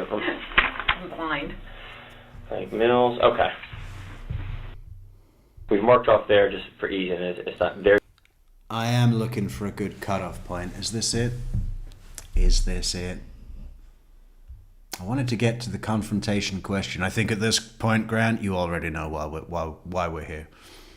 But I think we might still be a little way off. Here's your house. Okay. Here's the guy with the fence with the lights there. Right. And you went down Fort Christmas going into Orange County. Right. And I would suspect this is about somewhere around a mile, give or take. Okay. from your development. Do you remember a cross street or anything that it was near? It was. I don't know if it's on here. Yeah, easy for Because it would be a road that's like coming in this direction, where it's like side road or like somebody's private road. no, it's like a side road. It's like a road that inevitably collects back up with 417, and it's like it's got, 450. I think what you're saying, that road, it should come back to 50, if I'm not mistaken. I think there's a split where it splits off, and if you go left, it'll wind up. Oh, it was before that. Yeah, it was before that split, where if you take that. You know what I'm talking about. But it was before that. It's where there's another road that's intersecting that has. Great reference, David. The Saving Private Ryan defense. I gotta write that down. Fucking hell. Real good, real good. Which is actually called something else, right? Based on the Army's policy of why that was created. The Saving Private Ryan defense.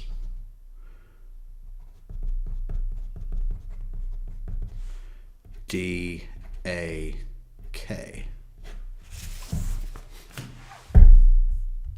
Like a metal guardrail, like a long metal guardrail, and it's just like a little. I don't know. I can't really describe it. Oh, this is great as well. I feel like we should cut this off now and wait for Michelle to get back tomorrow, because he keeps going on about this fucking that he want to know where he says that he met brother Cody on the street after he was kicked out. And then Cody, his whole thing about his excuse is that Cody met him, that he got kicked out of the house, he packed up his shit, left the house, mom and dad in the house, still alive, right? Then when he left the house, he kind of waited around the area. Cody got in touch with him and they met outside of the premises. And Grant told him what had happened, and Cody said, "I'll take care of it." Right?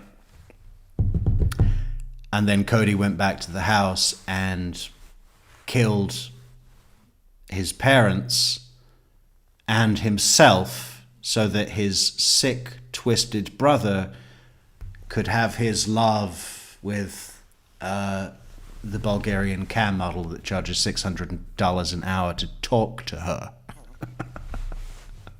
You know, to the point where Grant had actually written in his own handwriting a note that was supposed to be from Cody that was like explaining, like, I killed mom and dad and now no one's gonna trouble you anymore. It was just like, what are you doing, man? This is ridiculous. But the guardrail, they keep trying to pin him down to where this meeting happened that didn't really happen, right? And he's like, well, it was about a mile or more away. And then it was near a guardrail, but a very long guardrail, because he knows if he pinpoints a location and goes, well, we met on the cross of Sultan Circle and Fort Christmas, then they could just go to a house and they might have a doorbell cam, whatever, you know, something like that. So it could be completely disproven. So he's got to be foggy. He's got to be nebulous about that detail, right? He's clinging on to the nebulousness of that detail, and they keep pushing, and it's a good back and forth. I think maybe we should cut it off at guardrail. And then come back for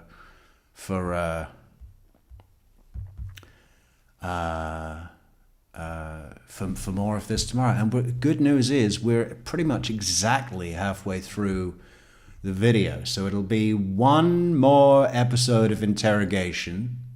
Then we'll be moving on to the prosecution penalty phase closing argument. We also want to have a look at Detective Danny on the stand. And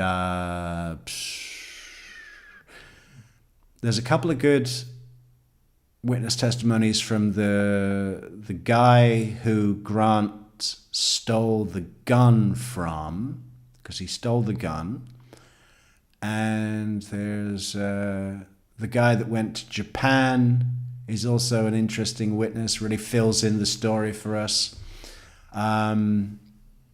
There's a couple of others that we might be a few short clips of. So yeah, I think we'll be good, at least through the weekend, right? I mean, that should be good. More Grant Amato, more Metrix, right? I mean, fantastic stuff, Metrix. Yeah. So I think we'll leave it there, right? What are we? 4 hours 22, April 22nd. Okay, I'm not fucking, I'm not ending there. It's like it should be a road that's coming in from this direction. I just have no idea. I mean, unless it's like one of these that's just like right off the map or something like that. Okay, here Yeah, is... could be off the map. I think this goes back out, if I'm not mistaken, goes back out to where... Lake Pickett. Lake Pickett Road goes all the way from Percival. It comes out and crosses Chulia Road 419. It goes back through some developments, some new developments, winds its way around, and kind of looks like that. Does that look about right? Before Christmas, before that road comes in, it's a good road. Yeah. There's a stop sign that way. So. All right, we're at April 23rd already in terms of duration and what that represents. I just couldn't end on Wendy Adelson's fucking birthday. Anyway, we're going to go. We're going to say thank you to everybody in the comments. We're going to say thank you to the fucking supporters of the channel, those glorious supporters. Those are the best supporters on the internet. And to the people that liked, please do leave a like on the video. That helps us more than anything. Subscribe to the channel, like, share, leave a comment. Join us on the social networks. Join us on Patreon. Join us on Buy Me a Coffee memberships. Oh, we got to say welcome to our new members as well. Fantastic members. I don't get notifications about the YouTube members. Why? I don't know. But we did have a few. Our one and only. Who we got? We say welcome to Mr. Pinto Peabody. Welcome to Kimber Parham Pickleball Life. Okay. And welcome to CD Light. Welcome to Late to the Party. Welcome to Veggie Girl. And welcome to Carrie Brooke. Welcome back. Welcome back, everybody. Good job. Good job, everybody. Become a member right now. Support the channel on buymeacoffee.com/truecrimemetrics. PayPal links in the description. Merchandise links in the description. Discord links in the description. We will be back tomorrow, 9 o'clock sharp. Be here, be with us, be with Grant. Well, just watch him with us. Watch his head. We need to come up with a few more things, names for what his head represents to us, right? We may even do a poll for the best description of that. What do we see right now? What do we see right now? It's almost like a rugby ball. Don't go to New Zealand. Okay, we're really going to go. We're really going to go. And we'll be starting tomorrow with a brand new show. Second half, part 2, Grant Amato, Interrogation, where it gets hot, where it gets busy. And that's what we're going to be doing, okay? Is that all right with you? It's all right with us.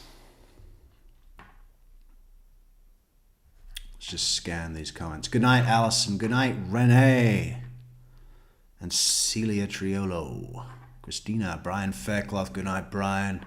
Good night, Justice Jane. Good night, David Anderson Kirk. And everybody else. Okay, we're really going to go now. See you later, everybody. Thank you, everybody. Good night.